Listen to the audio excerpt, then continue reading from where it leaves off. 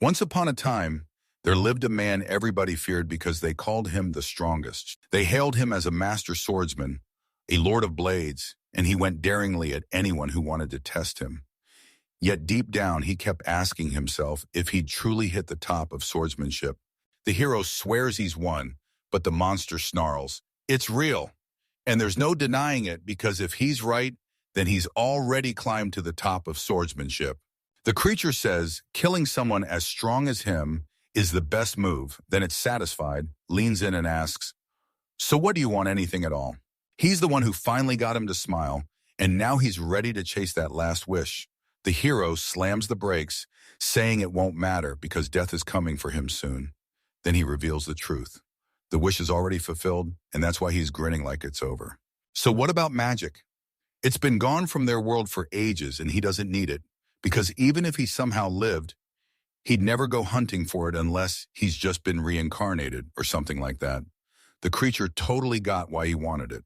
The boy snapped his eyes open and stared at his own hand. And then it hit him, this awful feeling he had been carrying finally made sense, because he realized he'd been reincarnated. He let out a breath, waved it off, and said it didn't matter anymore. But none of that matters now. Today is the day he turns 6, the day he finally discovers what he can do and what his powers really are. Their talents don't just reveal what they're good at, they push them to test themselves, and that's exactly what their old world never gave them, because skills and abilities are the real blueprint for their current and future potential. Lena called out to her brother with a bright hello the moment he showed up. She lit up and congratulated him for his birthday, then told him, "Go on, do your best today." But the young guy shrugged and said, "You don't have to worry, I'm not doing anything today." His sister tells him, "Don't get so worked up." And Soma fires back that he's not panicking, he's way more curious than excited. Since he's the older brother, she even jokes that she wouldn't be shocked if he's got skills 3 and 4. Either way, he can't help but grin, because soon he'll finally get to use magic. He's starving to learn magic, and even in that world, he just couldn't stop dreaming about it. Once he finally masters his skills, he'll start studying magic for real, but there's one fear gnawing at him. What if he can't handle the sheer rush of it? Lena can't wait to find out what kind of magic he's got, and Soma charges ahead, itching to uncover every skill he can pull off. The hero's jaw drops in shock. He grabs his mother's attention and begs her to say it again. She tossed out the cruel truth he'd never master a thing, from martial arts to magic to anything at all, and that was her way of calling him talentless to his face. The mother remembered the moment her son told her he wanted to learn magic. She laughed and said, "If that's all it takes, then no problem." And she swore she'd teach him. Suma strides through the forest, shrugging off his lack of talent like it's nothing. He was hunting for the perfect tree. The teacher labeled him a child genius, and somehow he finished the entire school curriculum in just 6 months when it usually takes 3 years and he's only 5. But Soma's like, yeah, genius, because he's convinced this isn't talent at all. He already knew everything. I never once doubted he was a genius. Reincarnation handed him his past memories and all that hard-earned knowledge. But if he's talentless, magic is out of reach, so it's only a matter of time before he has to give it up. He's sure of it because he remembers his teacher's words, when you call skills a kind of talent, made flesh, lacking, one talent doesn't automatically mean you're worthless. Anyone can swing a sword, no talent required. And yeah, there are stories of clueless rookies gutting skilled warriors like it's nothing. Sure, it could be a fluke, so he decides to go all in and give it everything he's got. He dives into this new world and tackles the challenge head on, just like that day he faced the dragon. Armed with nothing but a stick, he levels his aim at a 100-year-old tree. This kid's doomed no matter what he tries, whether it's javelin throwing, archery, hand-to-hand combat, magic, or even the simplest skills. All he's got is this useless, total nonsense sound skill, good for nothing. Then he keeps rotating skills, sword principles, God Slayer, Dragon Slayer, Divine Protection, copying self-taught moves, and that steel cutting blade. He slammed through the tree and cut it down. Even with that, he still could cast magic. Then the tree came down. Once upon a time, he was the strongest on the planet, divine level caliber.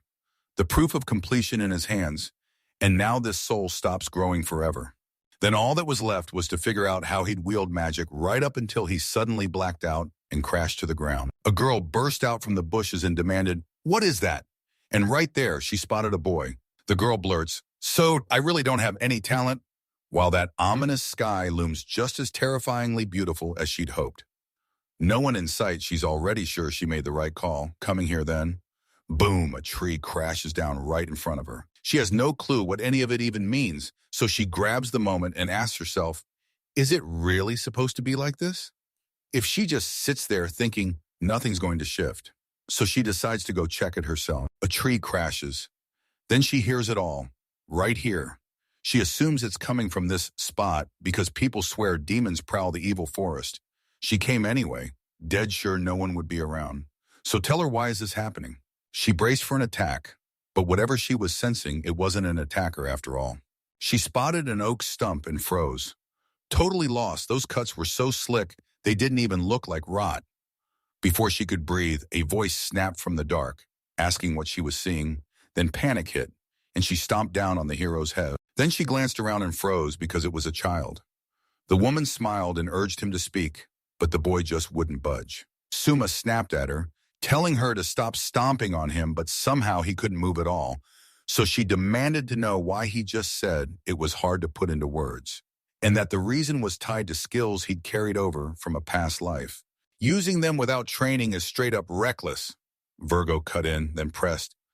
So what are you doing here? He answered, calm and deadly. I'm just lying here, frozen in place. But the girl wouldn't let it go. She demanded to know how he ended up like that. He looked so fired up to her, but Sumo shot back that he could only move his mouth right now. If he just rested a day or two, he'd be back to normal. The girl clocked it instantly. No matter how he acts, he reeks of suspicion, and he's stuck out here by himself. So she decides to mind her own business and not get involved. She decides to help him anyway, because if he turns her down, it'll brand him as the bad guy, and he'd better be thankful. Suma grinned and thanked her, but he was hovering way too close, and embarrassment prickled her cheeks, so she couldn't help wondering what kind of guy he even was. Lost in the creepy forest, she begged him, don't lean your whole weight on me, because the moment he pressed down, he was just too heavy. Lying there in bed, the hero can't shake the feeling that he totally blew it. His muscles screamed like they were about to tear, and he honestly thought he'd drop dead and never move again until he felt the rescuers steady him, saving him from collapse. Only then did he realize he still didn't even know her name.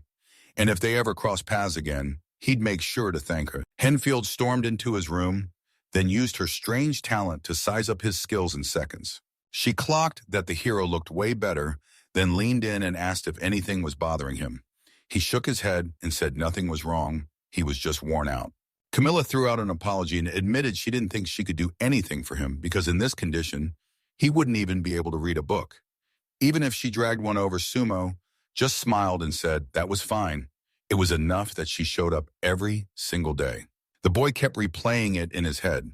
His mom only showed up on day one, and she looked like worry wouldn't let go of her, so he finally asked her to give him some assignments. The woman froze in shock, then admitted she had no clue how much he'd already learned. He just waved it off, saying it wasn't a big deal because all he cared about was magic, and he was still clueless about how any of it worked.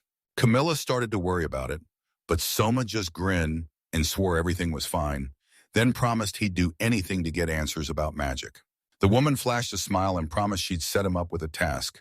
Then she left him grinning, already counting down for what came next. A week later, the hero finally cracked open the comeback, fully healed and back on his feet.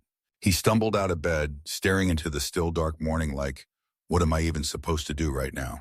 He decides it's time to kick off his routine again, and he's determined to whip his weakened body back into shape. Camilla says becoming a home teacher was supposed to be a good thing, so why is it turning into a bigger mess than she ever expected? It all kicked off with a skills assessment she tested, she measured, but the results left a sour taste she couldn't shake. His whole life is shattered. He was born to inherit a ducal house, yet now they won't even let him stay alive. And you start to wonder if he'd been born anywhere else, into any other family, or if that assessment had gone differently, he might have had a real shot at a happy life. Ever since that day, she's been sick with regret over how it all turned out, so she steps in as his personal tutor, replacing all the teachers who came before her. And the catch, to figure out what he's already learned, they hand her books meant for a 10-year-old to study. Camilla couldn't figure out why the teachers despised him, so what was she even supposed to do with his lessons? She snapped her head aside, shaking off the spiraling thoughts, because they were getting her nowhere. She decides to take a quick breather, and the second she opens her eyes, she spots the hero. He smiled at her and said meeting her was pure coincidence. Then she nodded along and asked what he was doing here. Soma shot back that he was just handling his usual business. Then the teacher pressed, asking if his mom hadn't warned him not to go there. Soma admitted she had told him, but said he couldn't remember agreeing to it. The girl scoffed that this place wasn't nearly as dangerous as people claimed. Then her eyes widened when the memory hit he wasn't even supposed to leave. So how did he slip past security and get in here, she demanded. Soma shot back that he just slipped through again, like always. So the girl couldn't help wondering if his guards had finally decided to cut him slack once they'd seen what he could do. She figured it couldn't be easy for him to stay stuck at home, so she pushed him to head to training. She's curious about his plain old day-to-day, yet all he does is swing a sword like it's no big deal. She offered to help him with his sword, but she didn't look built for it. She was way more deadly with axes. Sumer shot back that he was ready, then planted his feet in a fighting stance, and the girl immediately clocked it. He was in great shape. She told him, just a little practice, some light sparring, and promised she wouldn't hurt him since he was still healing. Then she grinned and said, "This isn't like your wooden sword, this is the real axe," and she even let him go first. Soma grabs her acceptance, then she barks, "Go on, attack!" The next second, she hit the ground hard and pure shock froze her in place. The hero asked if he'd been pushing too hard. She grinned and said, this would be a breeze of a spar, and then immediately proved it wasn't even sparring at all. Camilla burst out laughing, even though she was still recovering and expected everything to feel awful. She couldn't wrap her head around what just happened, and she realized too late she hadn't been watching closely enough. Suma begs her to stop holding herself back. And yeah, of course she still ends up doing it soon, because the gap between clean, advanced axe technique and total inexperience can't just be crossed like that. That's the truth, and it has to be. She told him to go for it because being great at what you do is basically genius in motion. For a kid with zero skills, there's no way that's normal. Something has to be wrong. Camilla only meant to squeeze in a quick, easy workout. But this guy was radiating pure, mind-blowing tension like it might explode any second. She gets it all, every last detail, like nothing can slip past her. Every cell in her body screams, and every scrap of experience and gut instinct shouts the same thing: she has to go all in skills, or not, because this is a child with nothing to her name.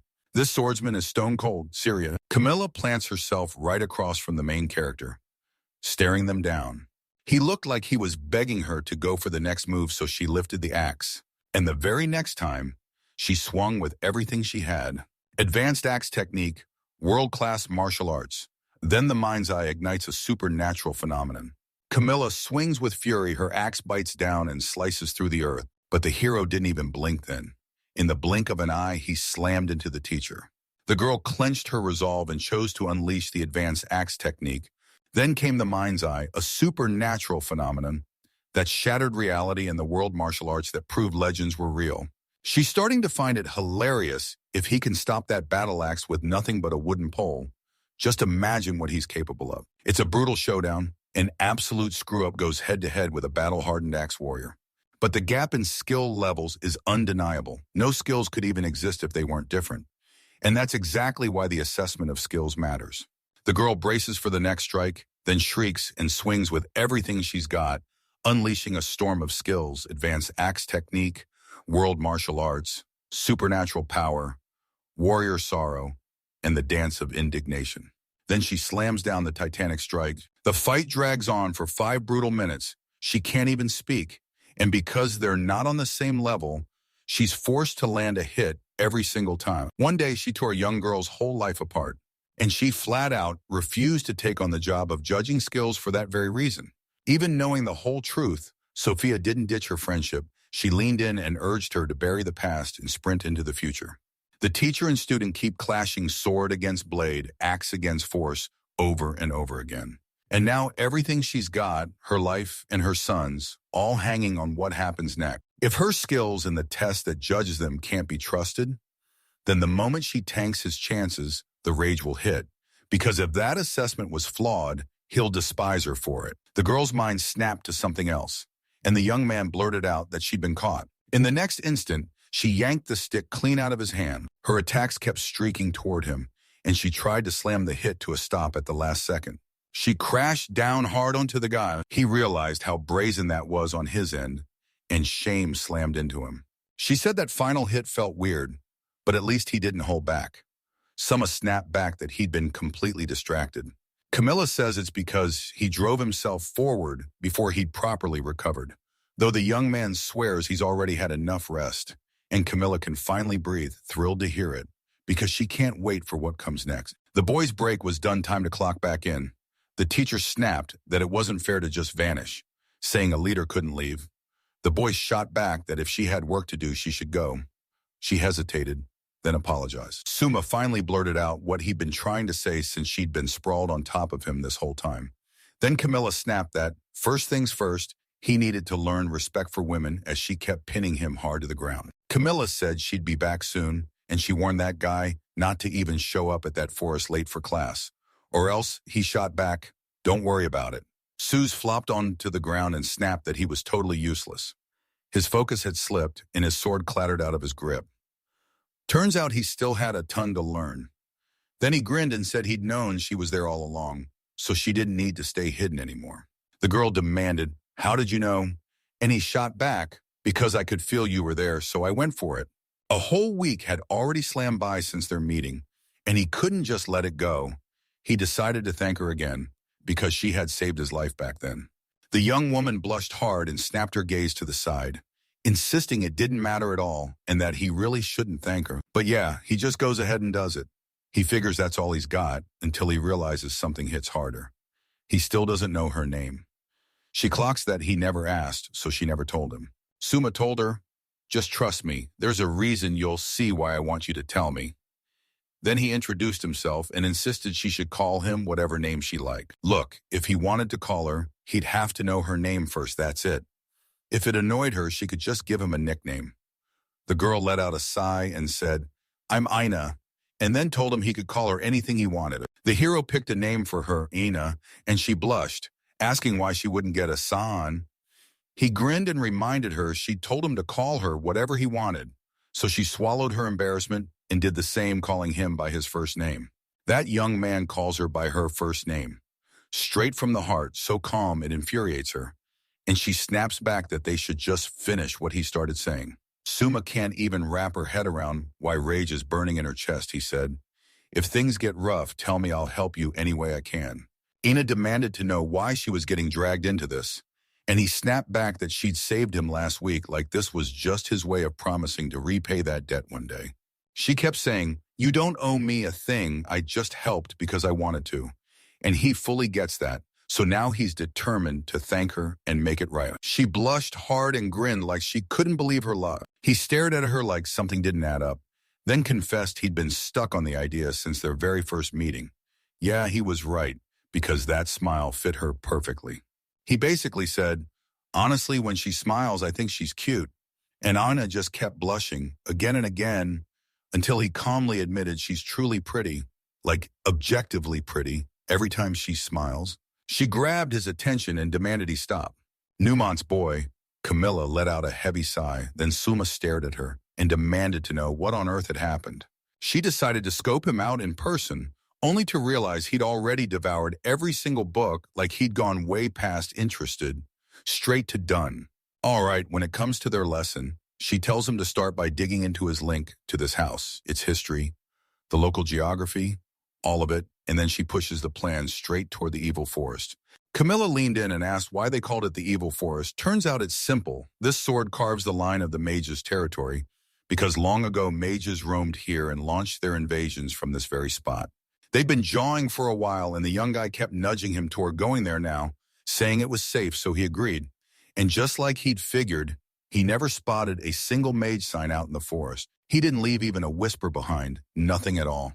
The silence was so pure, it made no sense why build something so elegant out in the middle of nowhere. But if you treat it like a border, it clicks. His family is the one stuck manning the front line. Camilla clocked it in an instant. He understood fast, without anyone even teaching him about royal families. And she's sure one of his old teachers spilled the truth, Suma keeps insisting this place feels exactly like his past world. The girl leaned in and asked what he knew about mages, and he shot back that people said they were humanity's enemies, then admitted he wasn't even sure, like something adults toss at kids to scare them. Except that wasn't the real story. They were just outsiders or heretics. Somehow, they couldn't stop themselves. They banded together and defied his country, and with a bunch of other exiles, they finally forged one united front, a single, shared enemy nation.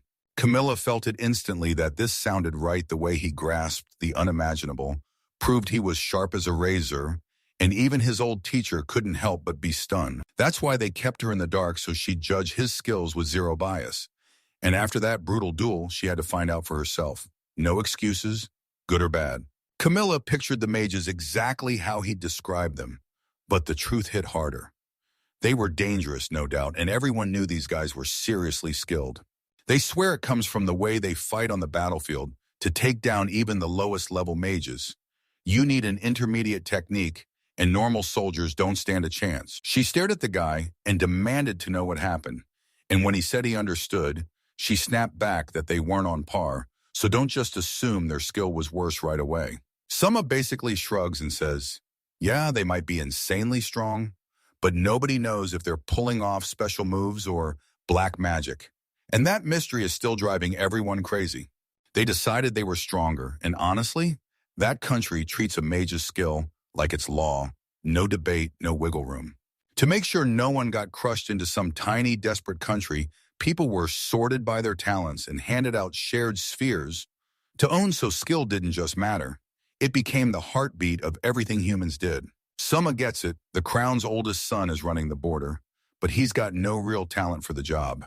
And that's a problem. Camilla snapped that he had every right to hate her, and he just couldn't get what she was talking about.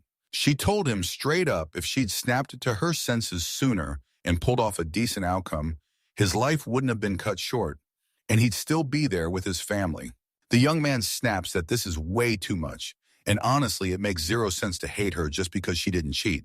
Honestly, this whole assessment barely matters. Camilla swore it flipped his entire life on its head, and Soma shot back, repeating that he didn't care about anything, just magic, though the truth was he couldn't really say it like that.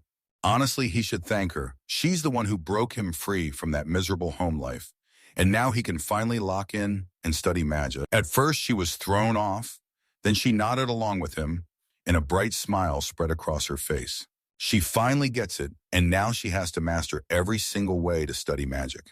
A year later, Sumi finally wields fire magic, yet the spell flares and absolutely nothing happens. Aina swears she's watched him pull this stunt 100+ times, and trust me, nothing about him has changed. The guy said doing it taught him a ton until he realized, with zero research, it was a total dead end. And he'd known from the start that magic wasn't going to be easy. Everything's lining up exactly like he thought, so he keeps going, no results, no problem, he'll do it his way. Anna leaned in and demanded to know were his hard-earned efforts truly worth it. He said if meaning only exists when you succeed, then when it fails to pay off, it's basically nothing. No matter how hard he threw himself into it, it ended up useless. Suma told them that talking about meaning is pointless, but figuring out what their effort is actually worth, that's a whole different story. No matter what happens, this rule is just one of the ways she judges what matters. One small action can snap together a whole chain of things, and that dead-end link might turn out to be priceless. Yeah, stuff like this happens all over the world. Aina's stuck on what she's not saying, and the hero snaps that maybe he didn't explain himself. Right then, he lays out a real example like it's training for today, because he feels that would help, but he never expects it to actually change anything. Aina stared in disbelief at what he said, and then he doubled down, claiming he was certain today's routine had paid off in a big way. That's what made it work. He opened the door to their hearts by speaking honestly, and the young woman's cheeks flared as she blushed and asked, "So what did you mean by that?" He can't shake the feeling that over this whole year, her interest has quietly melted into his everyday life. Staring right at her, he leaned in and asked if that vulnerable look finally meant he'd earned her trust, because up till now, she'd let him talk. But you could tell she was keeping her guard up around him. Aina asked if he was just waiting for her to finally breathe easy, and he nodded, saying that if he didn't, they'd never be able to talk to each other with full honesty. The girl is convinced he's right, like she can't shake the unease around him. And if she were standing in his shoes, she'd be eyeing herself with suspicion, too. Soma insists, though, I never meant to put you under suspicion. Virgo insists everything's fine, sure that he'd understand like she always expected, while the young man presses on, saying he just wants to know what's really bothering her. No matter what, you could tell she was carrying something heavy in her head. He figured it out fast, then remembered the promise he made, offering a helping hand if anything went wrong. He'd been waiting for this moment to happen. And when Anna finally said she got it, she decided to spill the whole story. They label her as a complete loser, like that's all she'll ever be. Anna says it happened right when he was doing his aptitude assessment. She was taking hers too as part of coming of age, and she bombed it. So Soma just figured she had zero aptitude. But she shot back that her test results were flawless when a special class, and right there, this new skill finally unlocked inside her. The hero teased her, saying she was just bragging to him, and she shot back that wasn't true, but Suma still has no clue why they branded her as useless. She tells everyone that people were over the moon about her special talent. But the day before the celebration, the truth hit hard. She couldn't use magic at all. She won't pick it up later, not with those others around. At least that's what he's thinking. In his head, if she truly has the power, she'll be able to fire it off right away. And then he remembers Camilla's warning in magic research. Here isn't exactly cutting edge. He says it's wild she can't use magic, but now it's obvious why they labeled her useless. And then he demands to see what it looks like when she finally tries. Anna decided to put on a show. She blurted the word fire, summoned a special class mage, and called forth a royal mage with divine protection, then revealed a magical torch. Everyone swore she'd pull it off, and when the spell failed, they all gasped in shock after that. She buried herself in research, tried every trick she could find, and still nothing worked. Days, a week, even a whole month slipped by, and still nothing until the hero snapped that he'd finally cracked it, that there was one thing he had to confirm, and nobody could explain why she couldn't use magic, meaning they hadn't stumbled on any weird clues yet. Ina snapped that if they'd found anything, they would have fixed it immediately, so yeah, that meant they found absolutely nothing. Or maybe nobody even noticed he asked her for permission. Swears they'll see everything. But the girl just doesn't get a word of what he means. The young man slashed forward. The young lady snapped, "What did you just do?" And he told her she'd be okay, then ordered her to try magic again. Starting right now. Fire. The girl gasps as fire erupts in her own hand, like she's just unleashed spontaneous fireball magic out of nowhere. Right away, it lit up instantly. The young man told her, "There was only a tiny flame a second ago. Try again." And she went for it, and it worked. Aina thanked him, even though she had no clue what he'd just done, only that it was huge.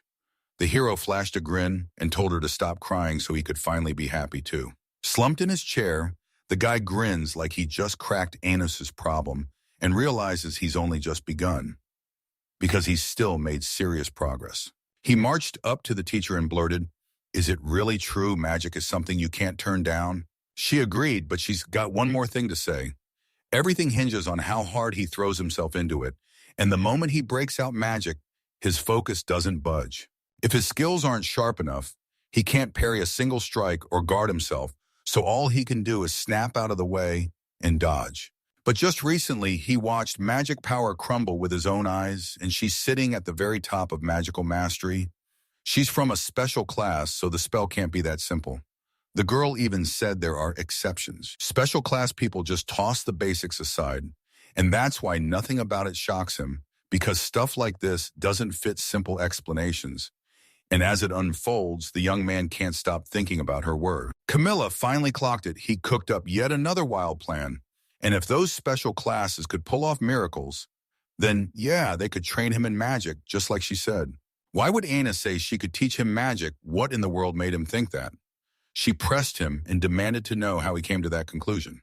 People from that special class are always weird, but he knows she pulled off magic yesterday, so if he asks her to teach him something, he's not trying to get her to explain what she doesn't even understand. But the truth is, she really did use magic. So wouldn't it be amazing if she taught him everything she knows? Ina gets it once he's saying she owes him for yesterday.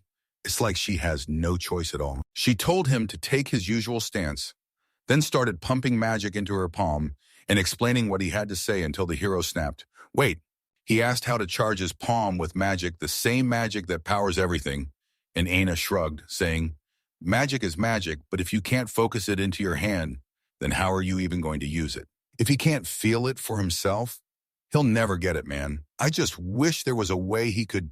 The girl snapped that her gut was screaming trouble, then demanded what he planned to do, only for him to grin and say that if she blasted him with her magic with everything she had, he'd finally understand it all. Ina demanded to know if he was serious, and he didn't even bother to argue. He'd never listen, so she told him not to worry, because it would all be okay. It would just sting a little. She whispers a command and demands he unleash his power exactly how he wants, and the moment he does, it scorches right through every scrap of dust, blocking her path. Sword principle, then boom. The dragon god's divine shield, intuition blazing, mind's eye opening, spirit locked in, and the eye of the void staring back, and yeah, of course, the hero still doesn't quite get it. The girl loosed a flaming fire arrow straight at him, but if he swings the blade, he can using the sword principle itself. Godslayer, Dragon Slayer, the divine protection of the dragon god, absolute slashing, 10,000 demon blade, intuition, self-taught movement, imitation, and even the sword of evil execution. He's convinced his usual plan totally backfired, and now he has to take this way more seriously. Aina asks what he did, and he admits he only dispelled her spell, but she snaps back that you can't just wave that off like magic is simple. He fired back that this wasn't some special move at all. It was meant to cut straight through the air like nothing. Then he finally realizes his plan got nowhere, no results, no payoff. And if he doesn't strike back with something new, everything's about to spiral into disaster. He tracked Lena down and met her face to face. He flashed her a greeting, and she immediately dodged the look twice. He told her she looked amazing, then shrugged and said it was fine if she called him brother, but she snapped back that she couldn't do that. The young man nudged her to step outside, saying she looked worn out, and then admitted they hadn't been out together in ages. Lena's scream tore through the air, calling his name like a lifeline. She's genuinely grateful for his thoughtfulness, but even with his generous invitation, she's out of time for all that, so she tells him to drop those useless responsibilities and go find something that actually matters. Every second screams for her, so she bolts because even the hero can't waste time. He spilled everything to Camilla about what had just happened, and he couldn't shake the feeling this whole stretch had crushed her, or that she'd grown up despising him and he somehow never clocked it. The woman snapped that it all truly backfired, and now he can't rein it all in, no matter how hard he tries. Ballina is about to thank everyone for the kind congratulations because it's her 5th birthday, and this time it's all supposed to arrive as safely as always and be the happiest day of her life. They finally put Suma's skills to the test, and her heart nearly burst with hope for her brother, the one who she'd been dreaming would grow into a master of both military craft and art, with the influence and brilliant talent to match. But he never showed up, so she spotted her mom and marched right over to her. She demanded to know where Suma was, then told her to step right into her office. Her mother told her, "You can treat your brother like he never existed because he didn't." That girl finally got it, and everything clicked in her head. That day, every single childhood hope she ever had exploded into shards, and even now she still clings to the same dream, sprinting after her brother, who's nearly swallowed by the bushes, right on the day he vanished from the estate. She knows she shouldn't be dreaming this, but curiosity claws at her as she watches his desperate drive to vanish. And then, deeper in the forest, his silhouette until what she sees is a glowing light. The teacher snapped around and asked, "Are you listening?" And she shot back, "Yes." Then she insisted, "Our country's peace was won because of my father and mother." The teacher snaps, telling her to get it together before she lands in the same mess as that talentless guy. And Lena warns her to watch every word. This man doesn't exist. The woman nodded along, and right then she declared that because of it, she had to rise and become an exceptional leader, the heir to the Newman family. Suma was supposed to be right there, but deep down she doesn't have what it takes. And the moment her skills kick in, you can see it. Her Highness has pure, natural talent, the same specialty that blades masters dream about swordsmen, the very moves that match her father, Sir Klaus, the greatest swordsman of all time. She couldn't shake the memory of her brother because back then he was burning with the same fury. It was nothing but a twisted delusion and a straight-up lie. She can't just act like none of it ever happened. When the families announced it, she refused to let him in because her family had already decided he didn't get to exist in their world. And the more ridiculous it sounded, the more it burned her to imagine him roaming around like a careless idiot. No matter how much she wrecks everything, she refuses to surrender to that hair attachment, yet she still can't shake him off. If she could truly wipe him out for good, that would be pure bliss. She strides deeper into the forest, pushing past the trees like she's chasing something only she can see. She won't take her eyes off her brother for a second.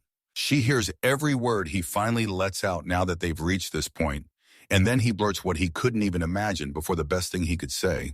His sister doesn't get who he's speaking to, Ina, and she snaps back that even then, he can't just freeze like a statue while someone fires off a spell. It felt like he was seconds away from getting roasted alive. Lena's already furious. She couldn't shake the feeling. Who was that? And what were they up to? Then the hero snapped his head toward her. She clocked the way he looked at her, and even back at the estate, nobody so much as noticed her. She moved with ruthless stealth and total isolation. Until that moment, when he finally caught sight of her too. Aina finally pressed him, asking what went down, and Sumo just shook his head like it was all pure coincidence. But he couldn't explain a single thing. He leaned in and asked if she felt like anyone else was around, besides them two. Then she shook her head, no, not a soul, and they spun around to look. The young man jabbed a finger at where Lena was, and in the very next instant, she was right there. The girl jolts in shock because right up until now, she was certain nobody was there. And then Lena realizes he's actually clocked her too. They shot each other a look and burst into greetings, like the whole world just went quiet for that moment. They just stood there in dead silence. Then the young man broke it with an idea. Let's do a little competition again, like we always do. The girl nodded, quick to agree, and Suma snapped, Daina, step aside, before he grabbed a wooden stick. Yep, the very same one he used for fencing practice. The girl figures he hasn't changed one bit, same as before. Still completely clueless about everything. Back then, brimming with confidence, he busted out those ridiculous little dance moves just like last time. And the moment he struck that pose, his footing was so shaky, it was almost embarrassing. He'd realized right there how absurd he looked to her. She'd been fencing for so long. She promises she'll bring an end to his ugliness no matter what. Lena and Suma decide to kick off a full-blown fight. They snapped to attention and the girl said, clear as a bell, what she was about to do next. She snapped forward and smashed the first hit. A power so twisted it breaks your mind, one only a handful can wield. And it always drags disaster with it. So she'll at least spare his life, even if he swings a stick. It'll still punch right through flesh. She slips into the swordsman class, harnesses spirit focus, and calls in the guanyaki. She flicks out a second nature strike like it's been hiding in her bone. She swung and hit clean, but the boy didn't take a single scratch. Instead, something crashed into her forehead. She can't even process what's happening because a nobody like her is still supposed to get through anything. No special class should stop her, and this can't be some miracle or random luck. Summa told us to drop the jokes right now, because if we keep messing around, they're going to ask us to play next. She clamped her lips tight, then lunged forward with a savage attack because she was sure he was mocking her. With her special class swordsman, she activates spirit focus, taps into second nature, and unleashes the Tanuki strike. Suma stays unshaken. She throws punches, but he slips every strike and jabs her hard right on the forehead. She can't wrap her head around what just happened. She's convinced it never should have happened, because if this is the outcome, then everything was just one huge mistake. Suma's crushing skills, the mess she's in, and how she's choosing to act right now, she unleashed yet another brutal combo. Special class, swordsman, spirit focus, heaven's intent and glimmer of light all crashing down at once. The hero praised her hard work, then looked her straight in the eyes and said she still had to keep training. Lena unleashes her skill, 100 blooming petals, and turns the whole scene into a storm of blooming power. But the stick slammed into her forehead again, and for a whole year, everyone kept cheering her on. But here's the twist. She wasn't happy at all. The hero tried to ask her something, yet it felt like she just didn't have enough experience sparring with someone else. She confirmed it because nobody near her was even close to her special class level, and the moment she put it together, she realized she was probably just jealous. She lunged back in, unleashing special class swordsman spirit focus, Heaven's own intentions and the brutal extreme skill, failure. She'd busted her butt for an entire year, swallowed pain, pushed through, and even sharpened her sword skills, and then, right when she thought she was safe, she got clocked on the forehead again. Summa claimed it was fine, but her final move gave her away. So now the girl can't stop wondering, was it all for nothing? Has this entire year turned out meaningless? No way. She steels herself and goes in for another hit. She unleashes the Heavenly Sword Special Class Swordsman limit break fueled by raw human will, then fires off the final dual secret technique, the Star Sword, and screams like her life depends on it. Summa smashes straight through her attack like it's nothing. The next second, the girl crumples onto the ground. She's officially lost. The hero slid next to me and practically gushed, saying the last attack was pure magic. Honestly, it was super close. And then she locked in and became a real swordswoman. The talent was absolutely there. He gently stroked her head, and the girl instantly blushed. She couldn't forget that moment. He reached out, stroked her head, and told her she had real talent for fencing. She knows right then that her wish is real, her memories aren't lies, and her older brother is the one who's truly standing there. Summa says you have to have someone to spar with because his energy is slipping fast, and training feels impossible when there's nobody to match him. If only he could find a partner to train with. A wave of regret washed over her face. Then she shot to her feet and challenged the hero straight to his fate. She promised, "I'll be your partner right from now." Ina let out a heavy sigh and said she was going home, and Lena just prayed it wasn't all because of her. Summa blurted that he wanted to test a few more things, and she laughed and said he'd already started with the dumbest stuff like shoving magic into his head, then cut it off for today. If he keeps throwing himself into dangerous situations again and again, bad things are going to catch up fast. The guy insists that if magic won't come from doing harmless stuff, then a little risk can't possibly hurt. Lena burst out laughing and said, "That's him to a T." Anna chimed in, calling them like brother and sister. Then she waved goodbye and walked off. She strolls forward with a grin, thinking, this is seriously amazing. So yeah, someone who's got that kind of technique is gifted. A special class by any standard, but Sumo still wiped the floor with her easily, because even as a mage, she couldn't hold a candle to the hero's sword. But it was her he hunted down and begged to teach him how to use magic. She can't stop smiling, meeting Summa was the best thing that ever happened to her. Suddenly, a stranger spun toward her and blurted out that he'd finally found her. It was Albert. He blurted that he had to find her, but he never once believed he'd actually spot her in a place like this. He looked around, shocked by how much time had slipped by, and he called her straight up, his princess. Hiding in the dark, they pull the strings from the shadows while cloaked men crowd around a table, ready to strike. The old man leans in and demands, "Is this really true?" And the other guy nods, saying, "I was convinced myself just a couple days ago. The moment has arrived to rip yourself out of the shadows and make your move." He'd do it all for the Magician King no matter what it cost. Anna kept her eyes locked on her friends, like she couldn't look away. Lena leaned in and asked her brother if he was really ready to strike. Then he nodded, confirming he was all in. She unleashed the Dragon Blessing Sword Law. She pulled it off somehow. She got him to slam his attack to a halt.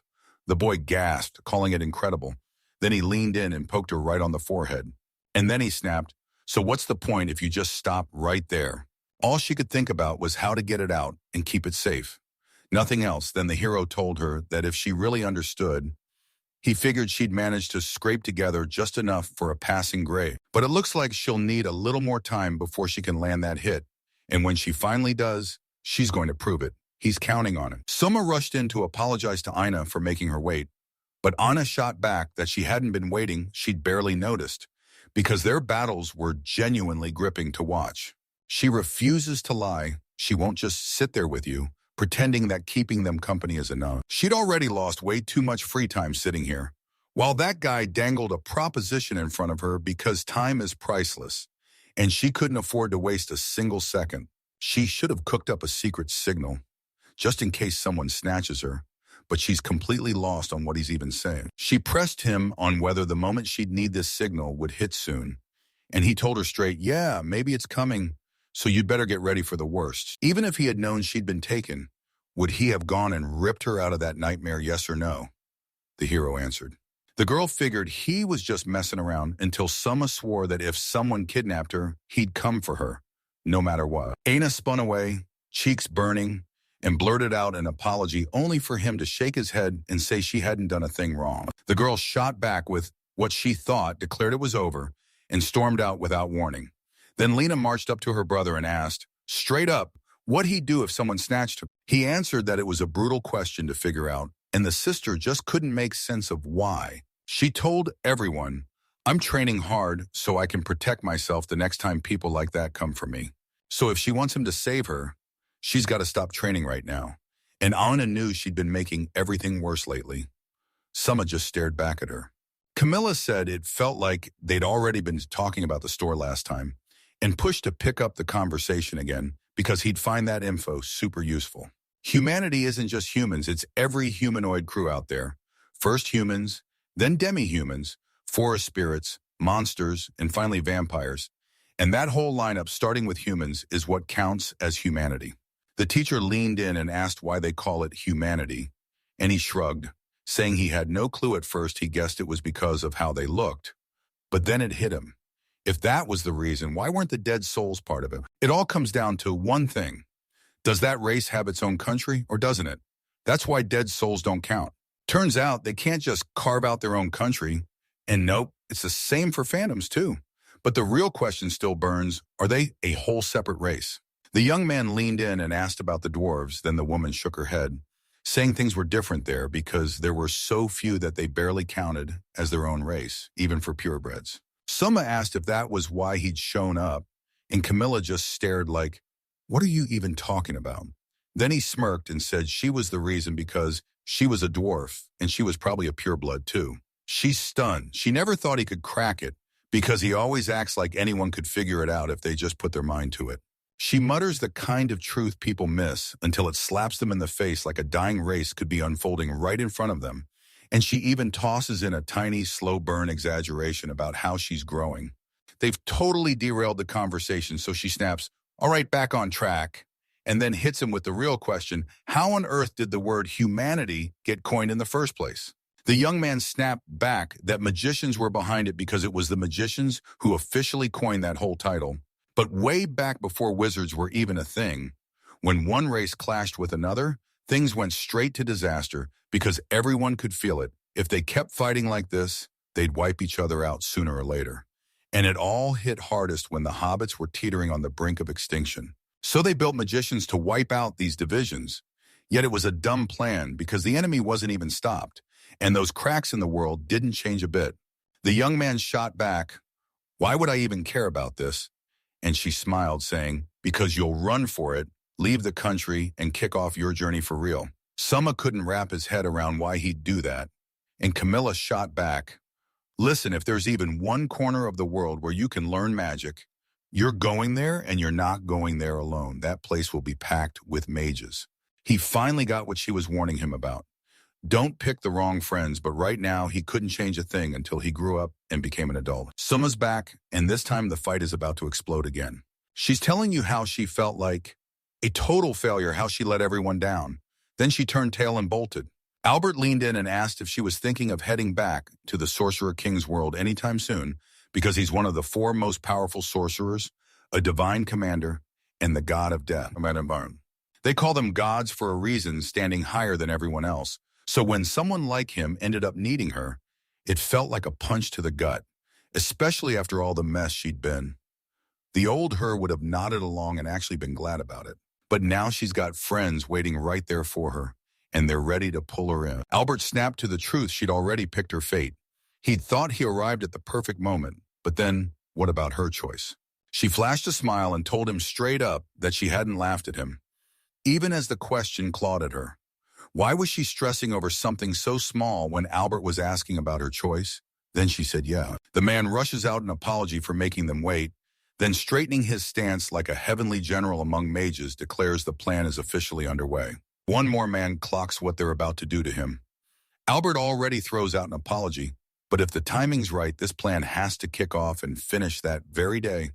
No delay, no excuses, and he's told point blank, none of it is his fault.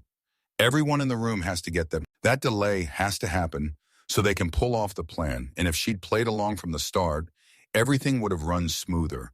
So when they rush, The whole job risks turning out half-baked. He vows to get her here, storms to them, and demands they all do their part right now for the Lord of Magic. Anna lets out a heavy sigh and admits she's alone. Out of nowhere, a sword pressed into the back of her head, and someone barked, "Don't you move." The girl froze because it hit her at once. It was Lena. Anna snapped that it wasn't safe for her heart, but her sister shot back that she just wanted to surprise her older brother, only for the mage to say he hadn't arrived yet, and her sister insisted, then he'll get the surprise too. The girl had no clue what she was talking about yet. Somehow she still blew her away. But isn't that a bit too much for one joke? Lena fired back. Why do you think I'm kidding? What's so strange about aiming a sword at a mage? Anna jolted, and she shut her eyes tight. The girl sheathed her sword, let out a shaky sigh, and admitted she felt utterly defenseless. Anna can't make sense of it, but she insists if it weren't for her, her life would have been snatched away. So whenever she comes here, she has to stay on high alert. The mage pressed her, "You really won't kill me," and she just stared back, totally lost, like she had no idea what he was even talking about. Yeah, sure, sometimes she snaps a little because she's stuck getting along with her older brother, but that doesn't mean she hates Anna enough to want her dead. Yeah, sure, call it a joke, but it's really a warning, and she needs to wake up to the danger that can smash a mage like her. Her older brother and Anna didn't even have guards with them. Her older brother could have handled it, maybe even without being on guard, because she'd been dying to say that for ages. And today she finally had her chance since she was alone. The girl snapped at her not to jump her like that, because Lena really was a handful of a personality. Lena shot back that it wasn't a joke, and if she hadn't caught her off guard, it wouldn't have hit the same way. The magician nodded along, agreeing. She tell a user, "From now on, be careful, because if someone else snatches you, it's going to go bad in a hurry." Suddenly, a strange magic burst through Lena like a blade. Ina whipped around, and there was Albert, staring right at her. He blurted that it was a shockwave, then demanded the girl get out right now. She scrambled to make him see the truth: she never meant harm, and he didn't have to play hero and save her. He figures that even this was a choice, and if he'd gone through with it, he'd have crushed her with even deeper despair. And that just feels like a damn tragedy. Looks like he won't have to do anything. Maybe it's all because of the good he's done. So should he really call this blessing from the Lord of Magic? Alberts tells her, "Don't panic. He's already clocked her. She could end up a real victim, not a target, so he won't kill her." Ina just can't make sense of what he's saying. He said the King of Magic was calling her, demanding she come with him, and the girl snapped back that she'd already refused him once, so nope, she wasn't going. Albert gets it. She's basically telling him she doesn't care what happens to this girl. But the magician can't wrap his head around why Albert would go that far. He starts by saying this man will never bend. Then Ina erupts, screaming that her father could never forgive it. And the reason hits next it all happened because the Master of Magic ordered. Albert snaps that there's nothing he can do. Only one option left for us, and he's taking her with him. He planned it all along. Ina gets wrapped in magic and drops into unconsciousness. The man decides it's finally time to go back, and he's even snagged some wild, unexpected treasures. Besides, the Master of Magic is going to be thrilled. Lena's mom told her, "You've been skipping class once a week all this month, but don't worry, you'll keep showing up until next month." So Lena brushed it off and didn't think it was a big deal.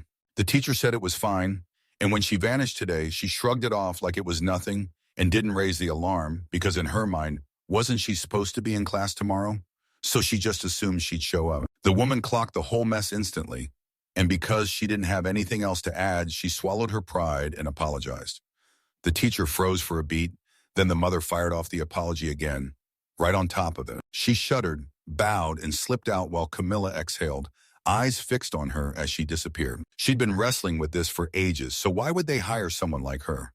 She fired back, "I wouldn't hire me either, but I have no choice," and then hit the truth hard. "Even I'm still better than most of the people out there." Camilla says that because she's already used it, she can't just fire her off like it's nothing.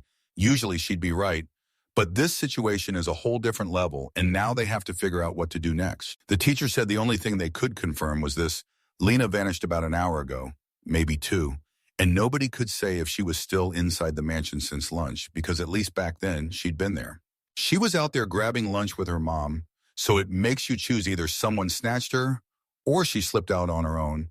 And yeah, it's way easier to believe she left alone. Mom asked why she thought that, and she shot back, Do you really think there's someone out there who can blast through our barrier at full power? If a suspicious person had shown up, she'd have attacked already. Camilla blurted out what they needed to do, but the woman hit pause. She had to ask something first. The teacher's convinced this is where it all ends, and she'll cut the truth off before anyone ever finds it. Deep down, she wanted to escape too. Camilla got her right away. Didn't she know she was already used to handling her problems alone? And this time, nothing had actually changed. She tore across the room and yanked open the door. The second she stepped out, Summa intercepted her. Then he leaned in and fired off two questions. Did she have anything to take with her? And where the hell should they start searching? Camilla figured he was eavesdropping, and when he finally spoke, he basically said, "Yeah, I caught a little gossip while I was walking down the hallway."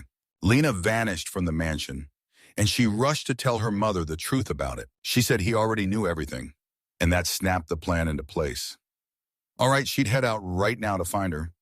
She didn't know how long she'd be gone, so he could study on his own while she was gone. Someone leaned in and asked if she had any leads on where she should go. She snapped back that she'd kick off her search from the evil forest, maybe push even farther, and the guy left it all in her hand. She froze in shock. She'd braced herself for him to say, "I'm going with you." But instead, he hit her with the exact opposite. He wasn't following her. Deep in the forest, a woman closes in on a young man and he blurts, "What happened?" She points him back to what he told her never to follow. Summer snaps back, "I'm not chasing you. I'm leading you. I'm showing you the way." They sprinted at full speed like nothing could stop them. Camilla blurts that it's fine they're here in a rush, but the young man swears it's the right road, then admits he never imagined they'd even use her, and says it would have been better if they hadn't at all. The brutal mark she left behind after they tried to kidnap her. This isn't Lena's mark at all. Ayena's probably been kidnapped too. She's the girl he met in the forest, and she left a trail only he can see. So yeah, he's following that mark, and it's going to haul him straight to Lena. Camilla shot him a look and demanded why he was even here, and he shrugged back, saying, "You're useful right now, so I don't need to worry about what you'll be." The teacher pressed him hard. How did he know she'd been kidnapped, and how did he even guess Lena was taken too? He shot back that he only found out about Lena by sheer luck. Once he understood Aina had been kidnapped, he bolted back to the mansion and found her face ripped away. Then the woman snapped, asking why he hadn't chased after her from the start. With the gap between the marks, he's sure the enemy ripped her away with teleportation magic. He only has the direction, not the exact drop-off. So he's locked in and ready, because at worst, this could stretch into several days. Kidnappers can unleash high-level magic even if they're just relying on a magical item. But no matter what, they're still about to run straight into someone who's nothing but trouble. Camilla finally clocked what was happening, and now she has to chase him down. Right now. Still, it hits her like a punch. The young man has absolutely no idea what she's talking about. She's stunned he's staying calm, like nothing's wrong. And yeah, she isn't begging him to panic, but she definitely expected rage on his face instead. He tells her it doesn't matter how it looks, and you can see it anyway. His hands are trembling. He might look green at first, but Camilla can't stop wishing he'd open his heart and feel everything a little harder. They burst out into a wide-open field, and it hit hard. This was it. No more signs, no more marks anywhere in sight. The hero didn't plan for an instant strike at first. They were just shadowing their trail, so he can't afford to blurt anything careless. Suma suggested they figure out about how long it'll take to catch up, since he's itching to explore the nearby areas. Camilla shot back, "No problem." And she honestly believes she can't do a thing for him, then she's blown away by this kid. First, they've got to track down the city, and the guy's so confident, he's basically betting it won't be hard at all. They stride down the path until a sign finally pops into view, pointing straight toward the city ahead. They stumbled on something that looked exactly like a village. And believe me, they never saw it coming. If they step in there, they'll clock it right away. Something's off. They're not locals. The real question is whether anyone will trust them enough to share what they know. Camilla snaps that there's no use spinning out the worries, so they need to move. Right now. Suma snaps that it's all over. They played out exactly like he feared, and now he knows he can't lean on the teacher so much. Suddenly, an old woman stepped up to him, and the moment she looked in his eyes, she knew what was still gnawing at him, even after he talked to everyone. He told me that trouble had pulled him here, but he'd never been in this area before. So before he even moved, he asked what dangers I'd watch out for. Now she finally got why nobody would lift a finger for him. And Suma shot her a question. What did she mean? People barely talk about it, so he's never even heard the tale. Keep heading that way. There's an altar sitting there, untouched for 100 years, and this whole spot used to be a shrine to some god. The hero sensed something was off. This place had been used to summon an evil deity long ago, and the old woman didn't even hesitate to confirm it, which is exactly why everyone tiptoes around the subject. No one can stomach imagining what would happen if anyone ever dared to step inside. Centuries ago, an evil god of pure chaos tore into this world, and the legend says he didn't come to coexist. He came to wipe out humanity until a hero stopped him cold. And the wizards bowed to an evil god, so Suma demanded to know how long it would take to reach them. The woman snapped back that getting there from here would take a whole day, and she begged them not to go because even without the evil god, monsters still prowled the area in droves. The hero snaps back that even if he'd rather not, he's forced to go, and then he leans in asking if there's anything else worth checking along that way. The old woman shakes her head, says there's nothing special out there, and then bam, she pulls out a map and draws it for him. He thanked her for the life-saving info, and she waved it off like, "Don't stress, I didn't say anything special." Even though the truth was, she was genuinely thrilled she helped him. Suma leaned in and asked if she was having any trouble, and he swore he'd do everything in his power to repay her. She started to shut him out, then caught herself and demanded he just listen to her story. And sure, it wasn't exactly thrilling, but she needed someone to hear it. The guy smiled and said he'd gladly listen. Last year, I watched a silly old fool get himself into the biggest mess imaginable. That day, they bumped into a little girl living in a tiny place just like this one. And the moment they saw her, they knew she didn't belong there. Naturally, they figured she had problems, and that walking away was the smart move, but they just couldn't do it.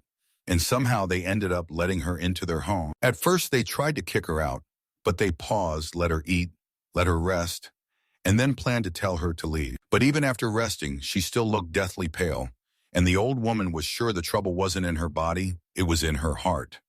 They couldn't ask her to go because she might have died if they did. They couldn't do a thing for her, even though they could tell she was battling something, yet nobody bothered to ask. Then boom, her face lit up with a smile and she announced she'd made a friend. After that, the girl's smile slowly kept growing wider, and it lit something up in everyone around her, even though they hadn't done a thing. Even without kids of their own, they started treating her like their granddaughter, doting on her daily. But now and then, her eyes still flickered with confusion.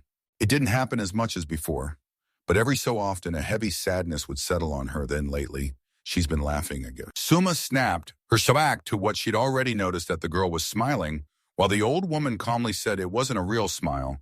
Not the kind that shows on the outside, but the kind that comes straight from the heart. And even though they were helpless, they finally understood that someone had rescued her. That made them burst with joy because now they finally knew who she really was. But even out here in the sticks, they couldn't risk a single word slipping out and turning into gossip. So they just stayed thrilled and decided to tell everyone. He demanded to know what she meant, and she shot back that they'd already told the man the girl was doing just fine. She never returned, so she blamed herself and figured she'd just gone home still. It's heartbreaking she left without a word, and the old woman finally resigned herself to the truth with them standing in completely different places. There was nothing they could do. She thanked the guy for hearing her out, then leaned in with one last request. She tells him to deliver her message to that girl and insists they're truly deeply sorry, like she has to say it herself. Suma got pushed into turning it down, and the old woman shrugged it off like it was totally normal. Because yeah, it was a selfish ask, and she looked genuinely sorry about it. The hero swore he'd bring Aina back for sure, then told her he wanted her to hear it straight from his own mouth, because they've got way more to talk about. And yeah, that goes for Aina too. Suma finally makes up his mind. He sets off on his journey, and you can bet he'll come back to her. No matter what. After the girl got snatched, Dina jolted awake in a pitch-black, wet room that felt exactly like a stone basement. She scanned the room and instantly knew this had to be a prison cell, because nothing else even came close. In the room's far corner, the girl clocked a familiar face. Reina, and her shock hit instantly. Her friend only smiled and waved her off like, "Good morning." Diana's irritation flared at Rena's carefree tone in a place like this. At a time like this, way too out of place, and then, like a jolt, the image of Rena sprawled on the floor slammed back into her mind. She was relieved to find everything felt normal until her friend pushed back on it, then assured her straight up that her life wasn't in danger at all. Rena couldn't wrap her head around it. Why was she locked in prison? She fired off questions to her friend, begging for answers. That sickly man with the monocle stared him down and reminded him he'd already declared this was the Demon King's will. Dina was sure Albert was lying. This couldn't possibly be true until the sickening thought hit her. Maybe Albert had moved on his own, or maybe her father had ordered her back, and that neighbor had twisted the message to suit himself when the man sensed her silence. He pressed for her conclusion, and Dina, terrified, scrambled to reassure him that none of it had happened. Later, she admitted she'd figured out why they were locked up. Then she laid out everything she knew, along with the conclusions she'd managed to piece together. Rena couldn't believe it. Her friend was actually the Demon King's daughter. Once she got the full explanation, the girl finally started to piece together what went down. But one burning question wouldn't let her breathe. Why Dina was trapped in a cage and why she was stuck in there too. With a shaky voice, the girl admitted she had no answer either. And the demon princess mused that Rena might have been marked for sacrifice, or that they just spotted her at the worst possible moment. Then a voice cut in from nowhere and a man stepped forward, peering at their confusion, asking if he could help at all. Albert finally showed up, and the second Dina saw him, she blurted out, "Why did you get captured?" Albert was ready to spill everything, though they'd already cracked most of it on their own. The princess's first hunch hit the bullseye when the young man agreed. They both were going to be sacrificed, and the girl went hot with panic, because she knew her father would have never allowed something like that. At first, Albert had no clue what she meant. Then he let out a tired sigh, crushed that the girls had totally mangled everything. But Dina had no clue what she might have misunderstood, because the young man's voice cut in like a hammer. He was dead sure the current Demon King didn't deserve that title. The girl went still with pure shock, and Albert kept talking, saying those demonic folk had never once treated him like a true ruler, because in all that time there'd only ever been one demon with the right to wear that title. Even with all that power, some idiots still dared to sneer that Dina's father was the Demon King, and the boy was so sure that the moment their lord came back, they'd finally choke on how wrong they were. The princess explained it straight. This title was really a throwback to the old ruler he was pointing at. He made it crystal clear. The Demon King title can only belong to one demon. No exceptions. The girl froze in shock because the last ruler was already dead, and now they were gearing up to bring him back to life that way. Albert leaned in and told Dinah the king was about to be reborn. That's why he'd been rushing to set up the ritual this whole time, and Dinah just couldn't wrap her head around it. She felt this whole plan had zero chance of working realistically. Who could ever call it possible? But then a thought hit her hard, and suddenly she understood why those sacrifices had to happen. The demon nodded grimly and said, "Yep, that's exactly it. Because those cheap little sacrifices wouldn't cut it. They never would have awakened him." Now the supporters of the old ruler were suddenly stuck with two gifted kids. These weren't ordinary children, and everything just got a lot more dangerous. The princess tried to scare him so he'd back off, but he never even thought he could get away in the first place, because they were still plotting to bring the true king back to life. Everyone behind the ruler's revival swore they'd smash that pathetic excuse for a king, because rebellion had finally erupted. Blood was ready to spill, and revenge was coming for the people who dared call them demons and drove them out of their lands. The princess stared at Albert, completely baffled. How on earth did he tear himself out of that straitjacket? Dina figured out what fueled the demon, and once he got it, he couldn't help but respect the reason behind it. He swallowed his sadness as the girl was denied revenge with everyone else. But he knew her sacrifice would light the first spark of this whole path forward. The princess shot down the whole mess, thinking there was no reason to get dragged into a throne war. Then Rena ripped the cage bars apart and surged straight toward the demon. This left the boy totally unimpressed, like it didn't even move him. No shock, no spark. He figured the girl would expect her attack to slip through unnoticed, and sure enough, the young man had already carved out a wound of his own. The demon was one of the deadliest generals yet, even with their special classes. Albert showed up brutally prepared when she crumpled. The boy froze for a heartbeat, shrugged off her strike with a clean parry, and suddenly the fight tilted, because now she could actually die. He flashed a grin and decided that one victim would be Plenty. Nothing about it would mess with their plan at all. Dina stood up for her friend, ready to torch the whole world with a wild, special kind of witchcraft patronage magic from the Demon King himself. She loosed a blazing fire arrow at the demon, but it whizzed past and missed. The princess stared at him in total shock, and the boy couldn't hide his own surprise. She was already casting magic again. Just like that. He couldn't stop asking how she'd snapped her powers back so fast. His reaction made total sense because that demon was desperately trying to seal Dina's power, and the girl had no idea any of it was even happening.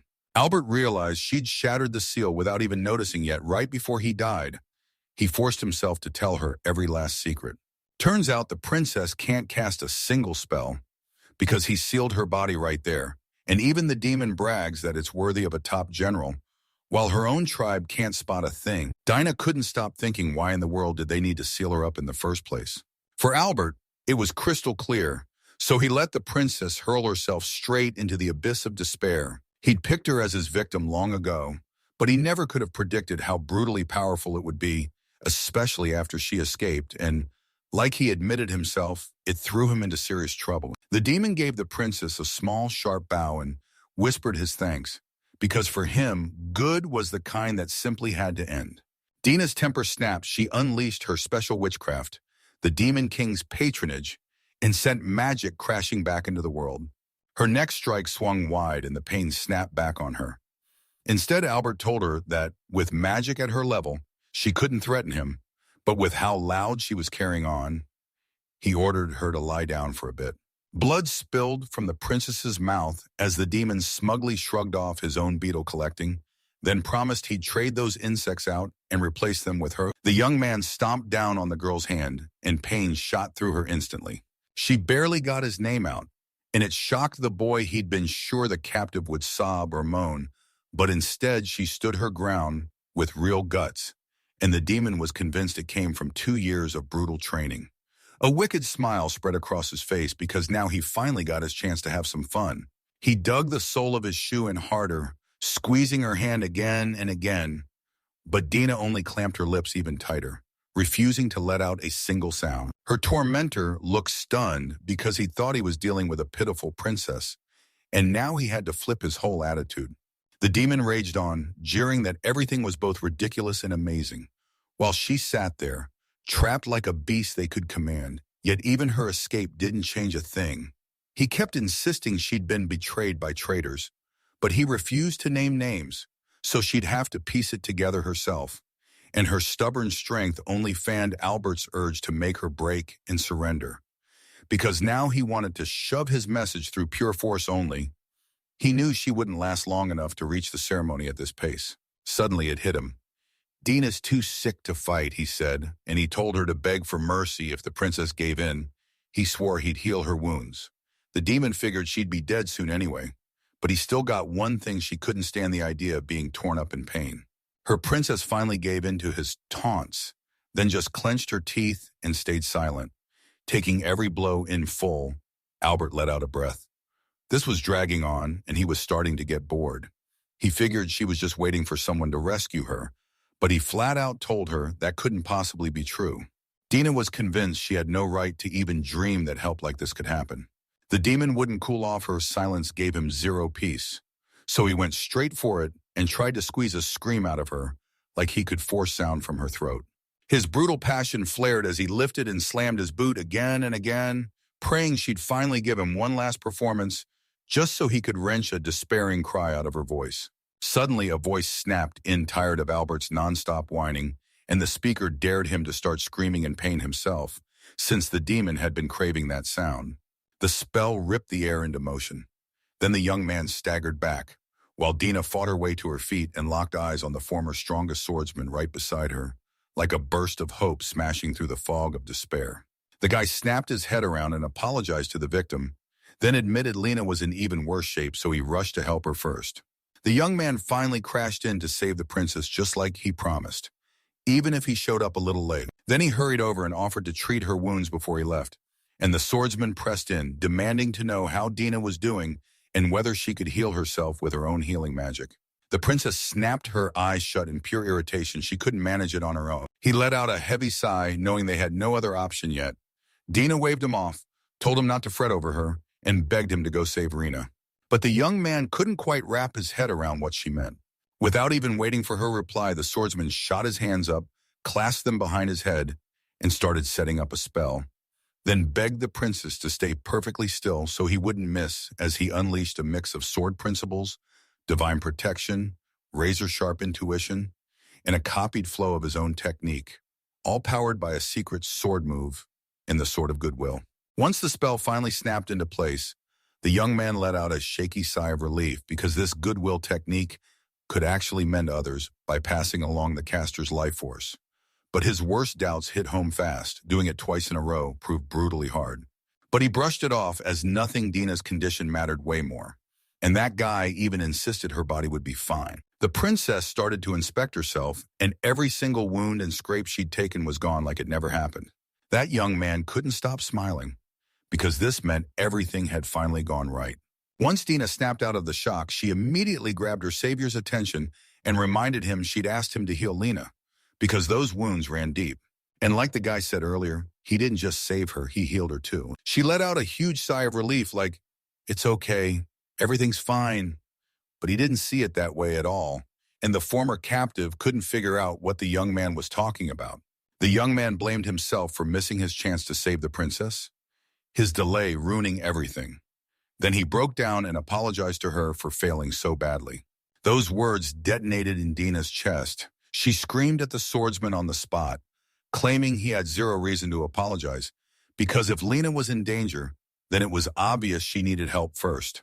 The young man kept his promise, rushed in to save the day, and the princess didn't need anything else. Soma was about to shoot a protest, but she bulldozed right over him. Then she snapped once again that everything was completely fine. The girl yanked his sleeve and demanded they bolt right now. She wouldn't stay a second longer in that place, and he felt the same burning urgency. Still, the guy flat out told him that, for now, leaving this place was impossible. Suddenly, something wild kicked off. An eerie sphere of magic burst into existence, like a portal tearing open the world.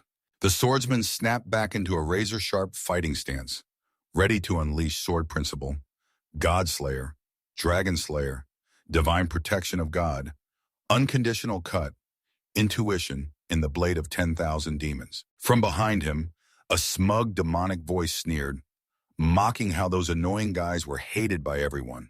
Then it fixed its glare on the very one who'd ruined his plans for the princess. But Albert didn't care at all. Let them hate him, let it sting. He still didn't care. He leaned in with a chilling smile and told the young man he couldn't spare the two captives because those girls weren't just collateral. They were the revered demon king's necessary sacrifices. Dina stared in disbelief after that first assault. The man should have been wrecked, but he wasn't. The attack had landed. Yet the demon had somehow patched him back up. Albert told him he could afford to get distracted because the sacrifices he made mattered so much to the ruler, and the thought of slipping and showing his worst side had him on edge. The swordsman didn't need to explain a thing. His past actions already said it all, yet the demon still made his skin crawl with pure disgust. If he'd stayed there, bleeding on the ground, the young man might have spared him. Pure pity would have swung it. When the man heard his own words, surprise hit him. Then he burst into laughter like it was the funniest thing on earth. The next second, the laughter snapped into pure rage, and that demon was right there, furious at how cocky this guy sounded. Waves of magical energy surged from the young swordsman, wrapping him tight, and he let out a sharp, frustrated sigh, because Albert had zero patience for kids. They'd swagger around like they owned the place, clueless about where they stood, while the young man couldn't even figure out who he'd run into. But the demon didn't care, because that guy was still one heartbeat away from dying. But none of that intimidated the young man. Those harsh words bounced off him like nothing, so he kept hammering forward with his magical techniques. He tore through his opponent's attack, and it shocked him to his core because Albert couldn't wrap his head around it. The kid was standing right in front of him. So how did he casually break one of the most refined spells like it was nothing? The guy tossed back his own words about knowing his place, and that demon unluckily had learned them all too well.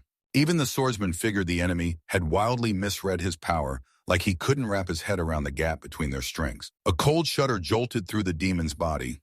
He sensed danger hiding inside that young man, and Albert was ready to make him feel that difference firsthand until Albert changed his mind because he said it didn't matter anymore. Rage surged in him, and because one lucky break let that guy dodge his strike, he couldn't help but think the other guy was getting way too cocky. The young man's hopes crashed. His opponent got cocky, and it killed his spirit. Suddenly, the young man's gut screamed something was off. Then he dropped to a crouch and yanked out a wooden sword. Now he was gripping not one, but two wooden guns. Somewhere else, a brutal brawl raged, and that young guy shot the girl a furious grin. She muttered to herself like it was nothing, drifting through the same haunted places for ages until today. When she finally realized she'd never once crossed paths with another soul, and then the truth hit, all the enemies were gone, long dead. 8 people rounded up together, all twitchy and suspicious, like they were cooking up trouble, but not anymore. From this moment on, they couldn't mess with anyone. The traveler kept her eyes sharp, picking her next destination, because there was one last place she had to check, just to be safe. A mysterious stranger slipped in behind her, draped head to toe in a cloak, radiating pure hostility as he hunted for the warrior princess's death, yet she stared back like he was just a clueless fool. Before he even understood what hit him, her axe sliced him in half, and the rage in her eyes made it clear her highness wasn't going to be stopped. He cursed the Black Steel Princess with everything he had, but all she did was stare back with an emotionless look. She slammed the axe down on him again, and that finally crushed his rant for good. Then the girl realized she'd been a fool to draw eyes to herself, wondering if nothing would work. What could it possibly lead to? Worst case. With a heavy heart, the princess headed to the last place anyway because deep down, she knew there was still a chance she could somehow make a difference. Albert knocked a fire-to-fire arrow and loosed it straight at the guy. Still, he only veered off course a little, just enough to dodge the impact. Then Soma tore through the magic with his defensive tools, and the demon froze in terror, scrambling to understand who this kid really was. It hurt so bad he could barely breathe, seeing both that kid and his magic treated like trash, and Albert had already been sure the boy was in a special class. But the moment he imagined a child capable of that, it drove him completely out of his mind. The next time that man unleashed a fireball, again and again, the outcome stayed identical. His attack got smashed apart without mercy. But this time a sinister grin curled on the demon's lips because that spell promised a shockwave. The young man didn't even flinch. He'd handled this task like it was nothing. His plan held up. He proved it firsthand through Albert's example. Since Albert acted so badly, and the whole time his powers matched his exactly. But this kid wasn't a villain at all, so he decided to give the demon a chance to repent for what he'd done, so he could finally go out with a clear heart, no regrets left. Those words lit a fuse in the man's heart. He planned revenge. And as the Demon King's 4 generals and the patron saint of death, Albert, he swore he'd drive him into deep despair, choking him with regret until he died. The Black Steel Princess felt Soma's aura blast out like a warning siren. Pure danger. 10 years ago, she'd already met that same chilling presence. It was back, those ruthless, body-snatching demons again. The most brutal clan of them all, just like before, and the girl had to rush before it was too late. When she finally arrived, she saw dark magic swirling in the air and pulled and controlled by a demon. Once the power finally surged, he unleashed it all and locked it onto the lone guy standing there. The young man snapped his way into the blow with razor-fast confidence. The swordsman shattered the magic once more, and Dinah froze in pure awe while the princess, barreling toward him for rescue, couldn't wrap her head around it. This was real, not a dream. Albert cornered the swordsman with a deadly threat, daring him to swing at all because one strike would mean Albert would have him. He couldn't wrap his head around how Soma was even holding his ground, so he scrambled, desperate to bring the king back to life. He swore to himself that next time, he wouldn't blink, he'd smash his opponent and grind them into dust. Albert demanded Soma pay for his words with his life. But for the hero, all that came out was a massive roar of chaos. That young man started snapping with irritation, and the next thing he knew, he was seriously considering picking a fight. He couldn't believe it. The demon still refused to grasp it was outmatched. So the only real escape was to throw in the towel. For Soma, Albert's goal felt tiny. His life seemed pointless, like it had zero meaning. After those words, the demon erupted in a tidal burst of pure fury, spilling out dark magic far worse than anything it unleashed before. A fresh wave of destruction barreled back toward the young man, like it meant to end him. He braced himself, forced the extra air out of his lungs, then swung again and smashed the spell to pieces. The demon's eyes bulged in disbelief because Soma's parry didn't just stop the attack, it carved a brutal mark into his own body. The general's face twisted in shock. He couldn't wrap his head around it. The boy had actually dared to strike him. For someone like him, that kind of thing felt downright impossible. The man lunged back into threats to kill him and strike again, but the young guy shoved it all away and snapped that his opponent was still too weak to stand a chance. Soma's punches hammered the demon's body, carving fresh wounds with every hit. After just a little fighting, the demon was already battered to the bone. Then the guy leaned in and demanded to know if Albert regretted what he'd done to their team. With a grim stare, he snapped that running was already over, but he still had one shot: beg for forgiveness or end himself. The general's wounds sealed up fast, and then he snapped at the swordsman, telling them not to even think about tricking him. The young man froze in shock. He'd never done anything like this before, but he couldn't stop himself from wondering if his opponent still had a shred of conscience left. He even admitted straight up that he felt bad for slaying the demon, and honestly, he'd already had plenty on his plate. When Albert finally clocked that someone had spared him, he decided there was no more holding back. He promised the kid would live to regret every word he just said. The general snapped into action out of nowhere, aiming his next strike straight at the injured Dinah and Lena. Yet the Black Steel Princess barely got out one word before a spell crashed down over the Demon King's daughter's head. The demon lunged to snatch the girl, certain his attack couldn't be stopped. Then Soma breathed out, smirked, and snapped back that it was just too slow. The next hit crashed in, and again, it got slapped away, shattered into nothing. The princess didn't even have a heartbeat to process what just happened. The general's jaw dropped because only dark arts could possibly reveal something like this, and somehow he'd seen it. Soma let him call himself a devil if that's what he wanted, because for him, that was totally okay. A suffocating, dark aura started pouring out of the swordsman, and you could feel it in your bones. He was giving Albert one last chance, but his patience was fading fast, and even the demon felt that crushing pressure closing in. The general lunged back into the fight and struck Soma again.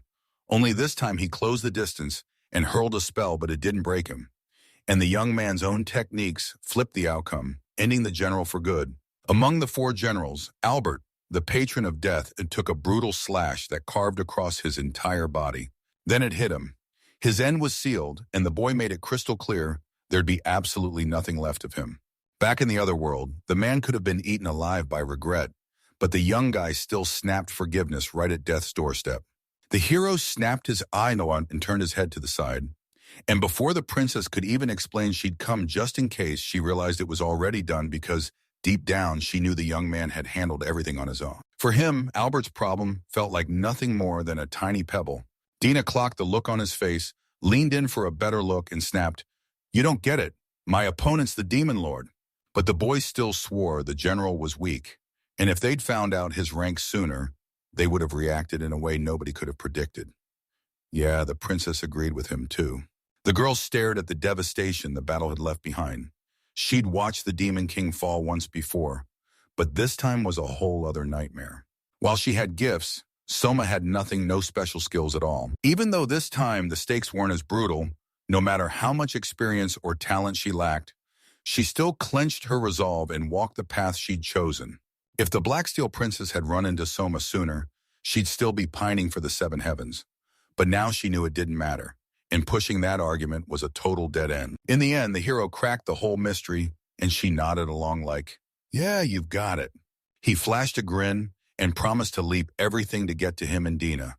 Then the princess's eyes went wide, because the very next moment, that young man crumpled and passed out. She scanned the sheet, let out a shaky breath, and realized she had no clue what came next. Your friend vanished right where the demons hang out, and they didn't just watch, they snatched her up and took her with them. And if this keeps going, it's going to spark a brutal war that nobody can stop. If things go bad, she'll have to make the first move. Anyone who dared to resurrect the Demon King ended up turning into him, piece by piece. Demons weren't just monsters. They were the ones who truly bowed to it and believed with their whole souls. And they hunted humans as their real enemy, craving nothing less than the world's collapse. I don't care if Overlord's even alive, because if he is, that'd be a nightmare-level coincidence. These monsters haunt every corner of the world, and once they start moving, the world plunges into darkness. If those evil spirits started hunting, Camilla wouldn't have stood a chance. She'd be dead. She never cared a single bit what anyone thought of her. And honestly, that never changed, not even one. The girl couldn't stop thinking what Camilla would have done in her shoes, especially since she was the one who destroyed it while Soma patched it back up. And that's what they called self-irony. Because the letter also came with a chilling request: don't read it. She scanned the lines one more time, then clenched the paper so hard it looked like it might burst, burning it like it had betrayed her. She kept him locked away from the world. But once he grew up, he'd have to ride out there, so all she could do was stand back and watch him shine. Soma snapped back to his senses, pumped to finally hit the road, while Dina stayed in a worried scowl and demanded to know if he was truly better now. He figured he'd finally rested enough, already told his teacher goodbye, and knew Rena would wake any minute, so he couldn't help but wonder if the princess had really set him on that journey. The girl stalled for a beat before she answered. She wasn't just speaking, she was worried sick about him. Then she snapped out of it, dodged the topic, and asked again how Rena was doing. Soma was secretly hoping she was all right, but it barely mattered anymore because the princess still had no clue what he was trying to say. Meanwhile, a spy crouched behind a tree, watching every move. The young man leaned in and told Dina not to fret about her friend. His focus was on something entirely different, what the princess was about to say to defend herself. First, the girl snapped an apology at the young man. Sure, they'd been friends for a whole year, but she'd kept everything bottled up, and now she swore she'd do everything she could to make it right. The boy agreed, but if he hadn't fought to save her, everything would have spiraled out of control, so he desperately wanted her to understand just how deadly this was. Dina got it instantly, but her friend had never once asked where she came from, and if he ever figured it out, he'd probably slam the door on their talks for good. Soma shot her a wink and apologized on the spot, because yeah, he should have picked up on it sooner, and if she'd been honest from the start, things would have gone way smoother. Then he demanded to know where she'd been living all this time, and the princess panicked, couldn't find a single answer again. The girl finally confessed she couldn't stay on her side because it was way too deadly. So she packed up and hit the road, and a year later she finally stumbled on a village, the very place she had to cross to reach the other side. Dina figured that was her best shot, so she waited for nightfall, trying to slip through without a peep and without waking the villagers. But the princess was wiped out, and she finally chose to take a short rest. She couldn't stop wondering what to do next, and right then an elderly couple spotted her, pulled her in, gave her a warm place to sleep, and when morning came, she slipped away and left them a note. The moment she tried to slip away, people clocked her and waved her back, telling her she could come any time, and it nearly broke her up with tears. So yeah, Soma's wish to set off on a journey freaked her out, because not even a blink had passed since he'd blacked out. The young man rolled his shoulder to loosen it up, admitted his body still ached in spots, and went anyway. None of it stopped him from moving. The swordsman then snapped, "You'll be out of the fight for a bit," but promised his power would come roaring back soon. He was totally convinced that chasing political power was the height of style. Then he pressed the princess for her thoughts, but the girl stared back, totally unsure what answer they even expected from her. He stunned Ina by blurting out that he was sending her away alone on a trip. Right there, he'd still roam solo because once fate said they'd cross paths and they were both headed for the same place, the chance part was basically a lie. Dina didn't even frown because none of it had anything to do with her. Then the young man opened up more clearly and boldly suggested they hit the road together. He suddenly worried the girl would think this was disgusting, but he still believed two people together beat being alone. Then he leaned in and asked if she finally got what he meant. Dina finally swallowed her fear and admitted he was right, but that nagging feeling still clawed at her. She figured tagging along would just trip her up and dump extra trouble on him, and so she held back then. Soma heard her out and let out a deep, heavy sigh. Suddenly, he snatched the girl's hand, and she instantly blushed hard while nerves took over. He boldly said it was his wish, swore she'd never be a burden, and made it clear the hero wasn't letting her out of his sight next time trouble hits. The swordsman will be right there to shield her. Dynas's cheeks flared with embarrassment, and every right word vanished from his head. Soma suddenly blurted out that God lives up in the sky while everything else hangs down below, and once again his companion just stared, completely lost on what he was trying to say. He brushed it off like it was nothing, saying those were just his thoughts spilling out. Then he leaned in like, "Come on, I'm pumped for a fun trip."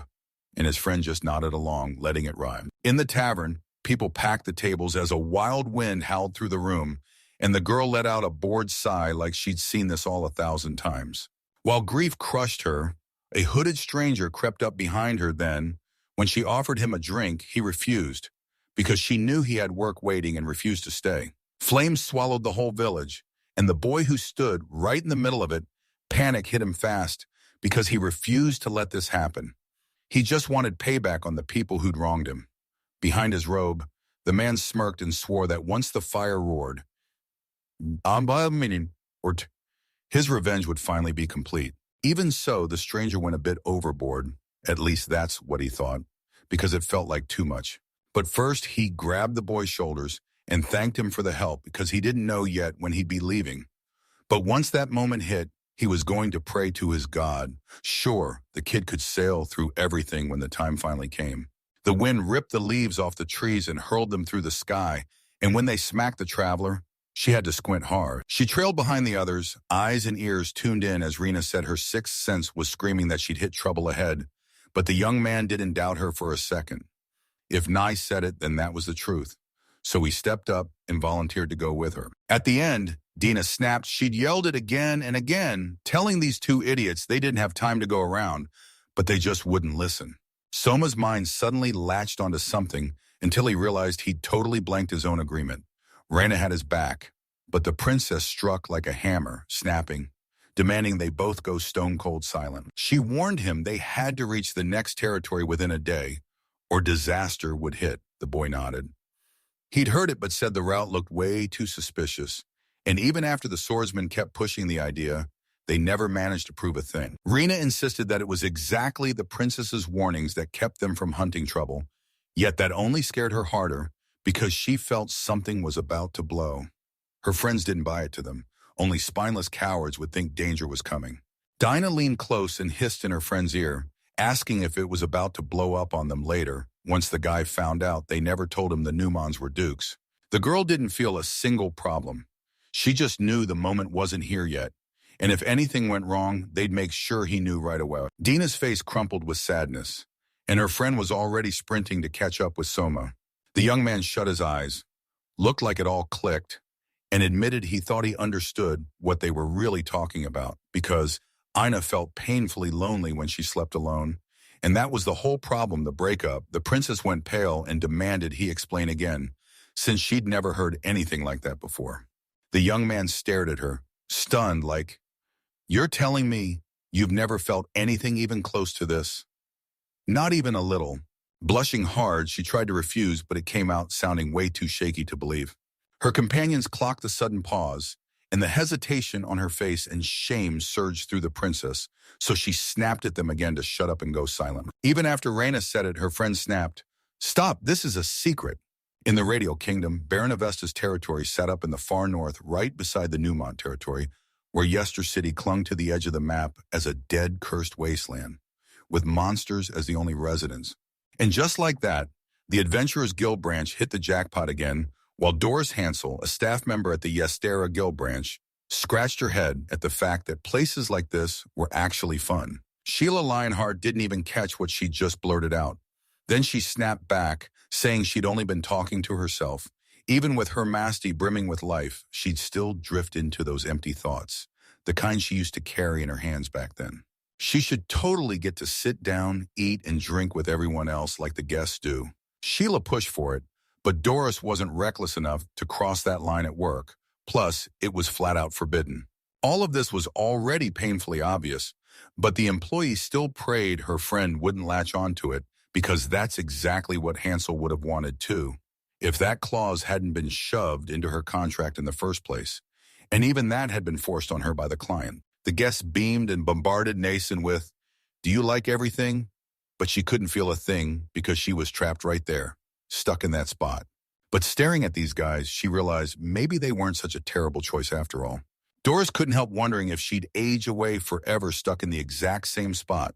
Sheila stared at her friend, totally baffled, but her friend just shrugged and said, "Don't stress, I'm only talking to myself." Still, Sheila practically buzzed with joy because she'd been accepted for the job until later on, reality hit, and she realized it wasn't turning out the way she'd imagined. A sharp knock rattled the door. Then a total stranger showed up, asking, "Is this the guild branch office?" And right after the answer came back, yes. Right after that, a monster with a boar's head charged into the room. Sheila and Doris instantly snapped into full panic. The boar bulldozed his way in, and the girls scrambled to figure out what he wanted. Then the uninvited guest went, "First impressions matter." So he decided the best move was to make a real splash. Nobody could figure out where that wild, crazy boar even came from. Rena slapped her hand over her face because this time she didn't know if her courage could even cover Nia. Dina figured it'd be a piece of cake to get him with a surprise like that. She was sure he wouldn't see it coming, and she was right. Visitors froze in confusion when they spotted kids ducking and hiding under a giant boar mask. That young guy scratched the back of his head, embarrassed, and blurted out an apology for the whole mess. Then he waved it off and said, "Forget it," because he had something he desperately wanted to ask them. The boy went straight up and asked for permission to register in the guild as an adventurer. But all Soma got back was dead silence, and he froze because he'd honestly thought this place would feel more welcoming after his wild, unusual entrance. Yet the young man couldn't figure out what on earth went wrong. The companions leaned in and told her straight everything was messed up from the start.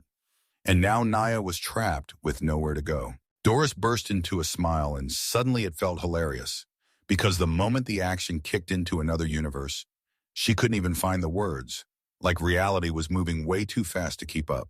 Then she swung open the doors and welcomed them to the guild branch, and Hansel wasted no time introducing herself. Soon, they got the order, and everyone had to dive right back into their work.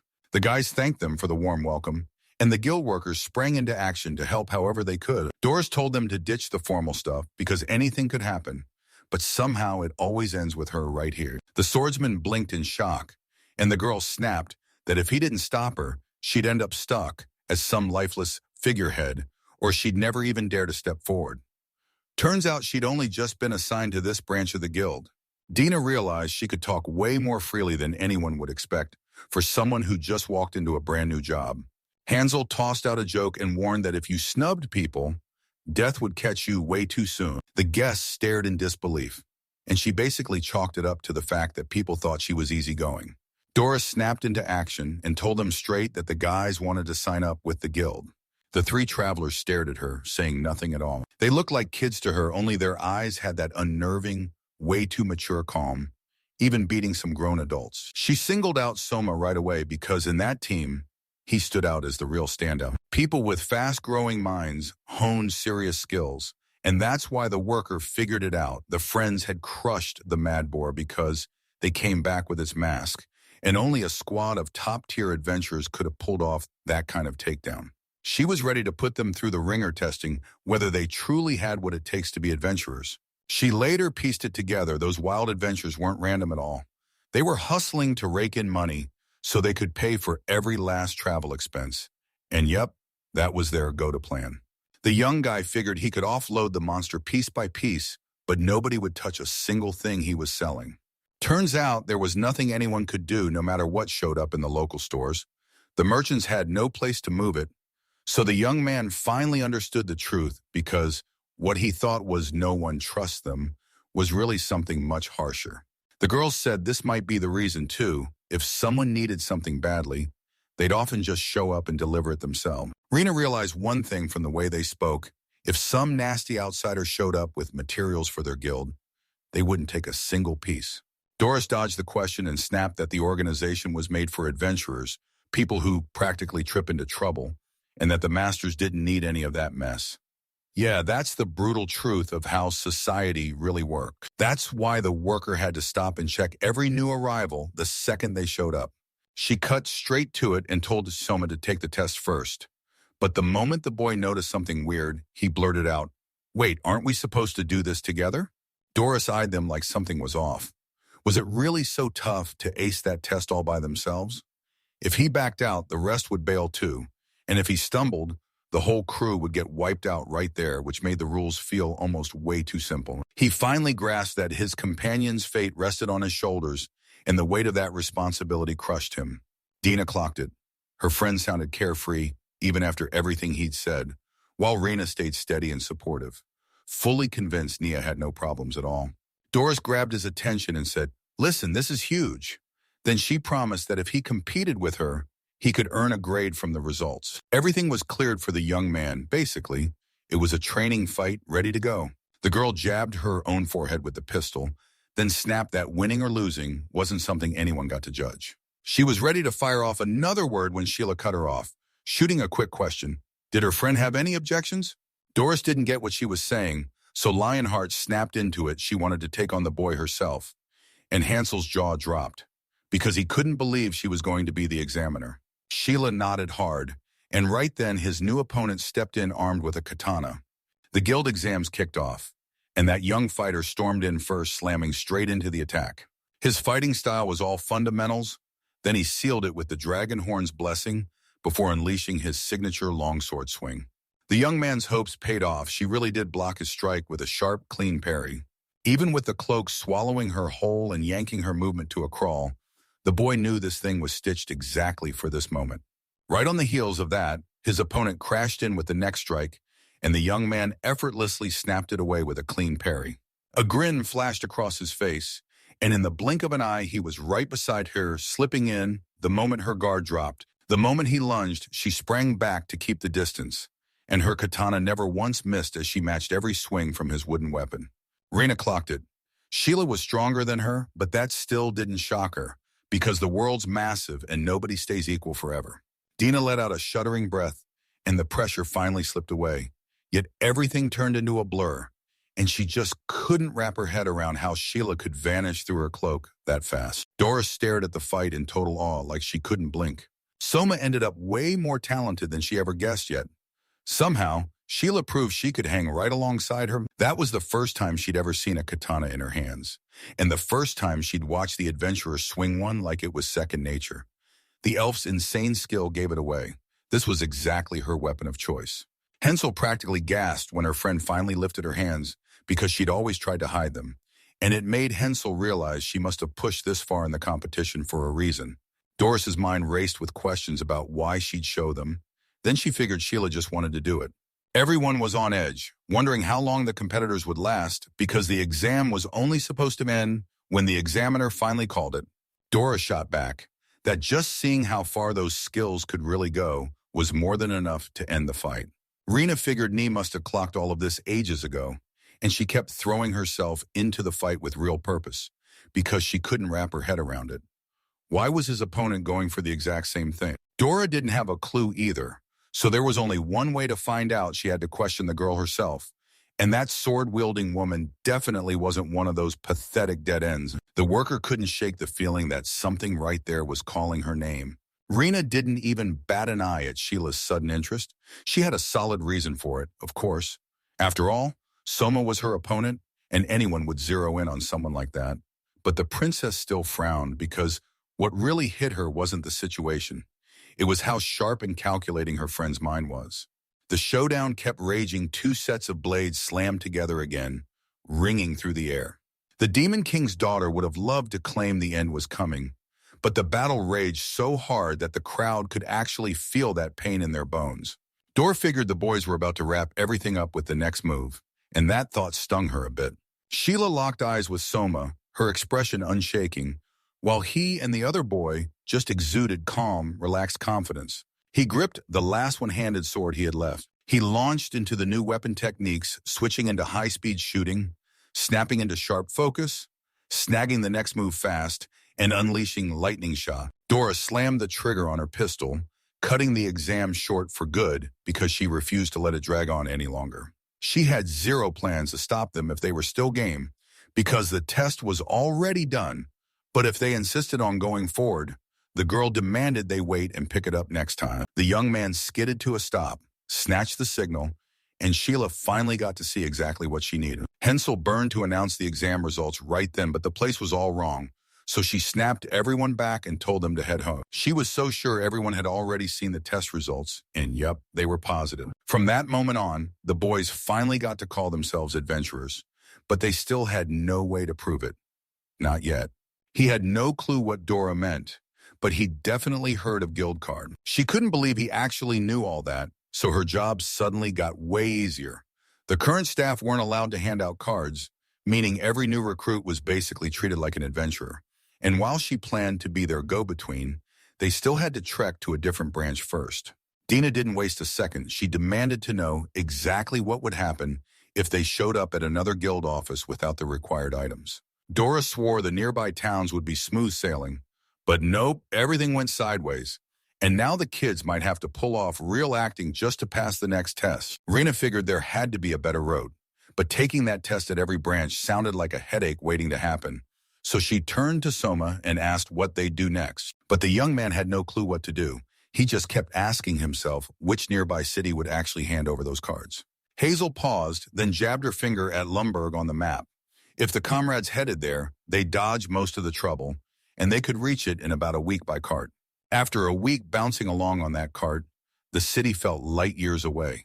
Dora didn't deny what was staring everyone in the face, but she still insisted it was worth going no matter what. The ruler called this city home, running everything from its heart, and yeah, it was the Baron's turf. Lumberg was the region's golden prize, bursting with trade and secrets, so there was zero reason not to swing by first before anything else. She just couldn't figure out why her friends were heading out in the first place. Every single thing hung on their goals. That calm-faced guy leaned in and confessed he'd trekked for nothing but magic. She was stunned to find out he was a magician. Then she completely misread him as a swordsman. The young man had to admit Doris was right because he truly didn't have an ounce of magic in him. She was stunned by that revelation. So why on earth did he still need to go? To the young man, the answer was crystal clear. He couldn't use magic. So he went wandering, desperate to find a way to learn it anyway. Dora and Gala gaped at the hero in pure shock.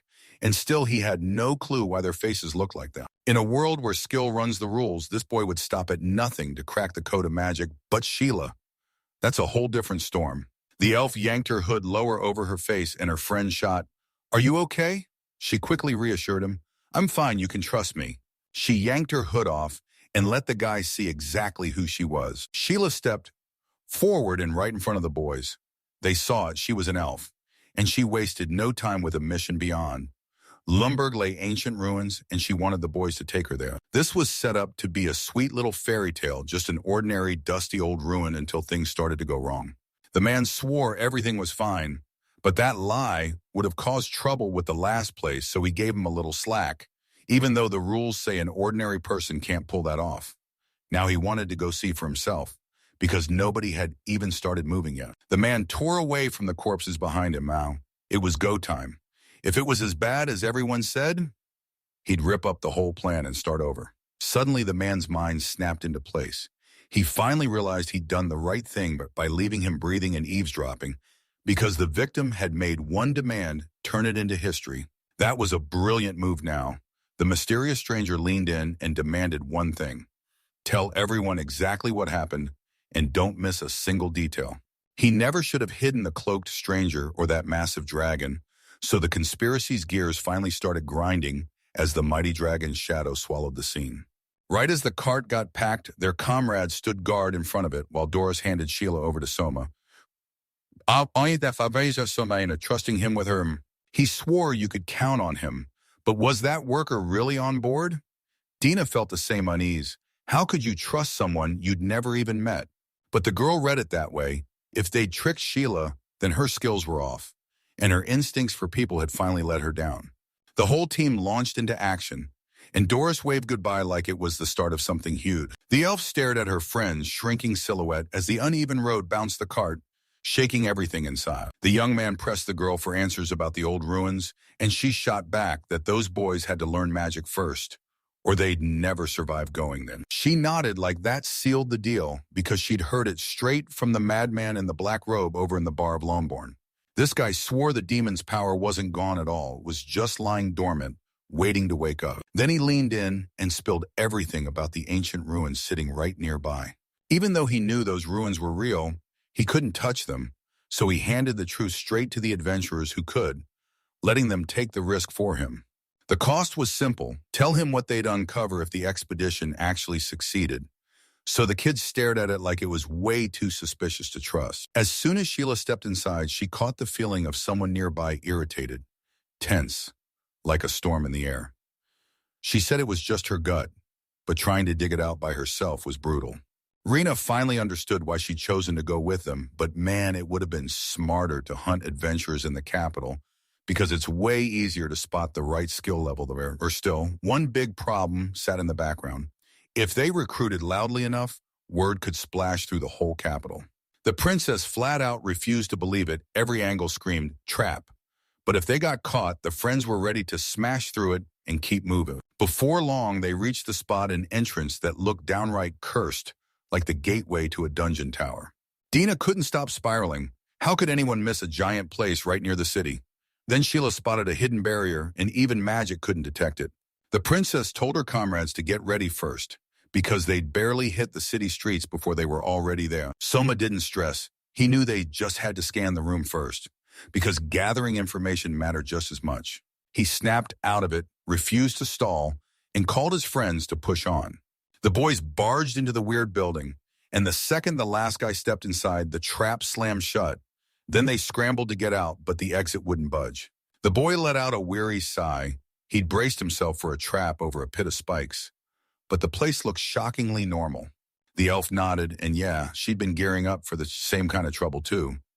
But thank every star she didn't end up with things going this bad. Dinah felt uneasy about their carefree chatter, and she couldn't believe they weren't being hunted or at least watched by some weird creatures lurking around them. But for the young man and his old rival, this didn't matter at all. She unleashed Katana Art Special level Ignited Forest Spirit Blessing, locked in mental concentration, then hit with the extraction technique and mind's eye to deliver a savage one-hit slash. The young man still felt a tiny knot in his chest, but in the end, everything went off without a single hitch. Sheila locked in on 3 monsters headed straight for him, and her gut feeling screamed she was right. The princess's jaw dropped because her companions could just slay ghosts while they acted like this was totally normal, as if nothing at all was strange. The girl was convinced ghosts weren't just scary, they were untouchable. And under normal rules, that guy couldn't beat them without magic. Soma had no clue, but the swordswoman figured it all came down to their special class. Rena shook her head. She had a special class too, but she hadn't realized she could have hurt even one ghost. While their teammate didn't have a special class at all to start with, and the elf's eyes went wide with shock. She never saw it coming. The kid didn't have any special status at all. His friend's jaw dropped. He couldn't believe he kept this secret and didn't warn their new acquaintance about it. While we were talking, he finally blurted out the truth. He had 0 skills. And yeah, nothing even close to that. Sheila nearly fell apart with shock because she still remembered their demo duel when that guy swung with the same fencing skills yet had 0 abilities. She dismissed it as total nonsense because Soma wasn't just strange, he was downright impossible to read. The young man caught her stare and blurted, "What happened?" But she just waved her throat like, "Nothing like that," and shut it down cold. The crew slammed into the next doorway and through it. A whole new corridor stretched out ahead. They pushed through the chaos and burst out onto the street. After racing through the building for a while, they finally spotted the exact spot they'd been hunting for. It was the final room in the ruins, an enormous empty stretch of nothing, like the world held its breath. Straight ahead, right across from the entrance, an altar sat in plain view.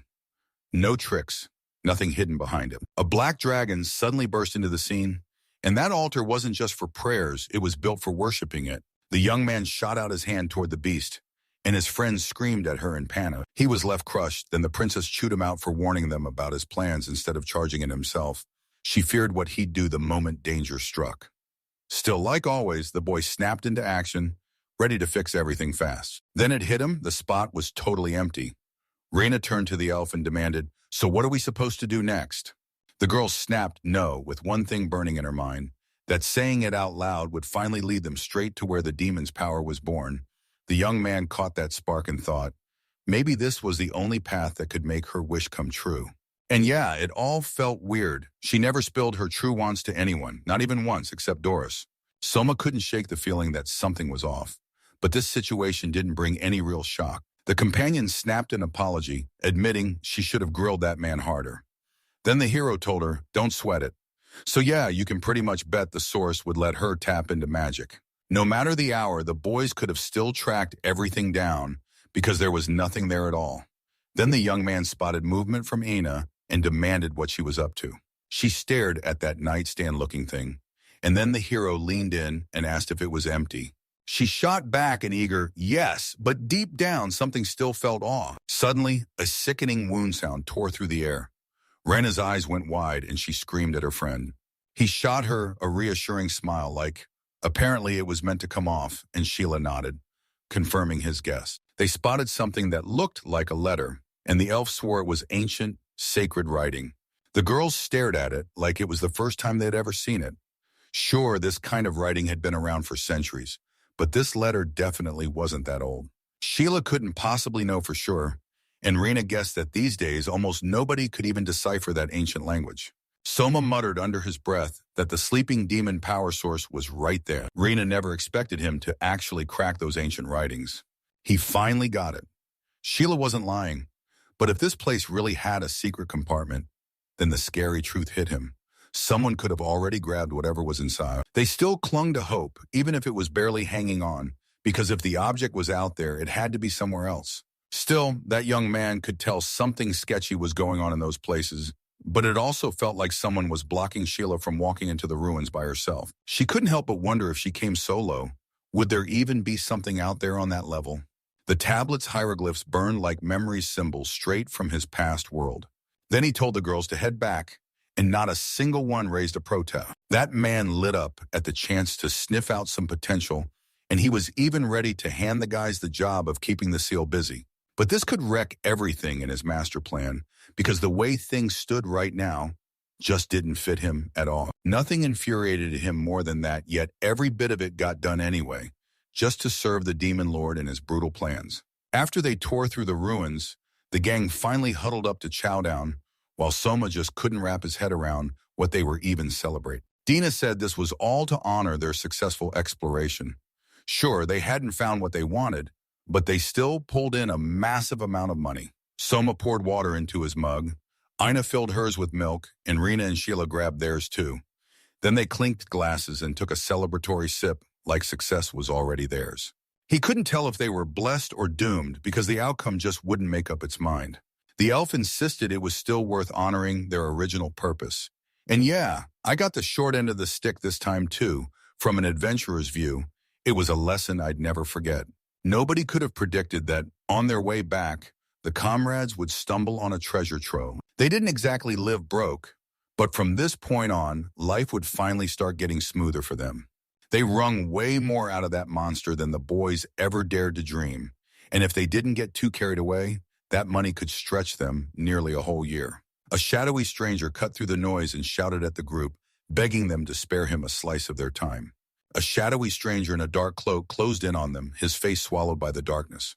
The young man fired off a question. "So you really came up to us?" And the stranger nodded again, making it clear he didn't just stop there. He wanted to share his story with them. Rena tried to push back, but the man jerked his finger at Sheila and told her this girl got it all perfectly, so there was no reason to be cautious. The guy leaned in and asked if she recognized the stranger. She just nodded, and it was him who told her about the ruins. That stranger flashed a wicked grin. Her approval clearly hit him hard, but with the guys already clued in on this place, it was obvious they'd been here before. The evidence sat there in a table piled high with food fruit they'd harvested from their talk with that man. But the second it hit the room, he could tell the adventurers weren't happy. Sheila swore there was treasure hidden there, but the one important artifact was gone. The stranger snapped into a bow, clearly irritated, and you could tell he hated hearing that something this important had been lost. He flashed a creepy grin and promised to scout out more ancient ruins as payment ones hiding a different kind of power. Even though it was still sleeping, Soma and Dina leaned in hard, stalling their reply. That new spot wasn't normal. It was weirdly shaped, and the tower shot up tall and stretched out like it had been pulled thin. That young guy loved the place and called it charming, but Rena shut it down fast, no sugarcoating. Just tell the truth, because deep down, she was worried this whole plan could get him hurt. The elf truly thought everything would run smoothly, but the moment she spoke, her answer didn't sound the least bit believable. Dinah couldn't tell if the tower was about to crumble, because why would anyone pack everything inside it like it was doomed to fall? Like her words summoned it, a handful of stones crashed to the ground, because the real danger wasn't the walls, it was the floor. ready to cave in under her feet at any second. Sheila stared at the inside and figured it had to be nothing like the outside because the guy was already praying. That was true. They stepped in and the world swallowed them in pitch-black darkness. The boys were just messing around in the dark, yet they still slipped into the building only to realize the lights weren't working at all.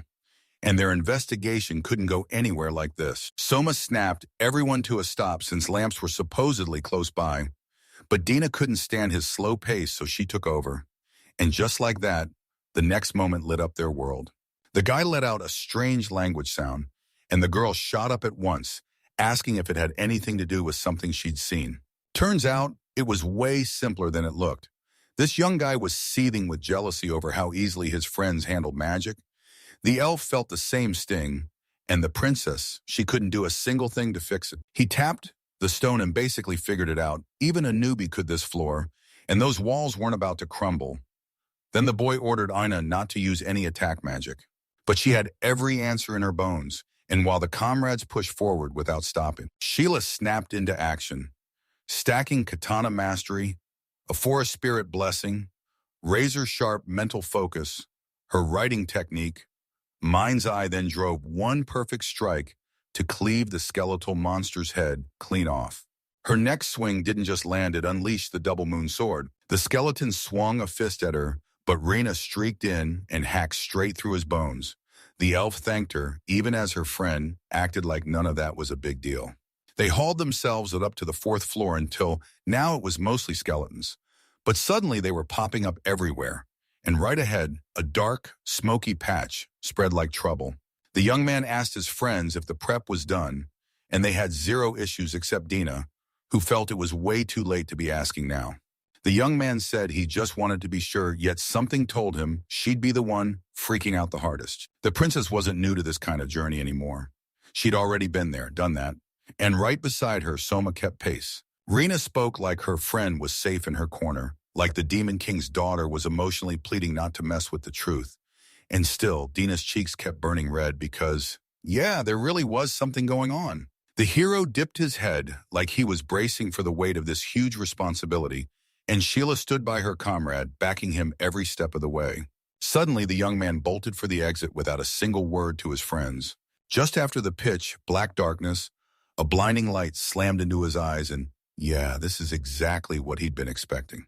A jagged hole yawned in the roof, and Dina snapped her gaze upward like, this is it, we've finally climbed to the top floor. Just like the hero feared, the black dragon statue was standing there again. The princess felt this was a step in the right direction, but her gut kept asking if anything else was missing.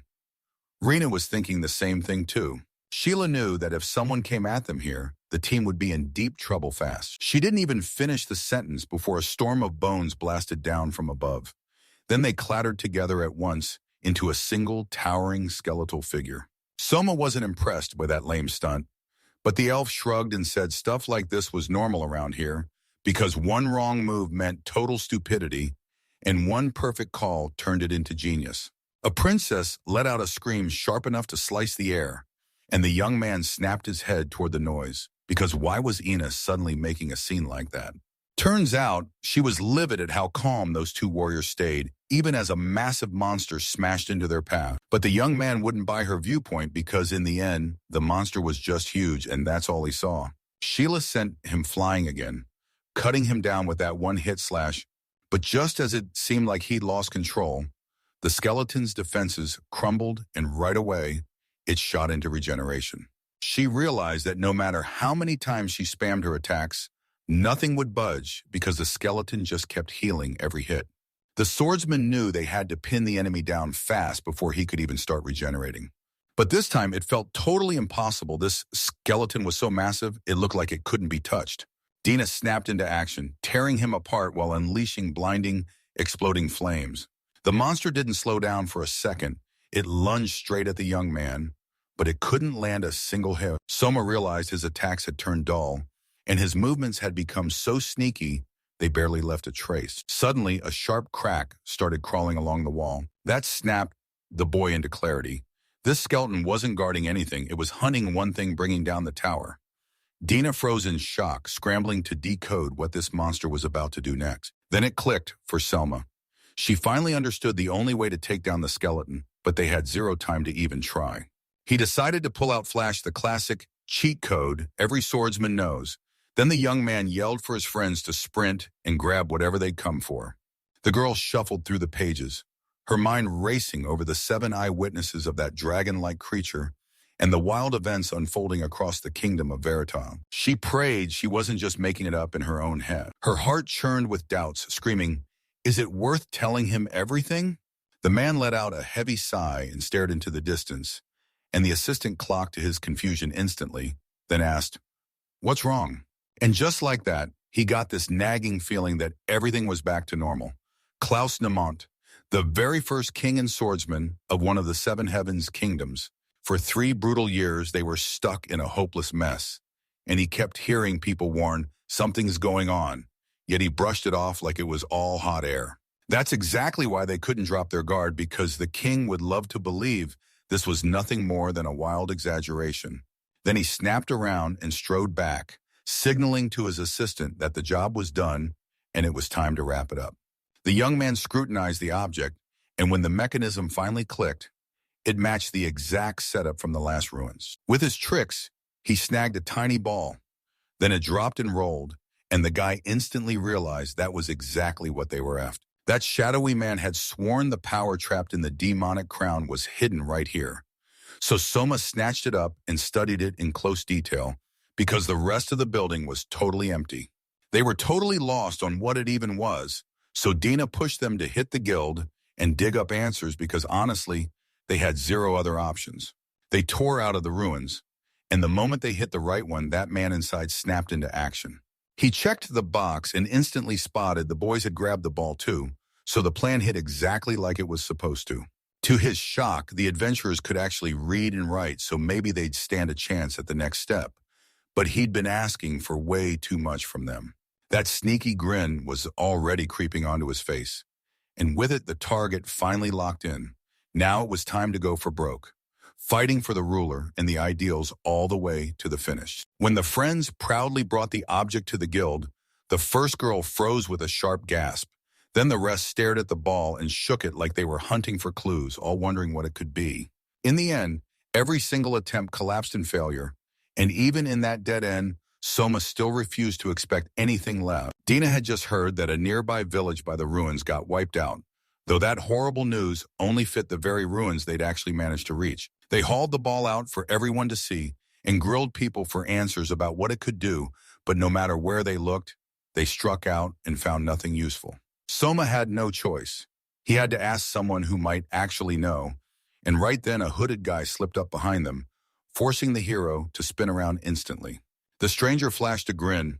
He clocked the guys already waiting on him, while he kept counting on one thing catching them off guard. Dina blinked in shock. Where on earth did he come from? And how did he even end up here? The young man insisted that Rena had warned him about this, but she barely knew the lay of the land herself. The princess felt something was off, like she alone had missed it, and everyone else was somehow still looking right ahead. Rena and Sheila propped her up and insisted they felt the same way too. Then she finally faced him with pride, knowing she wasn't alone, but that young man still wouldn't drop the belief that she was somehow not paying enough attention or staying sharp. Then he snapped his focus onto the stranger and demanded to know if they'd come to toss them another hint. That man loved how sharp Soma was, but he was the kind of person who took a lot to actually throw on. Rena repeated his words in her own way. He was basically telling her how to use the ball the right way. That's exactly what left Dina totally baffled. This mystery man was throwing them suspicious kindness, and it just didn't make sense. Her words lit up his face, and he just nodded, saying he'd lived long enough to let real wisdom grow with time. He asked if they'd rip into what he was about to tell them, and Sheila nodded, speaking for the whole team, so the guy smiled like he'd just won. They cornered him again and demanded what the sphere even was, and he snapped back it meant nothing by itself because that ball was the key, and that was the whole point of why he existed. Dina snapped in surprise, and before she could even blink, Rena demanded where they could use the item, like it couldn't possibly be that hard. Sheila still saw herself in those ruins, and when that man chuckled again, everything clicked in an elf, like that wasn't just guessing. He was plotting to join them. Because even he didn't have a clue whether what they were hunting was really there. Without another word, he spun around, dodged the intro, and slipped out in total silence. The young man leaned in and said their next goal was crystal clear. The princess couldn't help but start snapping at his unnerving calm again. But Reina knew he was right, and that's when she spun to face her friend. He blurts out what she wants from him right now, but she just shrugs and thinks he hasn't thrown in enough to the conversation. Dina also clocked it lately. The young man had started talking a lot less. Soma shrugged and said there was nothing weird about it. He just had a ton on his mind. After a bit of downtime, the crew hit the road again, and before long, races to the ruins became part of their everyday life. The princess let out a heavy sigh. First fear tightened her chest, but then relief hit hard, because they finally made it to the right place. Recently, my comrade got slammed with endless traveling and research, and that's when a whole whirlwind of events exploded nonstop. This was the first time Sheila had ever pushed it this far, this often. The hero realized these were the first ruins they'd ever seen, but Dina brushed it off like every earlier ruin had been just as messed up. The new ruins looked nothing like the first two, and the boys couldn't wrap their heads around it. How on earth could nobody have ever heard of this place, especially with that barrier standing there? The elf figured the places were cursed to hide themselves, because if you didn't even know they existed, you'd never find a path to them. Rena's heart slammed with terror because she knew deep down there was no way she'd ever end up here by her own choice. The young man urged them to leave everything just as it was, claiming this place sat far outside the city and was sealed off behind a barrier. He was convinced you can't judge a place by how it looks, especially when it's just some worn-out ruin with a past you can't see.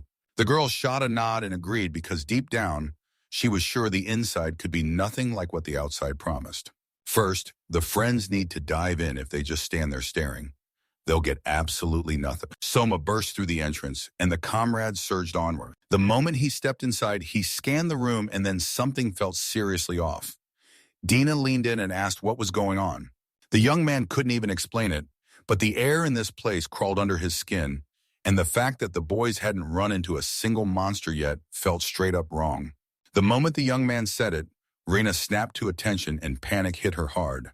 Sheila figured it all came down to the ruins being sealed shut with 0 entrances, because monsters always lurk in places like that.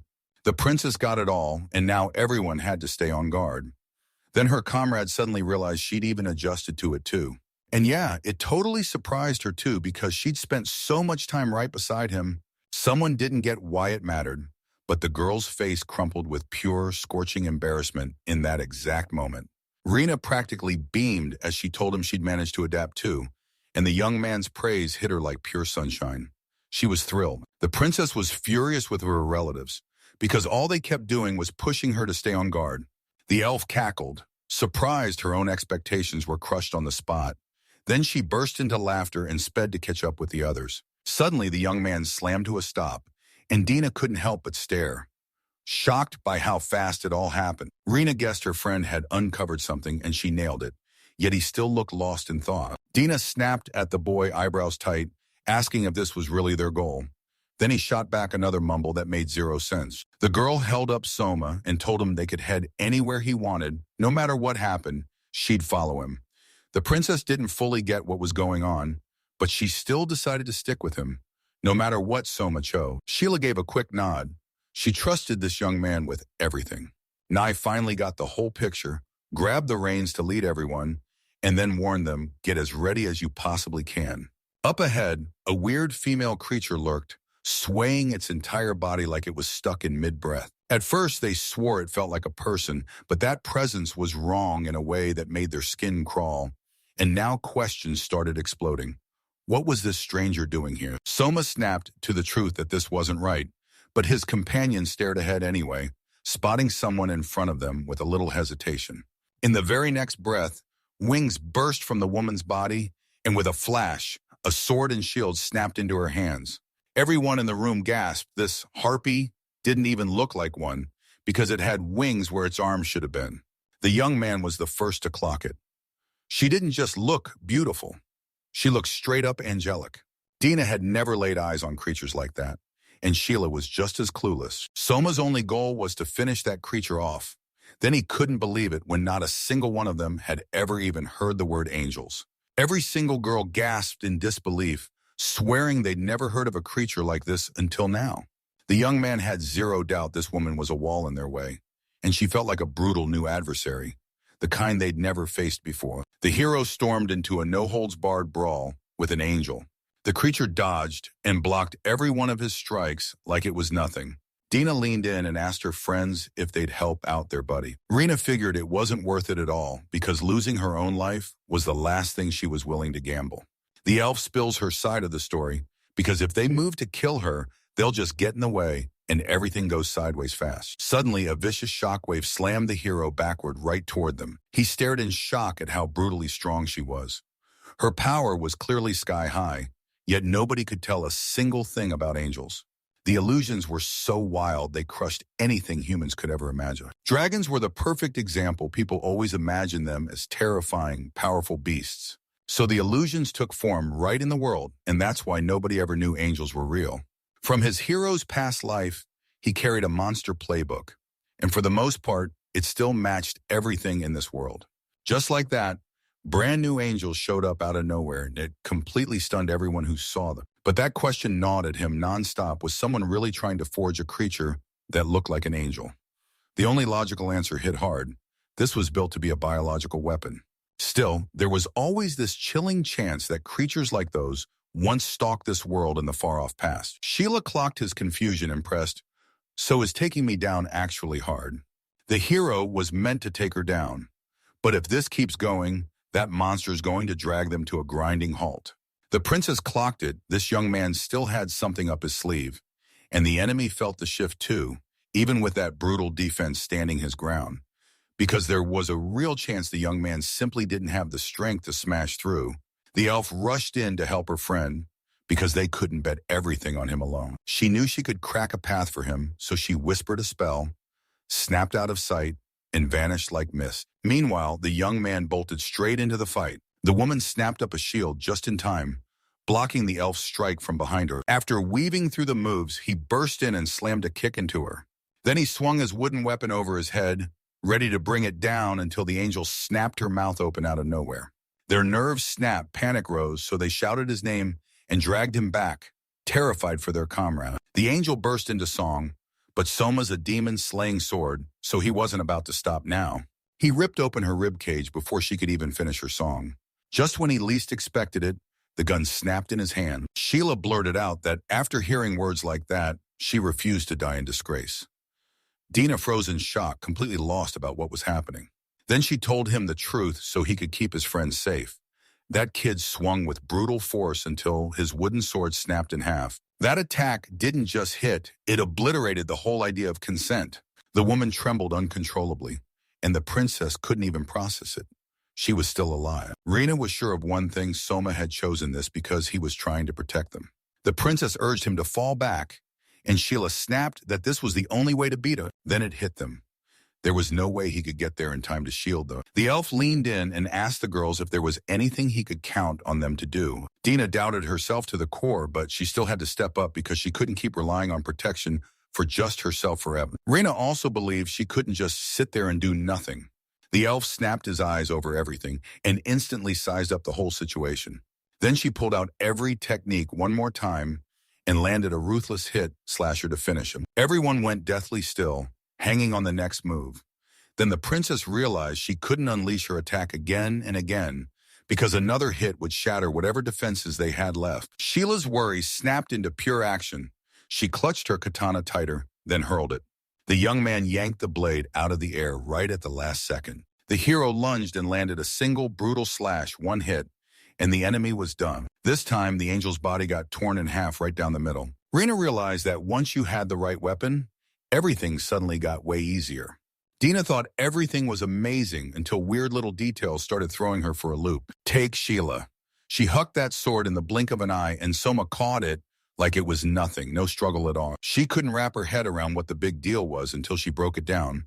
If she hadn't tossed it that fast, they'd be gambling on getting there late, and blocking the sword was easy only because she knew it was coming. Dinah pressed her hand over her face and let out a heavy sigh. Like for one whole second, she actually forgot she was the only normal person on the team. Her friends stared like, "What are you even talking about?" And the princess just smiled and made it clear she thought they were all completely off their rockers. That moment Sheila saved him. Pure relief hit the young man like a wave. He couldn't help but feel grateful. But from the guy's view, her motion looked exactly like that. So he copied it straight up, mimicking her, and that technique was flat out mesmerizing. The elf quirked a grin and asked, "So you mean that as a compliment?" Right after they won, Dina leaned in and demanded, "So what now?" And then it hit Soma's sword was wrecked, and he didn't have a backup. The hero told his friends, "Don't sweat it, everything I need is right here." He snatched the sword and shield the angel left behind, then stood tall and swore the blade wasn't cursed like that, sealed everything was totally fine. Dina let out another heavy sigh like she'd finally hit her limit with these fools, and then the whole group pushed forward. They hit the wall fast, and the hero couldn't believe it after facing that kind of enemy. They'd still run straight into a dead end, but maybe, just maybe, there was a way to crack open a passage with the right move. That could have been the play, sure, but most of the time, stuff like that turned up somewhere else. Dina braced herself for a retreat, but the young man shook his head and shut that idea down. The young man was so sure the target was hiding just behind that wall. If that was truly how it went, they never should have returned. In the very next breath, the hero lunged and drove his strike straight into the wall. He shoved the barrier with his foot, and it crumbled on the spot.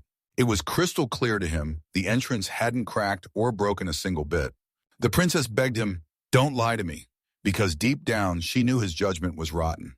In this situation, they wouldn't have to bring him back at all because the girls were counting on Nia to make exactly this kind of move. The Demon King's daughter told her friends to keep him out of their voices, or he'd start getting cocky. The hero stayed calm as he called them forward. What's done is done, and you can't rewind it. The team slipped in and searched hard, but there was nothing strange at all. Just like they predicted, a dragon statue loomed in the room and there was nobody else in sight. And there wasn't even an altar anywhere around. And the statue itself looks totally different. With him stuck there, he figured there was only one move left for them to make. But what shocked Dina was this time the specimen towered over everyone before it about 5 meters tall. Sheila yanked out the sphere and went for the dragon right when Soma felt it in his bones. The next move was about to unleash something big.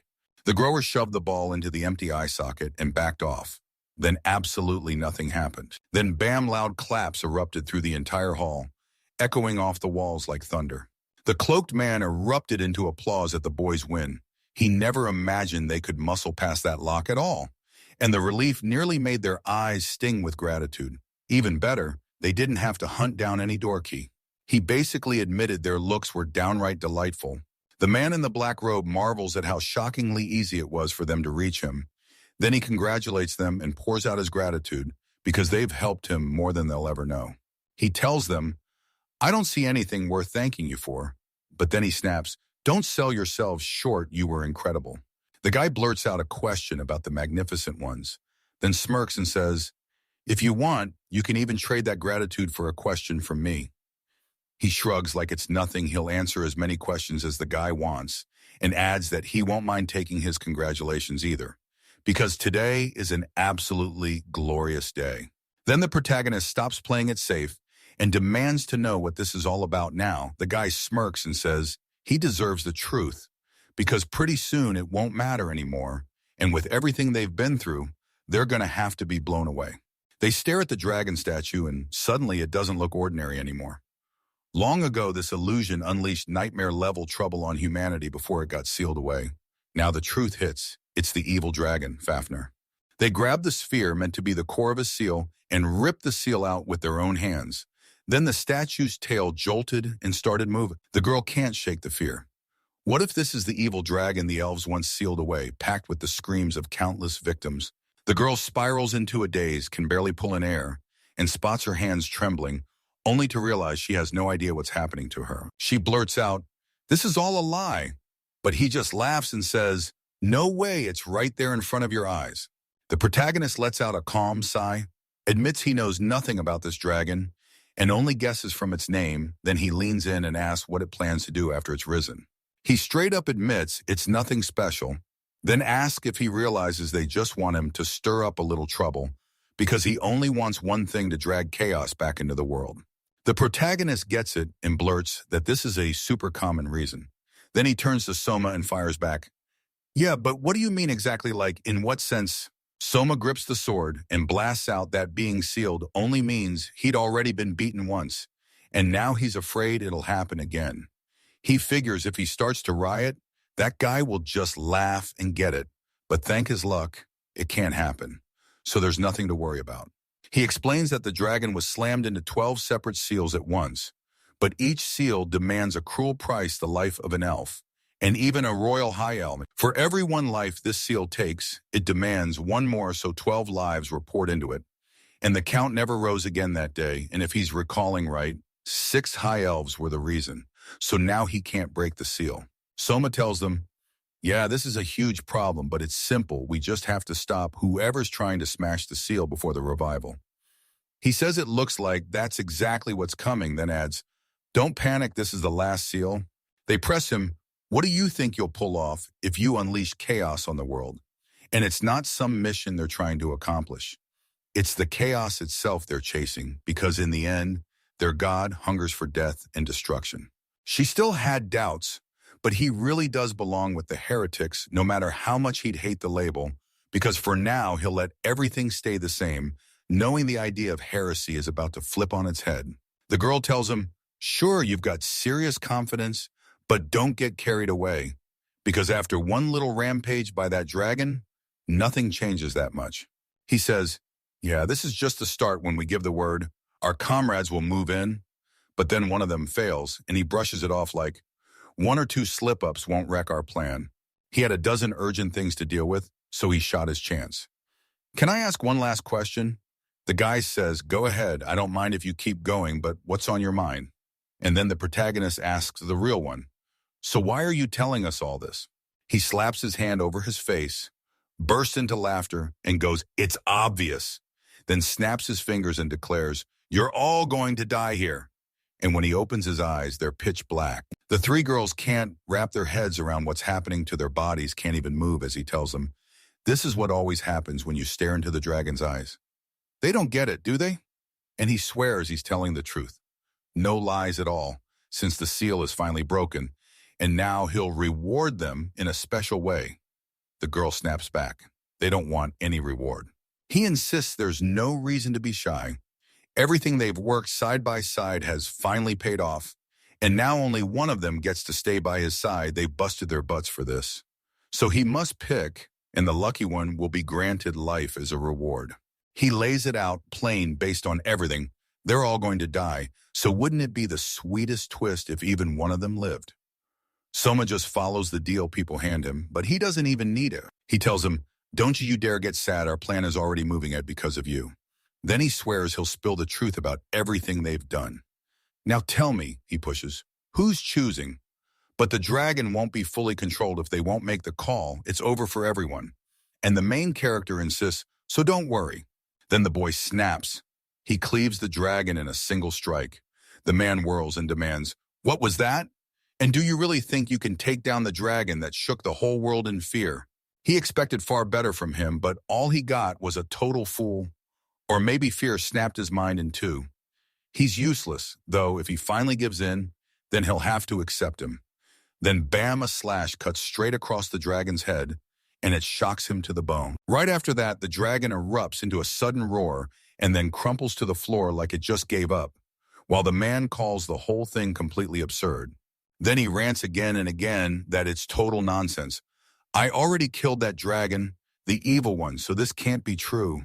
The protagonist demands, why did you think it was impossible? Because this dragon isn't real. It's an illusion that's been given life.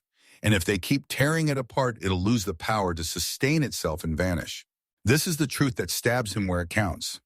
Yeah, it hurts, but it's the price for knowing this threat exists. Soma tells him everything looks bleak, but he doesn't have to worry for long after this conversation. He's not letting him breathe anymore. He says it's a pity, but he's not dumb enough to show his real face. Then guilt hits him hard, and the main character snaps, I forgot to mention I cut you open a long time ago. Next thing you know, he crumples to the floor. Soma stares in shock at this body split in half, the space twisted, and it all looks like he's standing right there then. Soma says, yeah, that's normal, and he just cuts straight through everything in his way. He laughs and finally admits it all clicks. Now he's the real fool here because his game's done, and it's not even the end of the world, the rest is on them. They corner him and ask what he'll do next. He spits back that they got played. So he decides to gather intel before he ends it, because this trap is a massive, ugly catch. After everything they've heard, they won't sit around and do nothing. She's sure they can't pull this off without Soma. Basically, as long as Soma's with them, they're going to be okay. So yeah, helping him is absolutely in their best interest. Some people won't get it as easy with the dragon. And yeah, he's already skeptical. It'll be smooth like it was with this guy, but he's banking on things working out, and the girls immediately ask, so where do we go? He didn't name a place, so they've got to figure that out first. Otherwise, they're walking into trouble. Do it wrong and they'll miss their chance because running back and forth burns time they don't have. So they go after it right away because they're close enough to matter, yet they're stuck, not knowing the first way to figure out how to uncover it. Soma says, first off, there's no need. And if you trust the words I just said, then you'll see it. This place is linked to where I was.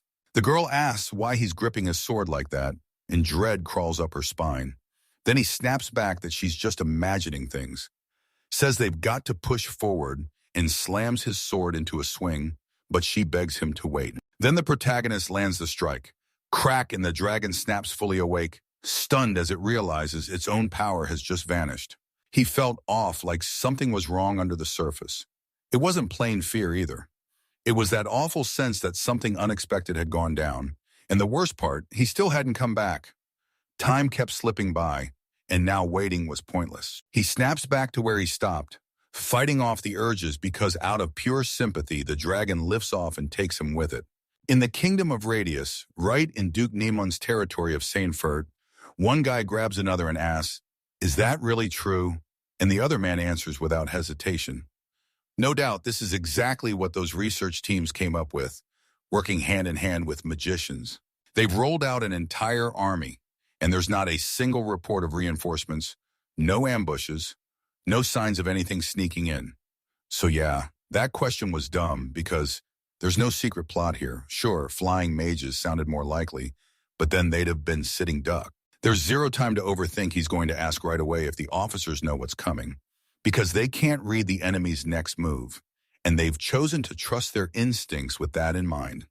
He steps forward, and they immediately ask, is everything going to be all right? This is the smartest move, and it's exactly why he's here, because he's not the kind of monster who lets his soldiers get wiped out with no glory. Case closed, report finished, and he's out the door. Selma's dad steps in and demands, so what's really going on? And everyone around him just calls him the Sword King. He says he's inspired, and nobody's coming, no reinforcements, nothing to stop him. He tells them he knows one thing for sure, no matter what, it'll be faster to hit first than to stand there and overthink. The guy behind barks at them to back off at least a few steps. Then he says he'll dig into it, depending on what the enemies bring, and the second he finishes, he lunges straight into the fight. In midair, he snatches his sword, then declares, this time I'll break through, no more missing, and vows he'll land his strike on someone.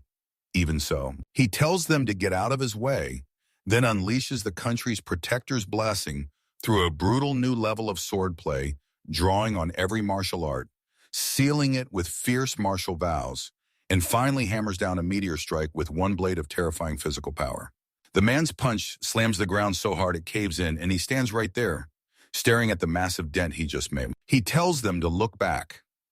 No victims, nothing's wrong, and then he asks for permission to speak, offering a deal if they run or surrender. They won't be pursued, they'll be accepted, and he swears he'll give them a glorious exit if they spill their plans. A warrior snaps at him, saying he better not boss them around about what they should choose, because at this point the man has nothing left to say. He just shifts slightly to the side, doesn't strike him down, and dares him to live then. Out of nowhere, a shadow swallows the light over him. The man gapes in shock because just like every other enemy, he's convinced this is impossible.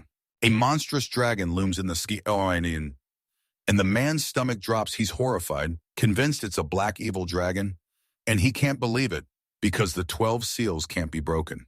He leans in, stares hard at the dragon, and thinks, no way he can't possibly look like this unless he's even worse than that. He tells the world his plans aren't changing. Then he thrusts his sword forward and stares the dragon down, eyes locked on the sky. Then he pulls out the exact same effects again, except this time, he slashes with his sword using the deadlock skill. The attack whips past the dragon's hide, then his sword shatters, and the guy freezes in pure, stunned disbelief. Tension snaps tight in the protagonist's chest once his weapon breaks. He rips through multiple skills and lands a brutal, game-changing blow. Then he finally clicks his sword shattered for a reason. He spots a nasty crack in the armor on his leg, and it hits him. This dragon is literally mirroring the damage he dealt. Then the dragon jerks its head up and starts gulping in air, right as the main character screams that he's about to use his breath, and everyone must dive for cover because even trying to fight is pointless. All you've got is one job run. Then the dragon unleashes a firestorm at them. Yet every single person is instantly shielded by someone's magic. A man stands there, and when you look behind him, Klaus is right on his heels. So the guy blurts out that he's just relieved he's okay. More troops surge in behind Klaus, and when the protagonist spots them, he blurts out, shocked, where did they come from? Weren't they supposed to run away? Klaus snaps back that they were holding the front lines this whole time.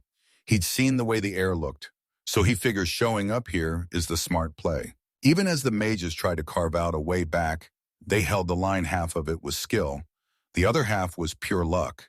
And the protagonist gets exactly why. The man told him to measure the damage, and they sprinted here in panic. This is just his take. But he's terrified that almost everyone's been wiped out. Soma tells everyone this is normal. Then he snaps. First thing, we need medical help now. First, our main character has to get a sword or something just as deadly because a real fight doesn't count if he's standing there totally unarmed. Out of nowhere, a girl steps in and asks if he needs a skilled magician. She's all confidence, promising protection and healing with every word. So what's he going to do? Soma is completely thrown off by Sophia and blurts out where she's from. She rushed in to deliver the worst news she just heard, then had to wonder, was it the right call? Or did she show up a bit too late? The answer landed hard no matter when they found out. Even if it was before everything started, there wasn't much they could have done anyway. She even dragged it in special transport to get here honestly. That's reckless, and the girl insists it's not scary, even though she still managed to kick up a little panic the moment she arrives. As the knight's about to report, Klaus grabs him and demands to know what happened. He blurts out an apology, but then rushes to tell him about an urgent matter he can't afford to delay. The protagonist lets out a heavy sigh and says, fine, I don't mind, then cuts in that this isn't the moment for talk, and asks Sophia if she'll help. She just nods and commits to it. The protagonist tells her everything's fine and hands it over to her. Then he corners the knight and asks what's going on, only to hear the warrior say that Veritas has started moving again. In a panic, the guy blurts, do you want to die? There's a dragon here. And he can't stop thinking that's exactly why they've been brought here. The dragon starts sucking in air again, and he realizes what they can't even afford to think about. He races to Sophia, rushes out an apology, and tells her she's coming with him. But first, she's got to heal his broken leg. He roars out that it's time everyone dig deep and gather every ounce of strength while the dragon wheels through the sky. The main character and his crew freeze in place. Then his eyes catch this guy's body, and horror hits him like, I think he killed him. He asks if they pulled off the teleport, and the girl grins. Yeah, it worked, and somehow she stayed awake this time, because everything snapped into place fast and smooth, no problems at all. She says they never really do that, and honestly, nobody even thinks about it, because she's already been through teleporting straight to the ruins. He blurts, Lena, are you okay? And Lena just freezes. Something happened to me, she says, and then she refuses to answer him anymore. She'd heard teleportation can make some people instantly sick. And then boom, the girl snaps back to her senses. They ask her if she's okay. She insists, yeah, everything's fine. But the other girl squints and says she looks weird. And if she's too embarrassed to tell the truth in front of that idiot, then forget him. The girl insists she's totally fine, just a little seasick, but the guy presses her to tell the truth if anything's wrong. She repeats, I'm fine. And Soma just freezes. He says they finally made it through teleportation, so tell me, where exactly are they supposed to be? He says the first move is getting out of here and slipping outside, and the girl nods like, yeah, let's scout the area, because they might stumble on some clues. They're way up in the mountains, deep enough to feel eerie, and he can't stop hoping this place links back to the altar while also praying it doesn't. Right now, the protagonist's father is battling a dragon, and the moment he speaks, dread hits. Things are bad, he says, shocked that a fight this uneven could even go this way. The girl nods along, refuses to underestimate him, and somehow, through her hard work, it all still comes down to what she fought for. He grabs Sophia and shouts at her to get out of here and race to the capital with the news he doesn't know how much longer he can last.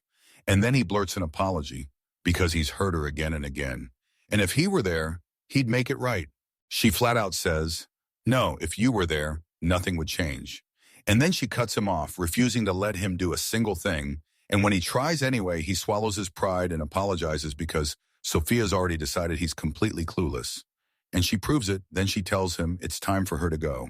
Then she clenches that ball in her fist and blurts out that 2 magical teleportation instruments are about to drain their family budget. The girl snaps that their range isn't that long, but they're way cheaper, and he's stunned because he never realized they're right opposite each other. Right as the teleport starts, the girl freezes in confusion. Then the guy blurts, "What's happening?" Because once it's in motion, nothing can stop it, right? The dragon blurts that he can't believe a word. Did they really think he just let them slip away that easily?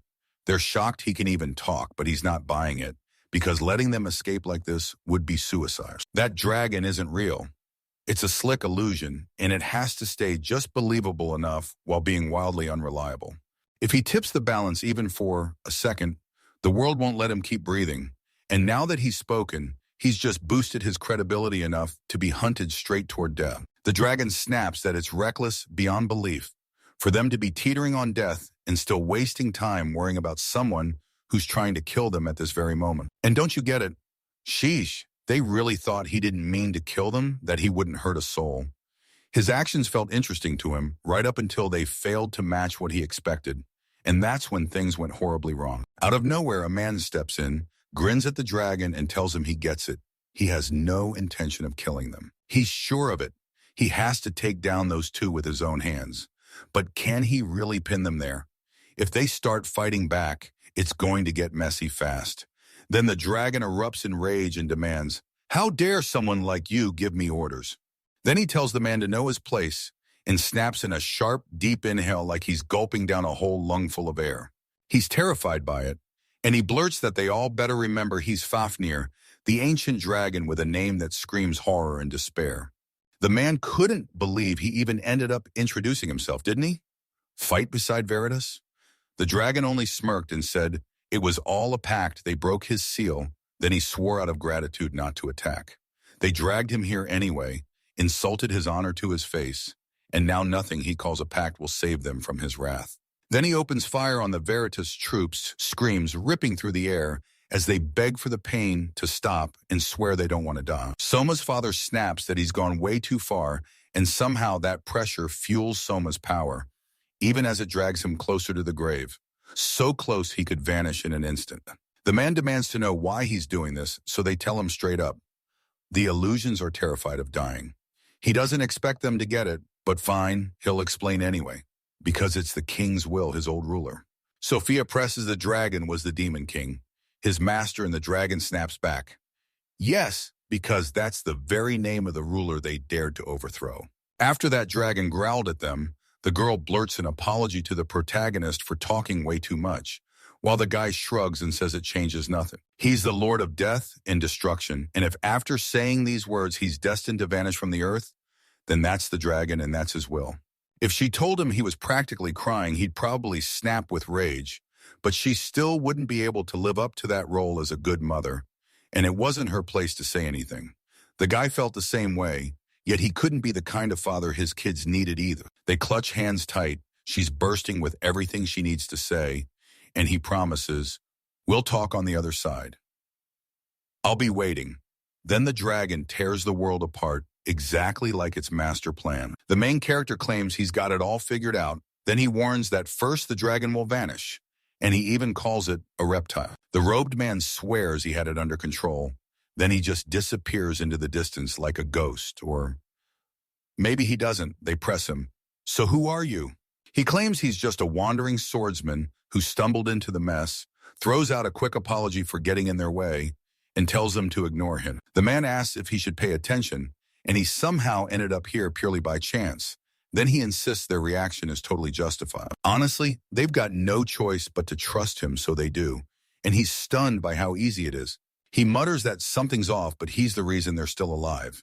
And damn it, they can't repay that with distrust. He insists that if they choose to trust him, it'd feel downright wrong to back out now. First, he has to face that dragon head on, and everyone warns him to stay sharp and careful. Then he's back on the road using his second form, evil slaying sword, and blasting forward. But it looks like he jumped to the conclusion way too fast, deciding that this was a real dragon body, and now he had to sprint to catch up. The boy realizes, of course, he'll never outmatch that dragon, so he chooses to smile through the fact that he'll soon be back on his journey. The dragon refuses to believe it. He didn't just get hit, he got his attack swatted back too. Then the main character steps in and says, "I'm nobody, just a swordsman passing through." And you've got to wonder how long can he keep repeating that. He tells everyone, "I'm going to take on the dragon," but can they even handle the rest of that army when they're all so terrified they can't bring themselves to strike? The girl's about to fire back, but the man cuts her off.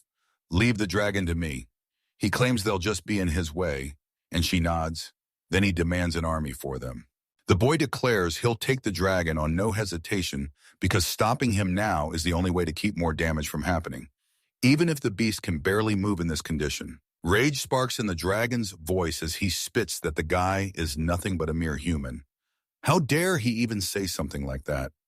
And honestly, it's hard to call him terrifying when he's battered and bleeding to the dragon. This human is just a bug that barely learned to fly.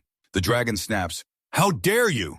And the boy fires back that no matter how loud he screams, he'll still be nothing but an insect in the dragon's eyes, so the boy steels himself and starts just like any insect. His fate is to crawl along the ground in misery and die. The girl's face shifts as the dragon strikes because that guy's outrageously strong. And even the man can't help but admit she's right.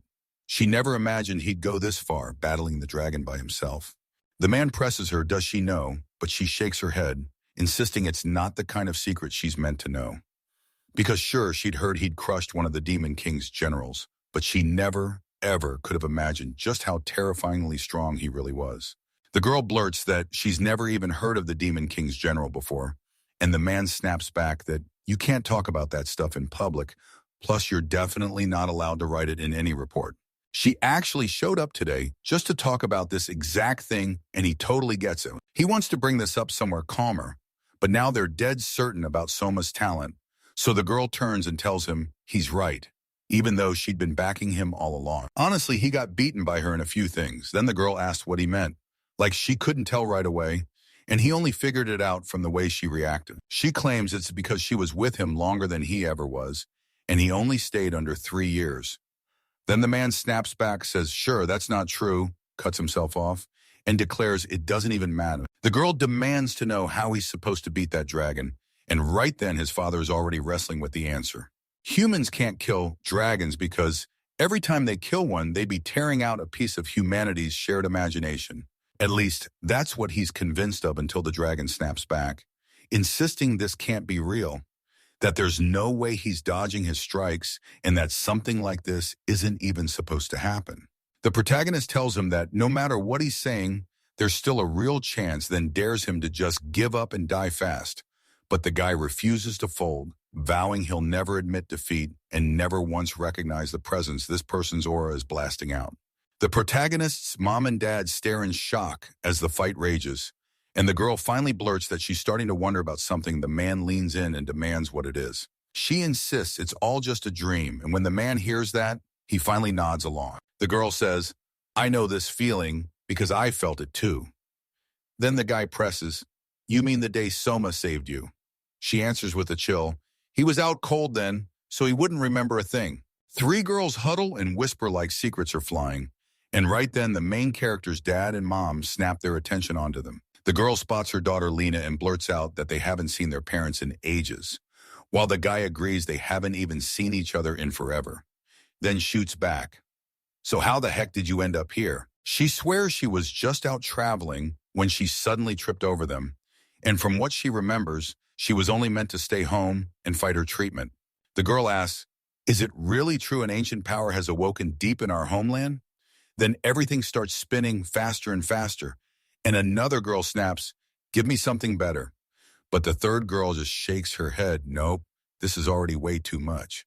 The man insists she was tracking Soma for real, but she still has no business getting stuck in the middle of a battlefield. Then the girl fires back that Soma ordered them to wait. Still, everyone knew that once they arrived, they'd be helpless, and they chose to come anyway. Because the man just kept saying, "You're already here, so what can you possibly do?" Their parents begged them to stay close because if anything happened to them, he'd never meet Soma's eyes again. Not after all that guilt, and they sure weren't about to make it worse. The girl's stuck, unable to even bring it up, so she begs them not to spill it to Soma, and the man actually agrees they promise to protect them, but make it brutally clear that if the dragon goes on the attack, they probably won't be able to stop it. They keep insisting there's nothing to fear, so Soma's mother snaps, "Why?" And they swear it's simple since Soma never loses. The dragon won't strike them, and that's why they're all here. The man finally gets what's happening, and you can tell their faith wasn't misplaced because the main character is about to square off with a dragon. Lena fires off a question to her father about what he said, and he snaps back that he doesn't have the right to say it. Yet he admits he just felt proud of Soma. The girls say it's normal, then the protagonist swings again and hacks off a chunk of the dragon's body. The dragon gasps in horror, demanding if it all has to end like this. Then it still throws itself into the fight for its master. The main character tells him he has his reasons, and the dragon understands even if he doesn't know those reasons. He clings to one truth. There's no forgiveness for him, and nothing else mattered. The monster swears he can still fight, fighting to push back against Soma, but Soma snaps at him to stop resisting, drop down, and he clocks him again. With one brutal strike, the dragon's head finally gets severed and crashes to the ground.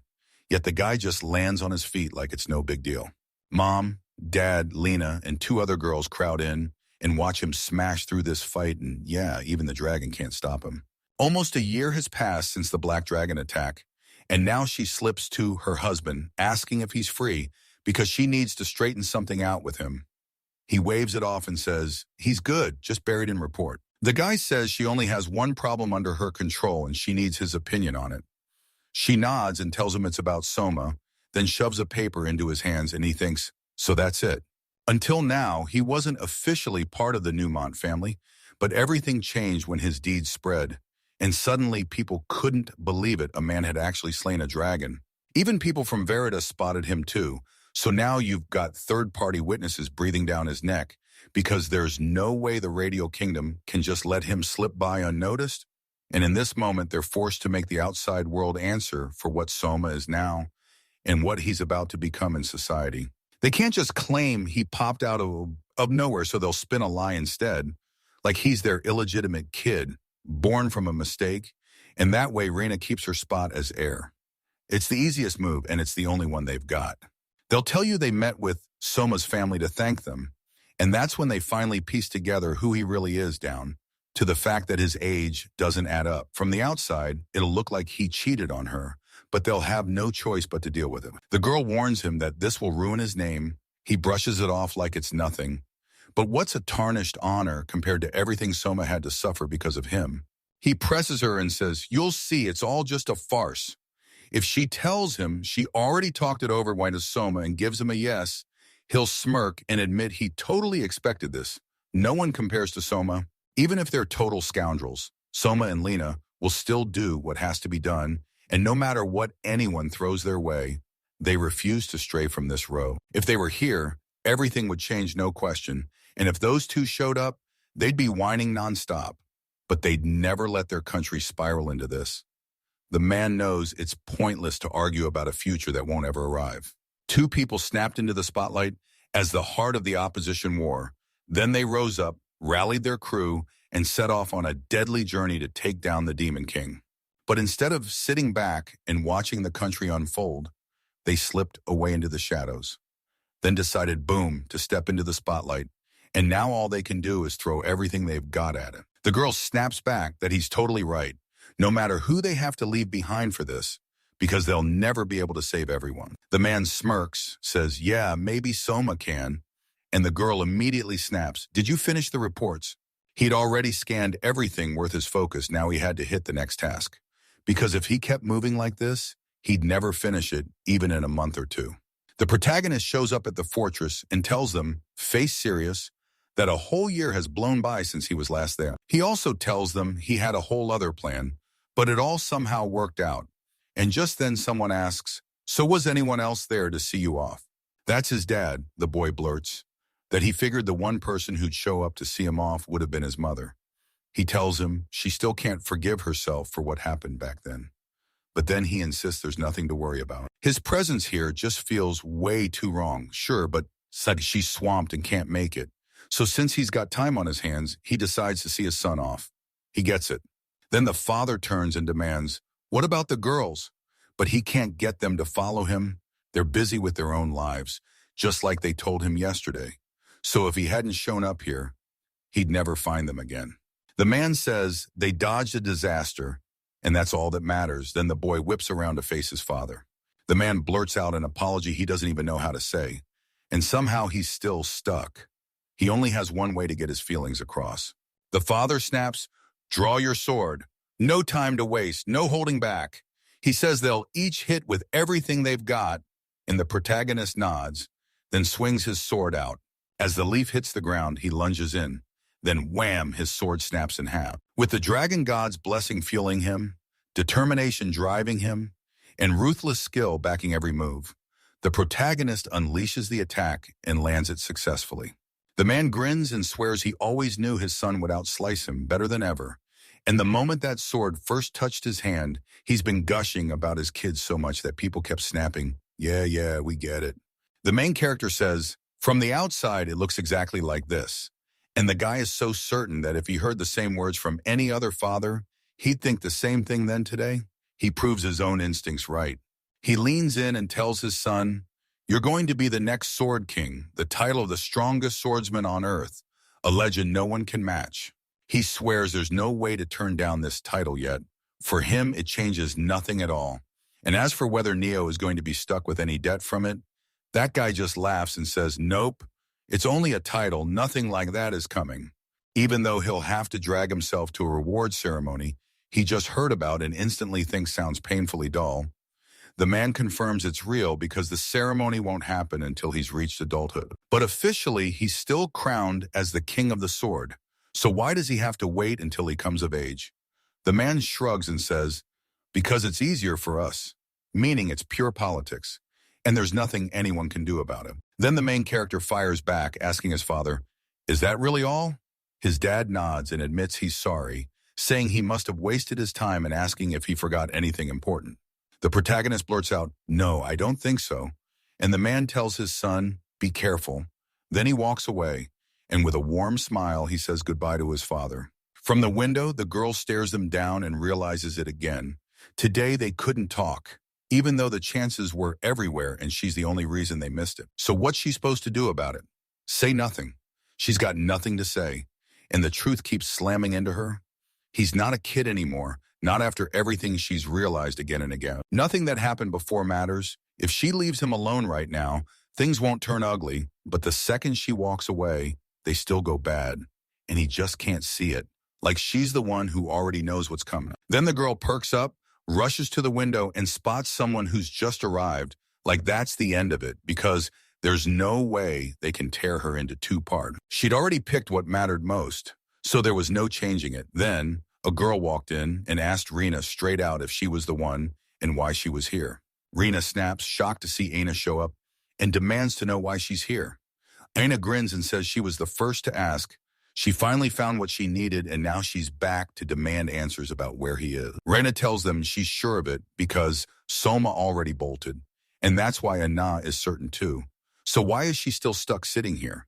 If she knows he's gone, then she must have been watching him the whole time.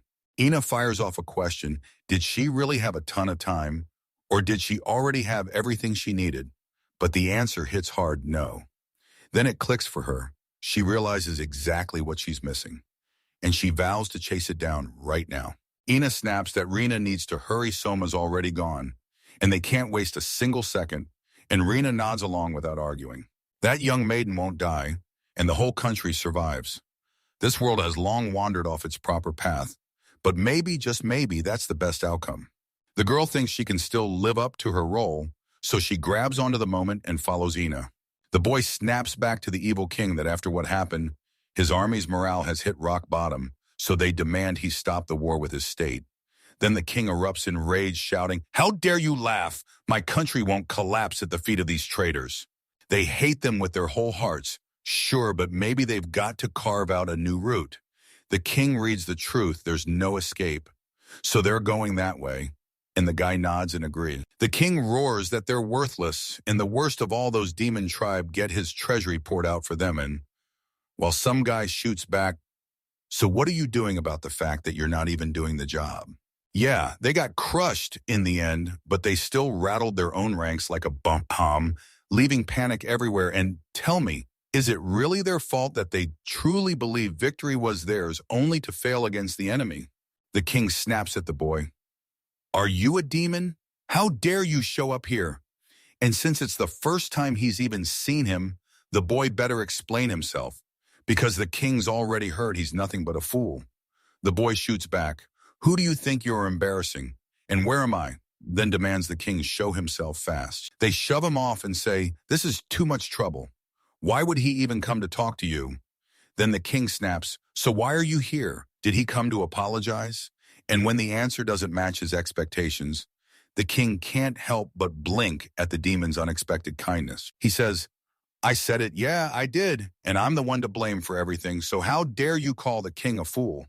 The demon leans in and asks what's wrong with that, because he didn't come here to do anything but wipe out witnesses. And the guy who was supposed to handle it is already dead, twice over now. He straight up tells the king he's here to kill him. Suddenly, a hand plunges straight through him, and he spits, "Don't take it personally. This is my doing. I chose to go after the demons. If the truth comes out, it'll explode into problems so huge even they can't handle it. Anyone in their shoes would have erased the evidence." He's riding through the air when the demon cracks that he's hard to hear, like there's nothing left to say. And the guy behind him just laughs because they bleed the same color anyway. Then the castle lunges straight into chaos, and the country's collapse is right on the horizon. But he can stop it, because there's really no point in them tearing everything down. He says, "This is what you're supposed to do next." And they're told to handle the ones who killed the dragon, but wait, how could that even happen? Everyone knows the dragon is impossible to kill. It only dies by its own hand, so who's supposed to believe someone actually defeated it? The Demon King, the former hero, never imagined anyone but those two would drag them into trouble. And part of him couldn't shake the thought that the same people were behind Albert's death. First, he has to track down the suspects, though they'll pop up soon enough, and he's got his own stuff to handle. So heading to the academy right now is the last thing he needs. He can't change that, so it's time to bolt out of here. In Lotran, the royal kingdom's glittering capital, a girl leans to the window and stares at the Royal Academy like it's about to change her life. She strolls along, grinning as she chatters about the new school year, because of course she's the director of the Royal Academy, Hildegard Lindworm. Then she heads to the exam to get admitted as a new teacher. And wow, with so many applicants piling up these days, it's going to be brutal to check everyone fast. Maybe it's because Veritas is still in turmoil, so wave after wave of migrants keep fleeing into the kingdom. After the king's death, the director cracks that the throne fight isn't over. Someone still has to win the succession, and it'll take at least 5 years to sort out. And these people, they're tackling it way too creatively, like, did they really mix up the test with the essay? Honestly, it's not shocking. Jumping into those tests can seriously boost your career, and she wants everyone to stop using that. The girl snaps to attention, eyes widening at something totally unexpected, and blurts, "Wait, what is this?" They press her. "What's wrong?" And she insists, "Let me see it. I need to figure it out myself," because whatever she's reading has her hooked and completely shocked. They realize this isn't just swordplay. It's a whole special rank of swordsmanship. Yeah, it comes with trouble, but what's the big deal? As long as it doesn't mess with her, they're ready to fire. The girl tells her to take a closer look, then zeroes in on one thing: his age. And when she checks, she realizes he hasn't even finished elementary school yet. "Just brush it off if you want. Sure, but honestly, it's smarter to go for it. They'll interview you first, then make their call. They finally wiped the mess clean, and honestly, it was an amazing job. You could tell these teachers were way above the usual level, and some of them even blew her away, like those two legendary adventurers. The girl decides, let's see how this all ends, while someone she knows grabs a job, and now it looks like he'll be here any minute. Royal Academy's magic department professor, Karen Stemets, flat out insists that can't possibly be true. The protagonist shoots, "What's wrong?" and they tell him to bring it to them because if he does, there won't be any problems, just like Klaus Neumont, Sophia, Alexis Radius, and Camilla Hennefeld insisted. The girl snaps back, "That's not the issue. I don't think this is any of my business." Then she blurts, "Sorry for taking so long." And just like that, everything's fine, but how does he even know where to go? So yeah, he was told he'd be assigned to a faculty just like that, and they had to sprint to the testing grounds where everything would be explained. While the protagonist got it, the girl only smiled and wished him luck. Even though she knows they haven't crossed the threshold yet, she still steps forward and says it anyway, inviting them to the Royal Academy like it's already theirs. They shout 153, and the girl sprints to the training ground for her practical skills test. Then she asks where the target is, and the guy immediately throws a threat right in front of her. Because last time she got injured, they've already started testing, no question about it. She can take her sweet time, like they might not really get what they're asking. But then the girl steps in and says, "I understood everything." But she has to pick the perfect spell and prove right there exactly what she's capable of. Also, they never spelled out what to do with the target still. Somehow, she figured it all out. Then she grabs her chance, fires off Freeze, a go-to-mid-tier magic move, and calls it Magic Freeze. She locks onto the target and smothers the flames. Then the guy flat out tells her it's a great spell. She passes the test, but part of her wonders why she didn't wait until the target stopped burning, and she asks the girl, "So is it really true?" She's not done for today, yet she'll have to forge another one on the spot, so he thinks it's just another test and keeps pushing to learn even more about how strong her magic really is. He gives her a push in the right direction. "Go now." The instructor standing there will point out exactly where she needs to head next, and she's thrilled. He tells the main character, "You're right on time," then flashes his buff T4 even though there's literally nobody else around. The girl hears him shout that he's here to test, then he smirks and declares black hair belongs only to the truly gifted, the kind of color geniuses carry. The protagonist asks what to do next, and they fire back, "Do you see the target? Then hit it with something that'll catch them off guard." The main character gets it. He knows exactly what he's going to use. The girl can't stop wondering if he'll draw a sword, and that kind of rare info hits hard. So what magic is he about to unleash? Then the main character whips his magic blade across the target, and the impact blast slams the girl so hard she can barely stay on her feet. The training ground right in front of them is totally empty, and the stunned guy blurts out that he could have taken the instructor's full force without flinching. The main character just asks, "Did you go a bit too far?" After a while, he realizes just how easily he got accepted. He truly expected to fail, and now he's swimming in free time. Because this afternoon, the Academy is holding its entrance ceremony. And if he wants, he can slip out early, beat the rush, and wander the city before anyone else even starts. He trudged through the silent streets before the sun was up, because the city offered him nothing. Yet staying out here felt better than wasting his day doing absolutely nothing. HE says he was really hoping to spot something exciting.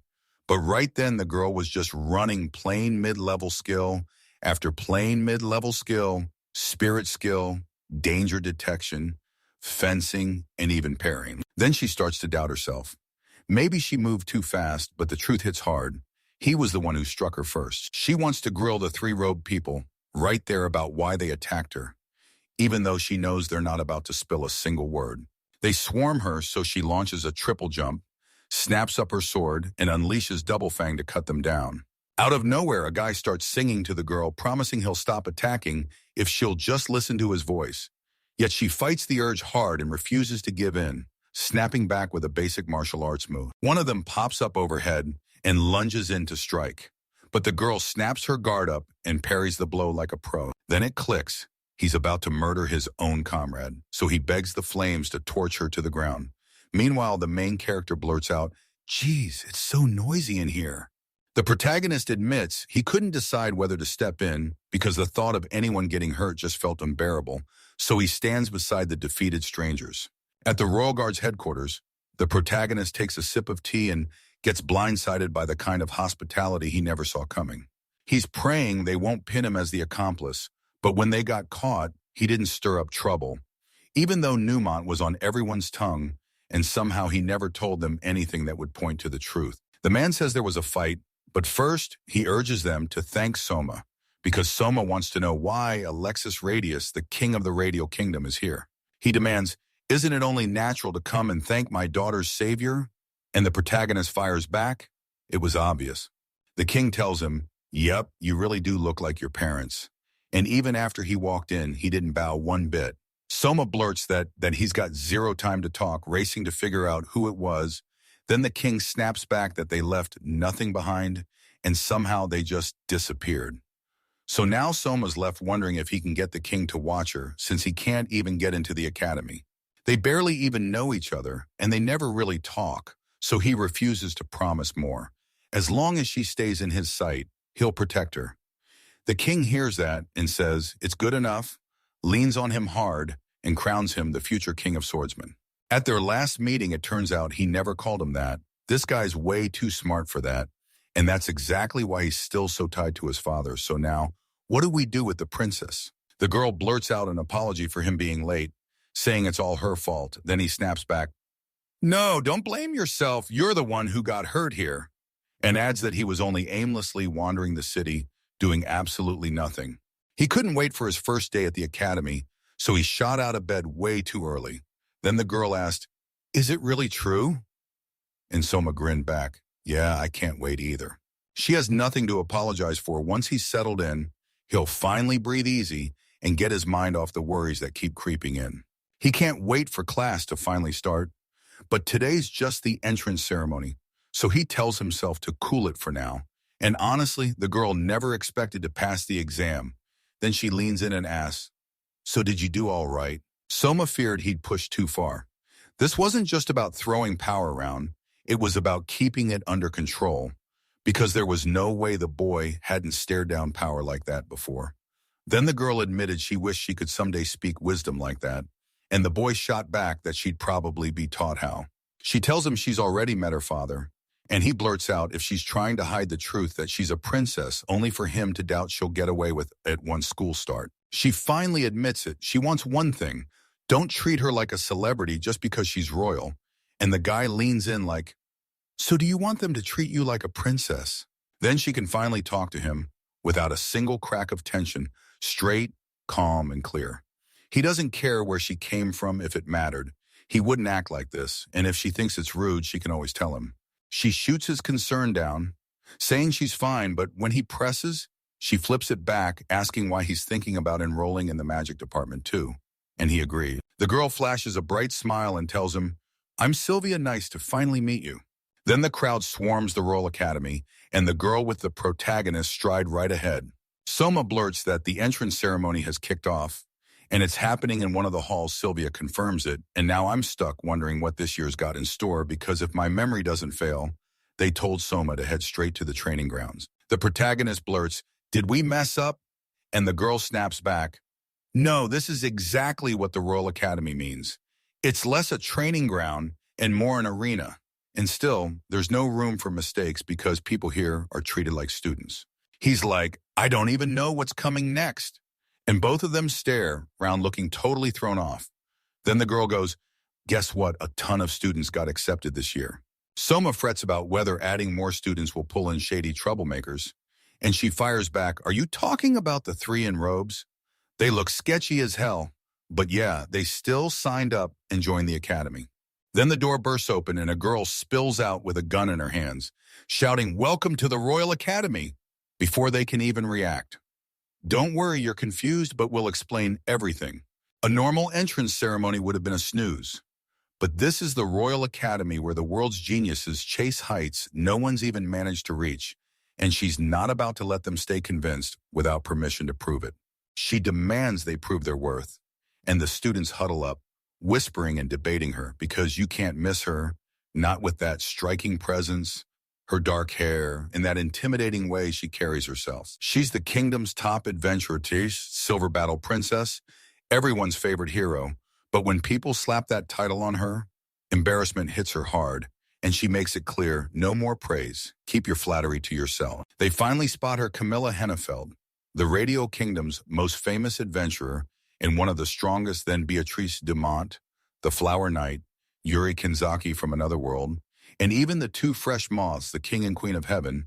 People say this girl's the reason countless lives were saved, even though they claim she has no special skill, yet she beats anyone who tries to fight her with it, and parents proudly tell their kids her legend. They realize they're going to have to fight her, and that girl just goes, I know you know everything, no name, no warning, like she's already clocked in the moment, and they're itching to start. But then she pauses to set one thing straight. They won't square up with her one-on-one, no way. This time they team up and show you what they can do together. She flashes it and basically says, you probably already know what this is, a color replica that shuts down skill you. It hits weaker than the original, so every one of her skills fizzles and she slips it onto her neck. She claims this route will give her the power to wipe them all out with zero effort because they're really aiming to chase most of them away. So they've got no reason to resent her. So don't throw in the pescoino when it feels like hope is gone. Dig deep, grab your own strength, and at least make room for some fun. She begs them to trust this advice. Then she launches herself forward. The students trade looks and whispers. Yeah, she's the kingdom's heroine, but her powers are all weakened, and with numbers on their side, they've got a real shot.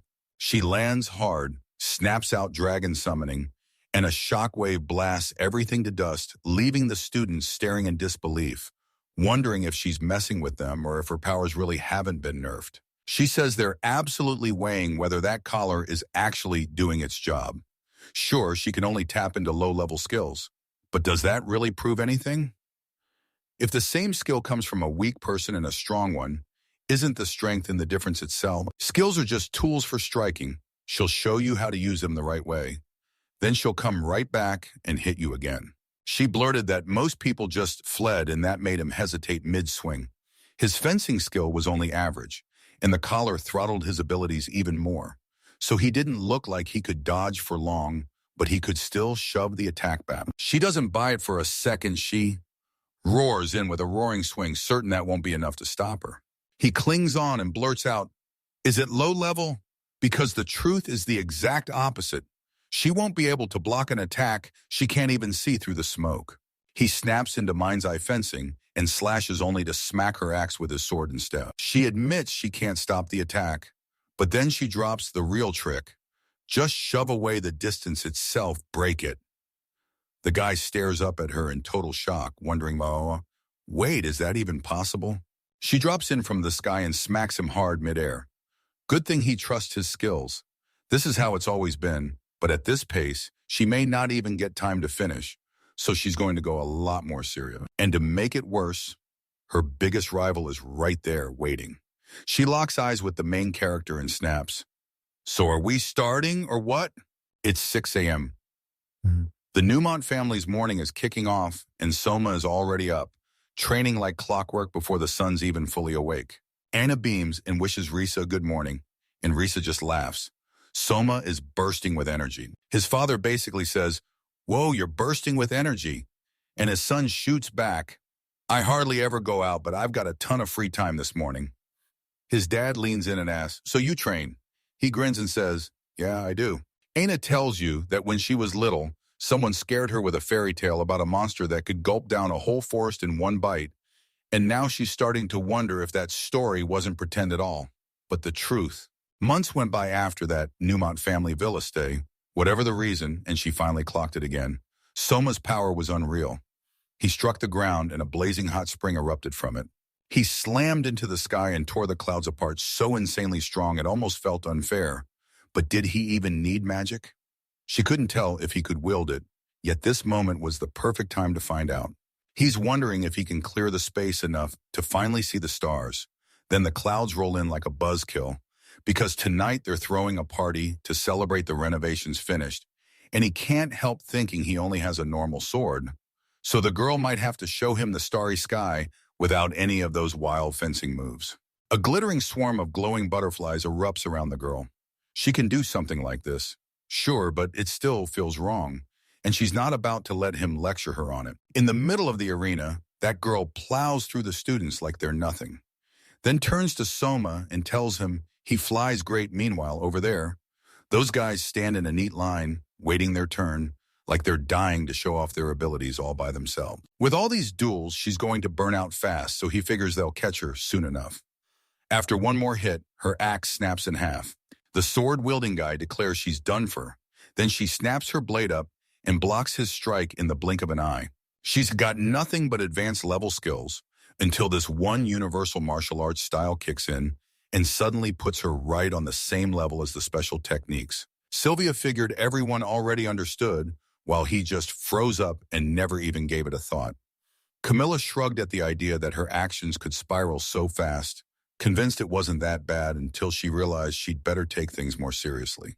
She can wield any weapon and master the skills that come with it, so that chaotic battlefield littered with blades and gear becomes her perfect stage to prove what she's really made of. Then the girl slams the students aside, and the main character fires back, asking if he can go next. She tells him, "Of course you're a little late," and he says she didn't even agree to a rematch. She tells him everything's different now, and she has to do what her student asks.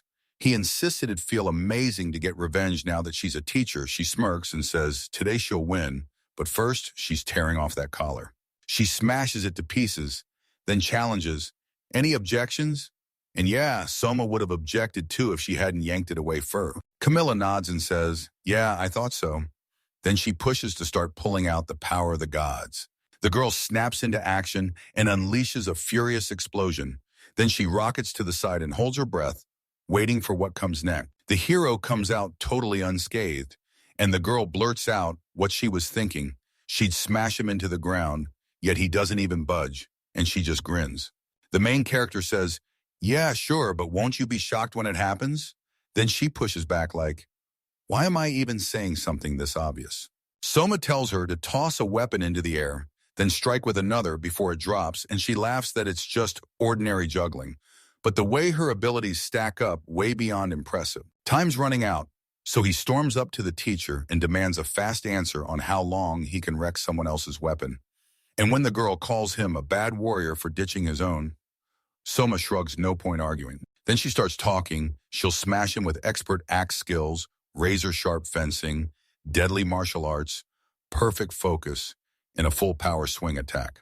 Her blade shatters, and before you can blink, she snatches a mace and unleashes advanced mace mastery, advanced bow mastery, and ruthless martial arts like it's all one deadly combo. The protagonist tears through the moment, with the god's power mind's eye locked in and a battle cry roaring, slicing a massive arc that slams shut the girl's attack. The girl growls that she really thought this time everything would finally work out. But he's scared from the start, so they grab the broken axe's handle like a club, then slam him with a bow. Then she leans in and demands, "So what's next?" Before jamming her fist up in the air and daring them to try it. She fights with ruthless, hand-to-hand martial arts, taps into the god's power, sharpens her clear vision, summons the mind's eye, and launches a completely selfless barrage, then slams Soma with an explosive fist. The main character strikes first, and the girl realizes this time she's finally the one who's fallen behind. The main character stands there, totally calm, gripping a sword in his hands, while the girl stares in disbelief, thinking, "I knew Soma was strong, but is he hiding some special skill this whole time?" But that's impossible. Only 2 people in the whole world can own it, so there's no way more exists. It's straight up impossible. She can't stop picturing what's coming next. Another instructor show up or not, while that guy just stands there doing nothing. Right out of nowhere, a shadowy stranger materializes behind him and slams into his back with a brutal attack. Right in front of Soma, the stranger's sword slams to a halt, so Soma spins around, staring her down, and demands what she's doing, and then it hits him. This is Sheila. Then she snatches off her robe and blurts, "Go on, just try." And he shoots back, "Are you really sure you want to show your real identity?" She snaps that wearing a cloak at the academy is rude, and he agrees, shocked she hadn't been called out for it sooner. Sheila claims it's just a special permit, but he needs her to explain how he spotted her and dodged that strike, so she can't just dodge the truth. He finally admits it's ridiculously simple. She's wearing the very same cloak she had on before. And honestly, how could he possibly miss it? The girl snaps, "Is that all?" And he huffs that the attack was way too obvious. No ordinary person would have seen it coming. If she'd disguised herself, her surprise strike might have landed, yet not on Lena, because the stunned girl just blurts, "How did you catch me?" He tells her she crossed the line, and that's why it became so easy to expose her. She rips off her hood and snaps that he hasn't changed a bit. They tried their hardest to stay hidden, but it was all for nothing. They studied the entrance ceremony ahead of time so they could strike when it mattered. Then he shot them a question. "Did you really come this far to beat me? Or did I somehow cross you?" She leans in and asks if he meant to do it, because this kind of chance doesn't come around often, so they better make it count and beat him at least once. The hero grips his sword up in front, and the girl summons an endless blaze and everlasting flame. Then she demands he listen to her call and swear to follow her will. She realizes she's really casting a spell, and that means she's not just swinging at him, she's going for the kill if he can't shove her attack back. Will he end up dying from it? He realizes it's his mom's spell, and those flames won't calm down until they torch everything to the ground. The girl asks if her brother will die from magic like this, and she snaps back that he's not that weak. Then she throws up a wild gesture and orders destruction. Devour, burn, turn it to ashes like a never-ending curse, and a towering column of fire erupts right before her. She's terrified Soma won't make it, and part of her thinks she pushed too far, while the other girl snaps back that more people could end up getting hurt too.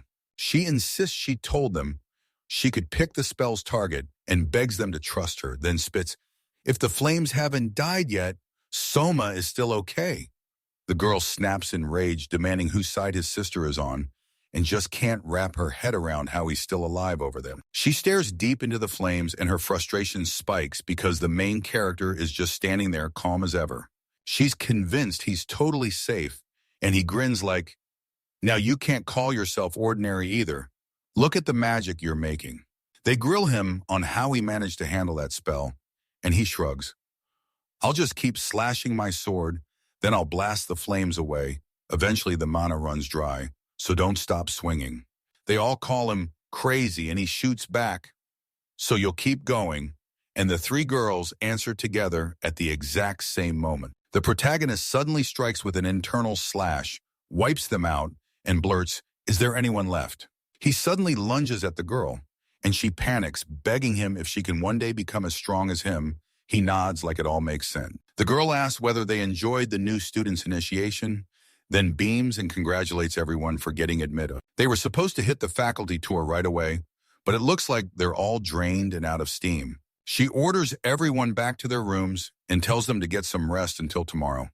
And later she'll reveal the meeting's location and time, plus the relief hits hard when she finally clears up what the protagonist's size means. A few days later, school finally kicked off classes roaring back to life, where all sorts of basic education lessons filled the halls and students packed into lectures, while a girl stood at the board explaining everything in front of them. He gets martial arts training too, but his absolute favorite lesson, magic. He plops down, stares the teacher down, and says, "This is what surfaced over days of digging, and it's not just my first year. So yeah, it's not shocking. I haven't learned a thing new yet." In the giant quiet library, the protagonist sits back, grins, and devours a massive book, thinking of course the Royal Academy's shelves are stuffed with endless treasures. No matter what year he's in, the library gives him total freedom to read any book he wants, yet he can't help but notice the girl. She figures that even with royal blood, he's probably not getting the throne, but she's still proud she was raised in a kingdom, and she's determined to prove herself as something the realm can actually use. So she decided to storm into the academy because her kingdom is miles behind in magic research, and she's got the talent to fix it. She needs to learn how to use her power, and once she steps in, she realizes the world is packed with incredible people. And right in that crowd stands Soma. She's absolutely awestruck by him, and the admiration's real no matter what question he gets. He answers it with zero trouble. Even in fencing class, he swept the teacher down like it was nothing, and she couldn't shake the feeling he wasn't even breaking a sweat. She snaps out of it, realizes he finally chose anything besides studying, and catches him sitting down to read, then immediately thinks, wait, I could totally answer at the board too, because she's not dumb for a second. She feels this heavy emptiness gnawing at her, and it's only been about 2 weeks since classes kicked off. She's terrified she can't keep up with her studies, doubts her goals are even within reach. And since she devours every book she finds, she can't tell which lessons will actually help her. He can't stop thinking about the labyrinth. This book feels like the key to everything, and then, just like that, the labyrinth flips on him again, as monsters strike, vanish, and come back in the blink of an eye. While somewhere inside it all, treasures and deadly artifacts are waiting to be found. He chose to enter the academy because this place sits on a real labyrinth, its whole campus built over it, and even the lessons have a special segment devoted to that maze. He can only visit it after he finishes secondary school, and he's stuck waiting for his own call, so he starts hunting for a way in early and sets out to find out if it's even possible. The guy quizzes the girls in the library. Are they hunting magical knowledge, chasing a specific clue, or straight up searching for a grimoire? A grimoire is a spell book you crack open to learn a specific magic, but it's insanely rare and costly, so you usually only pull one from a labyrinth, and you can use it just twice. If you stumble on something like this in a library, then it's a grimoire, ready to be unleashed. Neither of them knows a lick of magic, so Sheila decides she's done guessing, and she starts hunting for something that can finally teach her the basics, even if it means tracking down a basic grimoire. She's got all the time in the world to poke around and test everything. She's never even laid a hand on a grimoire before, and those things are so rare that nobody touches them, not unless you're in a place like this. She's starting with the contents, but there's no way she'll make sense of a thing in there that's exactly what he was warned about. And she's already saying it herself. It's covered in ancient symbols, and only a tiny handful of people can read them. The girl asks him to read them, and he nods right on the spot, and she's totally stunned when he can actually read them. He reads that April 3rd, 117, sunny and bright, was supposed to be an everyday day. No big deal at all, and the author can't wait for the centenary celebration, but somehow nothing about it feels normal. Every grimoire's cover is stamped with one-of-a-kind design. Nothing can fake it, and the main character swears it's the real thing. He skimmed the pages. Every entry looked exactly the same in here, and in the others too, so this guy can actually read them. Then he leans in and asks, is this rare? Because they were clearly shocked. The girl shudders and says the symbols feel downright eerie. Plus, they have zero clue where they came from. The wild theory is that God handed them over like a script from another world. And sometimes people from that world slip into theirs, leaving behind tech that still somehow work. The guy asks if she's anything like Yori Kanzaki. They know if she even gets that stuff. And when he asks about the labyrinth, she just smirks and says, yeah, you can say that. He blurts out, how am I supposed to get into the labyrinth right now without anyone catching me? And she shoots back, you really think I can teach you? You can get in, sure, but only after you jump through the academy's formalities, because there are rules they don't even bother explaining, like how elementary education students aren't allowed anywhere near the labyrinth yet. Somehow there's an exception. People say you can ask the instructor for a special exam, but it turns out the instructor is really the director. Morning hits, and the guy blurts out, I've never been here before. Temple or ruins? He's clueless. They fire questions at him. Did you really picture the labyrinth like this? And press, so the director just has endless free time and personally runs this exam. Then she leans in again, asking if he can be gentler, while everyone knows she's still the deadliest force in this whole academy. He tells her that if it were anyone else, he never would have made it here, and she fires back that it's only because of her. Then he stops her mid-bounce and tells her not to get carried away. Then suddenly the girl asks, is that a barrier? And Soma tells her, yeah, we set it up to stop trouble even if the monsters ever break through, but that part never really happens. We've got to hurry before the exam secret starts. She'll snap out one more thing, then bam, she sends him straight to the 10th level. Level 10 is the stepping stone after primary school, and that's where they drag everyone into a test. She claims it'll take around 2 hours, and then the guy slips out. Goblins swarm his shadows, and the second one pops around the corner at Soma. He swings and decapitates it in a single strike. Then the main character barrels down the stairs and clashes with every enemy that pops up along the way. He swears he's doing fine, and says at this pace he'll go all the way. Then he turns to the girl and demands why her words sound so weird, and rage instantly flares when she snaps at the question. He didn't want to upset her, but it still baffles him. Why is she acting like a kid when she's clearly an adult? She presses him. When did it hit you? And he blurts out, the moment I saw you, I knew you were that dragon. She shoots the question, are we okay or are you going to kill me? And he shakes his head. No, even if someone ordered it, I wouldn't do it. I hate murder. She blurts out that she wanted to catch him off guard, and she totally gets why she chose to take the exam herself, then just stares at her, wondering why that little girl didn't realize dragons have gender. Her body stays small because she hasn't even hit 50 years yet, and when she fully grows, she won't tower over everyone like a normal dragon because, in her original form, she was massive, even by dragon standards. That's why she picked this tiny body, basically. She's trying to look like a cute girl. He shrugs it off, but she finally blurts the truth she's pregnant. He can't even remember how he brought her here, but she stares him down and says, you killed me. And that's when everything ends. The protagonist is grinning, then the dragon spits out pure nonsense. And suddenly the whole plan feels like it was tailored to drag him back here. Because, yeah, that's exactly what happened. Didn't he forget what she said? Nah, he remembers. He blurts out the question. Can non-humans even have kids? And she's definitely not human, but she can still carry a child in this form. No trick, no illusion.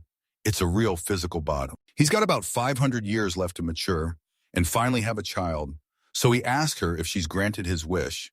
Then she shoots back a definite yes. But here's the catch. He can't use a magic, so why did she call him? She just heard him say he wanted to hit the labyrinth, and now she's asking, can I examine it? She can read every single one of his abilities. He doesn't even flinch, like she's staring at a massive, never-ending list of everything he can do. She spots special magical skills and swears there's no doubt because the power's right there. And she even clocks other abilities too. He's been barred from training any more magic or physical skills, and she instantly gets why this is happening. He might never learn magic, at least that's what it says. And when he asks her if she's sure, he still swings and slaughters goblins. He grabs her and demands, what did you do to me when you reincarnated me? Then she admits she handed him her power, but it got treated like a glitch inside his body. So his skills can't grow anymore, and he's furious because she basically wrecked everything. From the start, he saw zero problems at all, because the moment he uncovered the real reason, he knew magic was off the table, and that realization felt like a huge win. So yeah, she's got nothing to fear because she already pulled off the miracle of rebirthing him into this world. And now she leans in and asks, so are you going to have a child with me? And he shuts it down, flat out refuses. A young man and a woman finally stomped onto the labyrinth's 10th floor, and the man's eyes narrowed since they'd reached here without a single hitch. So how long did it take us to get here? He demanded, looking to her. She shot back that it only took an hour, way faster than she expected, and said he'd crushed the exam assignment without a single problem. He started to suspect that losing magic was the price of the girl's reincarnation.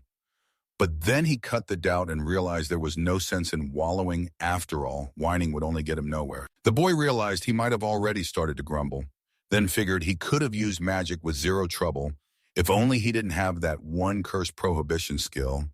And yeah, that's probably where the resentment crept in. He told himself he didn't need to deal with those thoughts right now, then tried to shut them out and drown out the distraction. The boy decided the hard road was the only one worth it, his nerves kicking in as he compared this new life to what sword fighters endure, knowing he'd have to grind way harder than before. When they finally reached the magic testing ground, the young man stood there watching the whole show, and the girl snapped her head around the moment someone called her name Soma. She looked stunned that he was there at all, then turned to him and blurted out what he was doing. The guy who'd called her over said he wasn't here to practice, he was hunting for inspiration, and he asked what they were doing. The girl snapped back that they were mostly training. Then the same man who'd pulled her away turned on her friend and demanded to know why he was even there. When his displeasure burst out, the girl's companion stepped in politely and asked who he was, and the guy snapped back that he'd been the one provoking him. Then the girl calmly told him that her friend seemed totally off in a bad mood today. Fuming, the guy who'd shouted at him spun around and snapped that he couldn't believe the other guy thought he was kidding. Then he fired the question straight at Soma herself, like, Did you see it? And that was when Soma's companion was totally lost, staring in confusion. The girl started spilling that this man was Lars Hoffman's star, his family's rightful heir, and that at some ceremony he strutted with way too much confidence. But when it all ended, it was her companion who took the win, and Lars Hoffman was left with absolutely nothing. The young man nodded yes, then confessed he'd never heard of this family before, which stunned the girl, and she immediately decided to test whether he truly belonged to their kingdom. Then the girl spun toward him, hesitated for a beat, and asked straight up if he had a girlfriend. He rushed up with genuine concern, asking if anyone was threatening her or worse, enslaving her. Then the girl bristled at the thought, and after a hesitant pause, admitted she was totally fine because Ina was a really good friend. He said she was really nice. Then he warned her she could turn awful and told her to hang in there then. Out of nowhere, a voice behind her cut in, saying the guy was still right there in front of them and asking if they even realized it. The boy froze for a heartbeat, then judged the girl as fragile while insisting Ina was tougher than any mage, and he even figured Ina had spotted some secret potential hiding in her. The young guy clocked just how jam-packed the crowd was, and the girl snapped back that it was only the first day of exploring the labyrinth. Every group showed up, so this was always going to happen still. The young guy muttered that, honestly, they'd have been better off with way fewer people. The girl kicked things off by saying everyone would split into groups. Then she couldn't hide her worry that they might not finish everything before the day was over. And she laid out the rules: first come, first served, because everyone was itching to start S.A.P. She warned that how fast they prep decides exactly when they'll reach the labyrinth, and that if they move quickly, they'll lock in an early entry.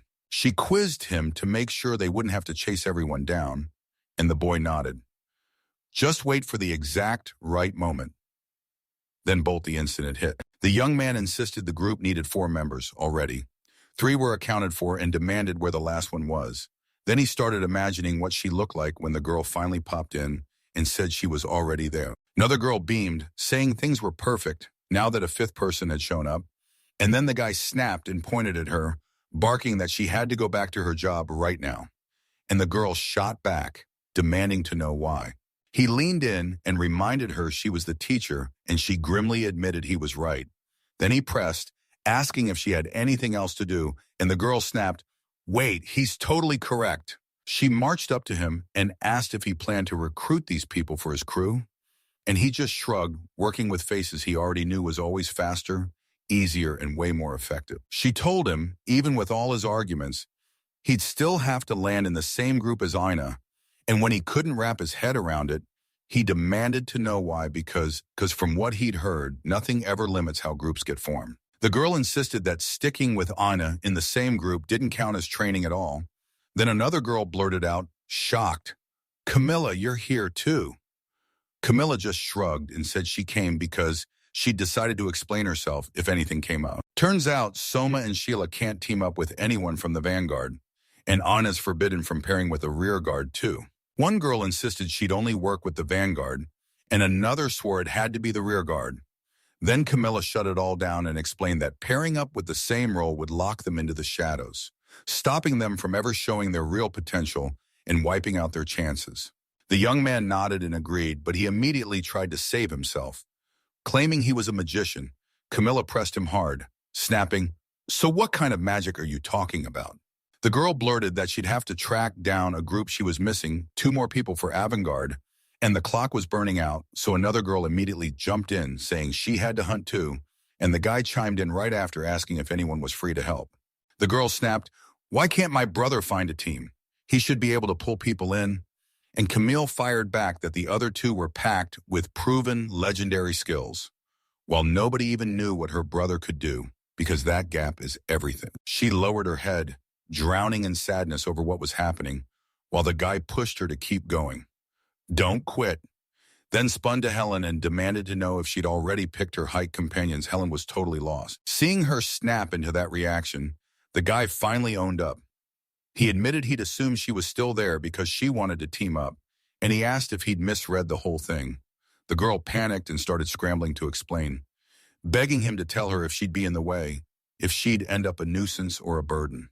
He stared at her fears, baffled. Why would she be a hindrance when he was the one getting shut out? And then he blurted that all he wanted was to form a group with her right now. Heat rushed to her cheeks as she finally realized what was really going on, and she nodded her head, fully consenting. He shot his hand out and politely asked if she'd team up with him, then pressed for her a clear yes to work together. After the girl shook his hand, the guy leaned in and told her he trusted her completely, but she stalled for a beat, then blurted that she wasn't sure if she should even bring it up, warning him someone was right there, watching him with razor-sharp attention. The guy pointed it out too. He'd seen the surveillance, then spun on the stranger and demanded, "Now tell me your name. Explain who you are." Lars Hoffman's stare burned as he snapped, "Remember my name?" Then the kid fired back that he'd never even heard it said, before admitting they still needed a new member for their band. Lars stumbled into the question, asking if they were trying to recruit him like there were other invites hiding in the background. And the guy snapped back that if that's what this was, he'd grab someone else. So Lars gave in and said he had no choice but to join. The young man admitted they were short one member and warned that tracking him down would be a nightmare since everyone else had already teamed up. And then Lars pointed out that one guy was still standing there, so he stepped in and offered to bring him into the squad. He demanded to know where the man was, and Lars shot his finger and said, "She's right there just standing alone." The girl slid closer to him, nodded and confirmed, "Yeah, you really found me." He nodded right along with his friend, smirking as he said he could make the move because a team isn't finished until you lock the formation in.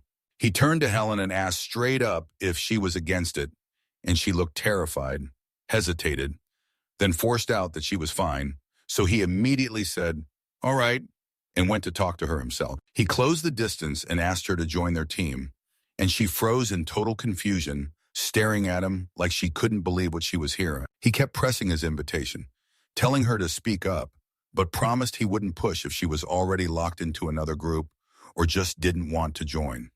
She shot back fast, saying she was totally fine with the team. A girl marched up to the team and said she was joining them, and the whole crew lit up at her arrival.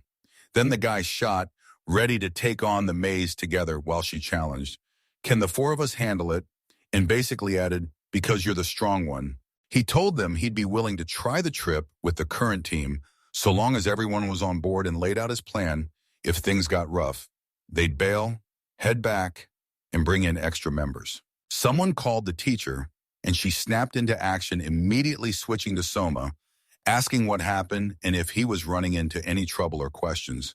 The boy declared they were heading into the maze, and the girl gasped because that meant they were going first, since she swore someone else had already gone. The teacher nodded and said, "That's how it usually works, but this year everyone was being extra careful." Lars snapped, furious, asking what caution even had to do with anything, then blasted everyone else as cowards and fools while the girl quietly dared to ask if he really meant that for sure. The teacher couldn't promise the answer, but admitted there might be some truth hiding in what Lars said. She said the pre-trip talk mattered, but the real point was simple: get real hands-on experience, and then the teacher added that the others' choices made sense, because they had zero clue what dangers were hiding in the maze. Once they got the full explanation, the young ones finally understood what was really going on, and the teacher snapped, ordering everyone into the maze, then pointing straight at Kurt and saying it was his turn. Kurt nodded, swore he got the instructions, and said he was ready to move. After greeting them, the young man Kurt struck his name into the air and declared he was a third grader in high school, then stepped up as their group guide and couldn't hide how thrilled he was to meet them. The young guy stepped up, grinned, and said, "I'm Kurt, third grade in high school," then added that he'd been assigned to guide them and was genuinely thrilled to meet all of them. The boys lit up at meeting Kurt, and the girl chimed in, saying he looked just about the age they expected. Kurt didn't say a word, just flashed a tight smile until another teammate stepped forward and declared it was time to move. He declared he'd prove his imperfect clairvoyance, then right on the spot started hacking away, swinging the weapon hard and fast like he meant to make it move on command. The monster clamped its throat around the boy, but even then he clocked one thing: this beast was way weaker than it looked. Then the girl burst into view and he gasped her name, Sylvia, completely shocked. It was obvious this young man and his crew weren't backing down. He sprinted straight in and chopped the monster's head off on the spot. Lars thanked them for stepping in, and they promised the help came just in time, plus they swore it wouldn't happen again. As he stood there thinking, he couldn't help admiring how insane the boy's fencing skills were. Yet he still didn't get why he was desperate to learn magic too. Lars stared at the young man and couldn't shake the question of why their paths had collided, then decided he'd be the one to strike the next monster, charging straight for the target. While the boy fought the monster, Sylvia slipped in right behind him, eyes locked on every clash. She figured she wouldn't need to step in, so when she saw him, she lit up and called it wonderful. Then she realized the boy was guarding the rear guard while laying out his instructions like clockwork, crystal clear, and perfectly timed. And once she remembered he'd already explored the labyrinth, it all made sense. He had the experience he needed. She kept ruminating, clocking how none of them even noticed what he'd been through, and wondering just how sharp his real game even was. He blared that every enemy was wiped out and they needed to push forward, then asked how everyone was holding up. Yeah, even he admitted he was getting worn out already. Lars nodded at the fatigue and said they'd been slugging it out and marching for a full hour. Sylvia echoed what the other said and asked how the other girl was doing. She admitted she felt worn out, but insisted she could still walk a bit more, and the man snapped at them to keep going, warning them not to strain themselves too far. They were said to have pushed through the labyrinth toward a specific entrance, and one of the watchers swore they'd picked the right way. When Lars spotted the monster, he blurted that it was the only one around and swore he'd handle it himself. Once the monster crumpled, the boy blurted out an apology, claiming it was just an accident and he wanted it done fast. Lars shut him down, said there was no arguing now, and demanded the next target. The boy nodded, then begged Lars to stay careful. Sylvia said she got it, then paused, realizing this was a bigger, tougher goblin type. Not exactly strong, yet still not something that should have been roaming the first floor of the labyrinth. Lars kept asking himself whether that kid really pulled it off by accident, since he'd fully expected it to be dull. Then he realized, nope, this might actually be a little fun. It was reported that on weekends the girl sank into her soft bed inside the whole time. The fair-haired girl marched up, blinked in shock, and demanded to know why he was sprawled there again, then shot by Wambawaming. Did you even open your eyes today? She fired off a rhetorical question about whether that kind of behavior was even fit for a lady, and the girl on the bed answered by letting out a confused little sound. She told them to keep going and demanded to know what was happening. Then she grabbed the book and gasped. It was a forgotten novel by Mrs. Ishi Olivia, and her own companion was the main character. The girl sprawled on the bed, shot upright, and snatched the book out of her hands. With a grin, she insisted everything looked cute, and then swore that once she went full serious, she couldn't hide a thing. Her companion shot back that she was squandering her talent. The girl on the bed snapped that her friend used to be kinder, and the blonde shot back in shock, insisting she hadn't changed, then proved it by pulling up her dress. But the girl in the bed cut in fast, reminding her she'd been this way from the start. She pressed Maria in why she was there, and Maria shot back that she'd come to do her job making the bed. Maria said she wasn't here just for work. She could tell her conversation partner was in a terrible mood, so she tried to lift her spirits and asked if something had happened at the academy. The girl clutched her dress and swore her story was real, then spun toward Maria and begged her to listen, only for Maria to snap back fast. What's wrong? Maria laid it out cold. Don't bring up how badly you lack talent in front of others. She warned it could blow up in your face fast, and if we're being honest, those words made her want to punish her friend. She started laying it out, saying it totally makes sense to build solid intermediate general skills. And then she added, even better, your favorite skills should hit that same intermediate level too. She kept going, saying half the academy already crushed advanced skills, then stared her down and asked, how am I even supposed to compare? And she didn't stop there. She insisted that even the pros who didn't match her stats still hit harder. Maria leaned in and told her friend not to stress, swearing she was stronger than she'd ever give herself credit for. The girl thanked her for the support and admitted, maybe, just maybe, Maria was right. She pressed on, a little stung, asking if what she said even made sense when the other person kept shutting her down.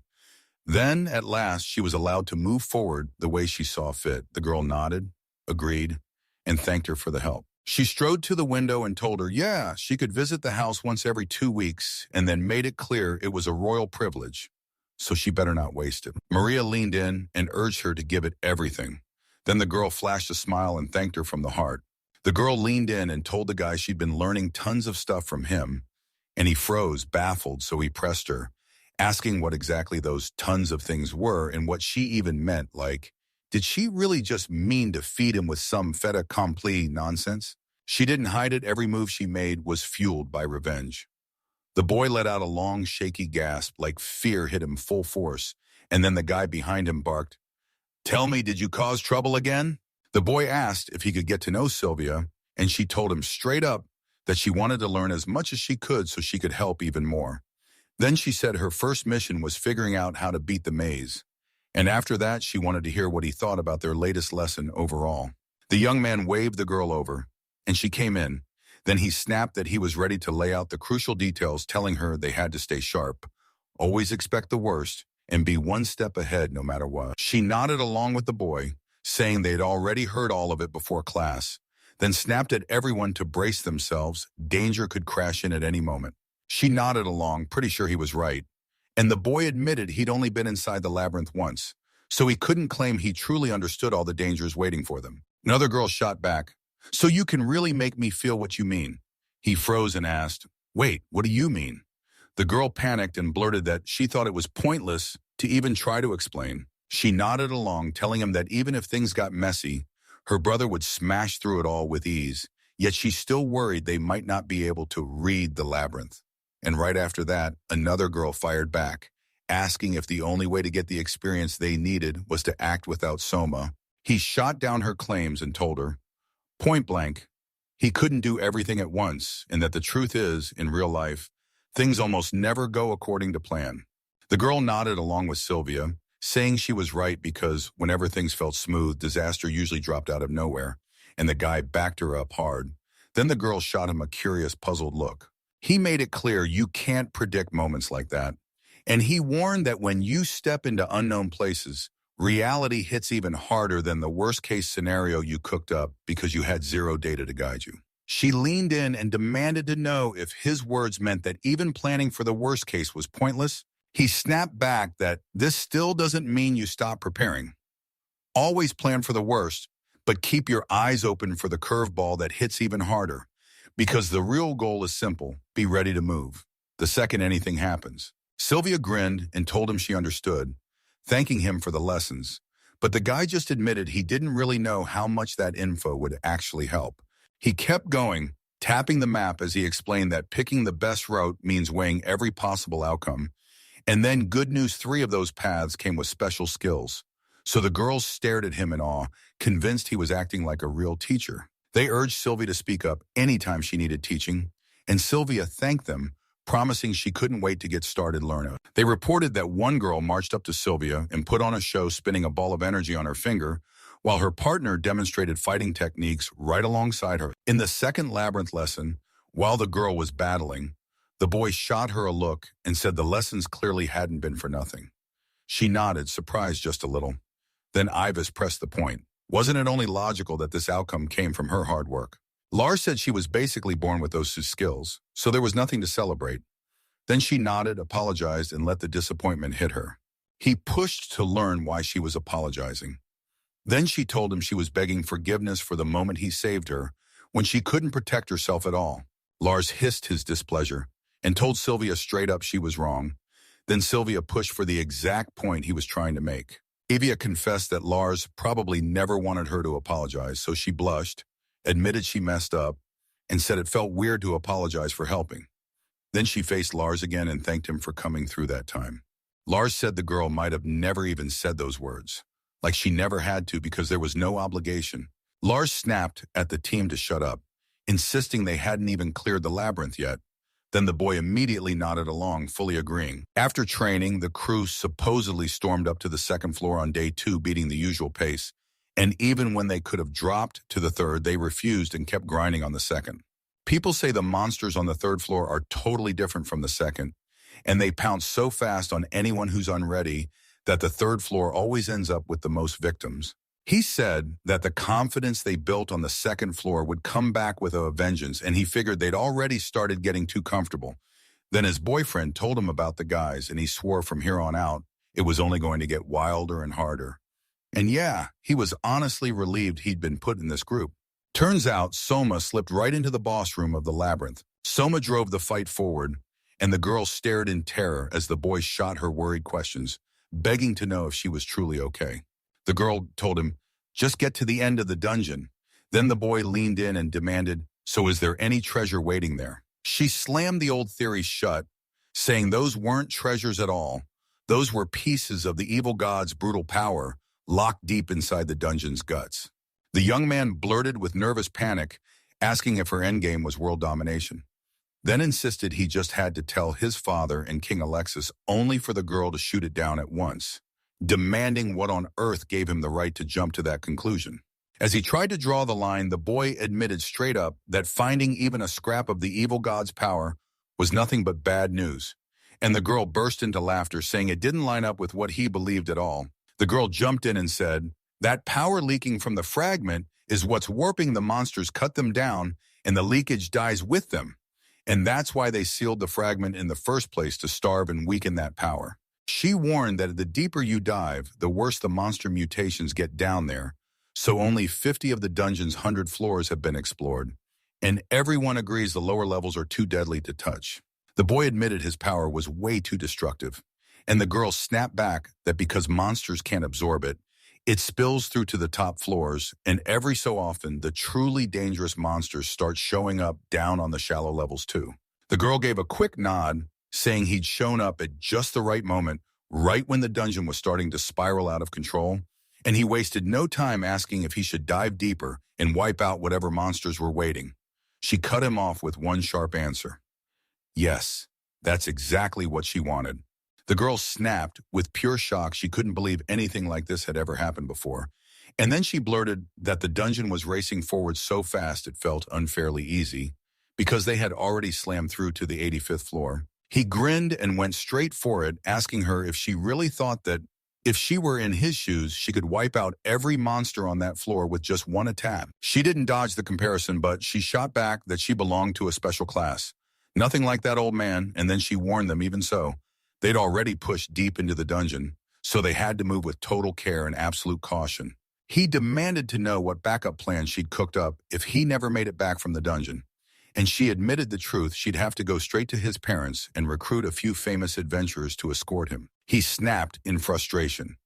Every other team had already started sliding into that dungeon, so he pointed out that with this guy missing, they might as well launch their own push right now. She admitted they couldn't change a thing, and then she spilled the real reason she'd heard he'd only stepped away for a bit, because the organization's director was about to officially ask him to keep working on the current project. Lars clocked that it was the director's personal request, but he didn't have a clue why, so he snapped, asking what was going on with him right then, and Sylvia shot back that it was pointless and told them to go train so they'd be ready for the next ascent. Avia snapped that it couldn't work. There were only 3 of them. Lars, sprawled on the ground, cut her off, groaning that this was a disaster and demanding to know if they had any other way out. He figured that because that guy barely showed any movement until the very end of last night's descent, nothing terrible would happen if their team stayed put on just the first floor. Avia hesitated, straight up confessing she wasn't fully convinced, and just when the worry started to creep in, Sylvia cut her off, saying she had doubts too. But this didn't look impossible, and it wasn't exactly on the verge of disaster. The boy said it didn't feel impossible if they pulled it off, but his gut kept screaming it might turn reckless fast. Then when he asked why the senpai was there, the senpai admitted it. He'd come to the academy for business and spotted them along the way. The guy pushed for proof that they were truly serious about the expedition, and Lars admitted the plan might be reckless and dangerous, but he told his counterpart not to panic or stress over it. The boy grinned and said he'd happily tag along, then admitted he was dying to see just how deep this team could push in the dungeon without a powerhouse like Soma-kun backing them up. The guy demanded to know whether the academy had approved it, then swore he'd take full responsibility and walk right beside them. The boy grumbled that they'd scoured everything and still couldn't turn up the treasure to unlock magic. And the girl shot back that they'd already stumbled on grimoires, only for him to refuse to learn it the easy way. One of the group couldn't stand the silence anymore.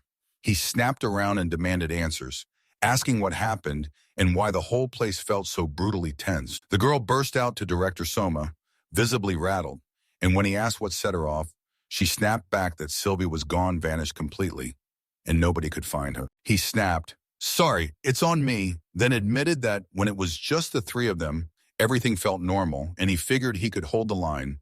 But the girl cut him off the second they hit the third floor, telling him, "Don't panic, just stop and think about what we can do." She barked an order for him to take her straight to the last place he saw the missing woman.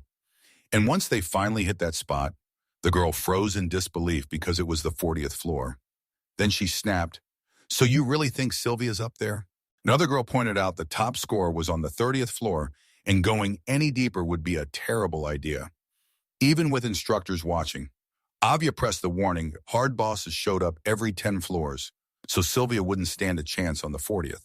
Camilla sized everything up and snapped that only she, Sylvia, and the director even stood a chance of pulling this off, and the fact that everyone else got shut out only made her fear the worst. She said flat out that even if they bulldozed through the resistance, Sylvia would still be unreachable.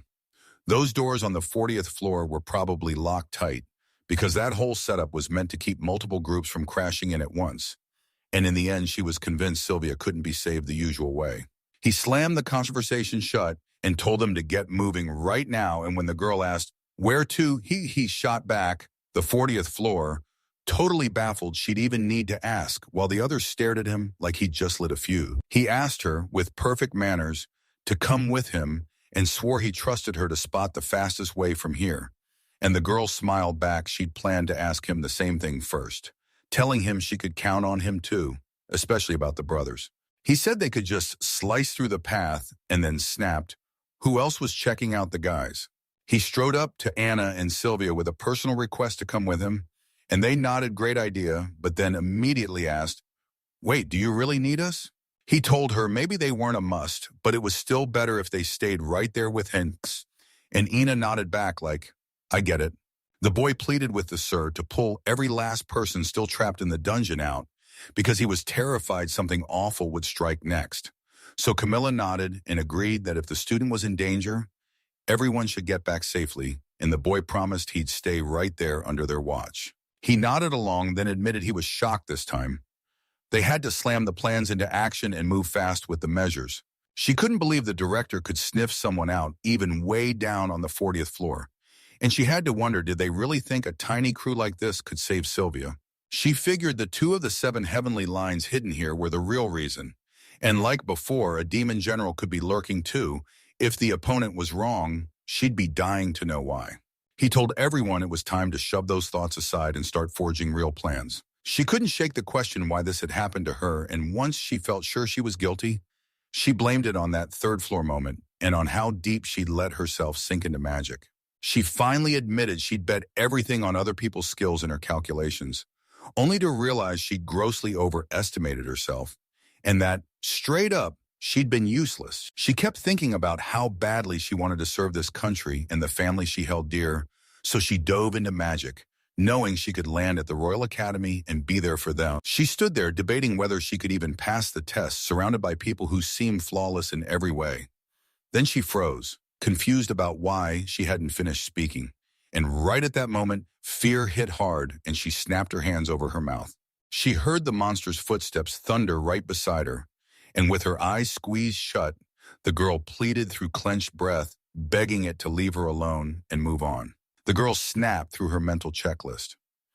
Intermediate class, general skill, intermediate environment skill, then glanced around to make sure nobody was near, and slammed her extreme ESP into motion. Out of nowhere, the monster tore toward her. At full speed, she froze in terror, then bolted and screamed in her head, "Why is this happening? This can't be real." Her breath caught as those monster claws cinched tighter around her. Then dread crashed in, and she whispered to herself that this was it. The fatal moment in death was about to claim her right here. The girl swallowed hard and muttered, "What a pity." And right after that, something sparked. Then a voice cut through the silence, promising she wouldn't die anytime soon, so she should stop panicking. She suddenly realized her savior wasn't some random hero at all. It was the one who landed the decisive hit and sliced the iron monster wide open with his weapon. He admitted, with zero drama, that the academy wasn't as terrible as he'd expected. Then he even said he'd started to like it, and just like that, it all fell apart. Lars, having finally pinned down the real cause, demanded to know if the thing in front of them really was a piece of the evil god's power. He wrestled with two burning questions at once. Where were the others? And what wrecked everything? And the girl shot back that maybe they'd simply given up because the ride home was too brutal. The girl sobbed through her tears and begged forgiveness for what happened. The stranger threw them an apology, begged to be let through, and swore things would be fine if they gave him the chance. Then he assured them, just stay right where you are for now. The girl told the boys she'd begged them not to enter the labyrinth, and she figured they were dragging someone along then, out of nowhere. She spotted a figure and blurted out Soma's name. He started peppering Helen with questions about what happened, and she stumbled through her words, stuttering hard, saying she'd watched the man being carried off, then getting hurt. The boy snapped at her right away to pull herself together and calm down. The girl burst in, panting, and said they'd found Korta-senpai with injuries so bad they couldn't be fixed. The girl delivered the academy's official line like it was gospel, saying Kurt had first toppled straight off the third floor. No twist, no warning. The boy then fired back, saying he could barely wrap his head around how a third year could mess up that badly on a third floor so shallow. The girl snapped that the incident had to be the work of someone with zero good intentions. And the boy fired back that right at that same critical moment, Lars, the suspect tied to Sylvia's teleportation case, vanished. He pointed out that Lars was a suspect in two different cases right now. And the girl shot back fast. Those weren't random incidents at all. They were connected, part of one bigger chain. She pointed out that in the Sylvia teleportation case, Lars is a suspect in whatever physical or emotional harm she suffered, and the young man nodded, saying it made total sense, especially with everything Helen had already told him. Turns out only Sylvia, the guard on duty, could spot the trap, and that's wild, because the trap only forcibly teleported one person to some unknown place. The girl couldn't shake the feeling that all of this was stitched together way too neatly to be an accident, because no way could a trap this complicated slip past unnoticed on the third floor. Not after they tore it down with a real investigation. He basically said it was only natural to point the first finger at her own party members, because if the culprit truly wasn't her squad, they could have whisked her straight to the trap site in no time. There were plenty of ways to pull it off. Even with every suspicion flying around, one of her own party wound up dead serious, hit with a wound so bad it could have killed him. The face injury screamed, monster attack. But his right arm was clearly shattered by a human hand. He clocked it. The suspects got that look like he just bolted from something. He insisted the culprit was staring them in the face, then pointed at Kurt, saying, Kurt must have cracked Lars's scheme, only to get blindsided while they tried to interrogate him. And yeah, he bought that idea, but he couldn't wrap his head around how Kurt could have actually fallen to Lars. She nodded along hard, and remembering that Kurt was the strongest kid back in middle school, she fired back one sharp question. How in the world did a first year manage to beat a guy like that? The boys started whispering that with Lars's family riding high as true aristocrats, they probably had some rare magical weapon up their sleeve, and that's why Lars shut down the teleportation trap too. The girl nodded and said that if Lars really was the culprit, then this was the only explanation that fit. Plus now the power gap was suddenly crystal clear. He said the real question was his true purpose, and with Sylvia it was crystal clear he wasn't just looking to hurt her, he was aiming to kill. It made more sense to figure out why she was kidnapped, not why she was marked for murder. He just couldn't wrap his head around why anyone so far from the line of succession would get wiped out. The girl admitted there wasn't proof, but she insisted the whole thing smelled like the heretic incident. Then the boy lit up and said her logic was spot on, because once all this is over, they're going to get shattered into pieces of the god of evil. The girl shot back that nobody had announced it, but he'd still been tangled up in a string of incidents with them, and now they were moving way more than before. The guy swallowed and admitted she might be right. The girl gave a quick nod, barely breaking her stare. He thought they were already on the labyrinth's 90th floor, the place where the main boss waited, and they had to blast through it before it got them. He announced they'd wiped out the boss threat on the 90th floor, and the girl nodded because, with that gone, they just cleared the biggest hurdle to grabbing the evil god's fragments. He pushed for clearing the map to boost security, then warned, mess up even once and you'll regret it. The girl snapped back, saying they'd struggled to clear the labyrinth today, but they could still reach the bottom tomorrow. Then she demanded they hurry. The guy snapped that the skeleton was gone, then demanded to know what on earth it all meant. He clocked the whole situation in a blink. This skeleton was weaker than the evil dragon, and he practically patted himself on the back for being lucky. Then it hit him his presence here didn't matter, so he never could have beaten the skeleton, which only looked hurt because he wasn't involved. Still, one last key waited to unlock everything. She slumped there, furious at herself for losing her cool. She couldn't time the trap report right, couldn't shut it down on the spot, and just as her thoughts spiraled, it hit her like a punch. This wasn't a teleportation trap at all. She nodded, but one thing hit her hard. This teleport tool wasn't like any magical one she'd ever owned, not even close. The boy swore he'd watched her use those exact items, and sure enough, the look of them was totally different. Stunned, the other girl leaned in and demanded to know how Soma could have possibly seen it happen. He said they used a special object to jump straight to the 50th floor. Then the girl admitted it was meant to stay secret, but if he held on to it, she said it was fine. The other girl was stunned and demanded how she could pull that off, since she never believed herself capable of doing something like that. He rushed to apologize, admitting they'd missed floors, and left the 40th floor boss still standing. Then the girl snapped, "Don't!" and told him the whole thing was a setup, loaded with a formula that would trigger the boss, and she swore that formula felt almost exactly like teleportation. He told the girl she was probably insanely lucky she'd busted out of that trap, because if she hadn't, both her and Helena would have met the same fate as Kurt or ended up dead. Lying on her bed, she stewed in bitter regret she tried to do everything, and still nothing worked. Then a sharp feeling hit, and she bolted upright. When she peeked behind the door, she found a box waiting there. She stared at the box, already guessing what it could be, then leaned in and inspected it like a detective. No runes, no glowing magic, just something meant for her. She snapped the box open, spotted a letter waiting inside, and her gut twisted again. Was it really from Maria? She finally clocked it. This wasn't random at all. It was her decision she was handing to Maria, and the whole thing was spelled out in a letter, so she demanded answers from what was happening. But then it hit her hard. She had no choice left but to answer the call.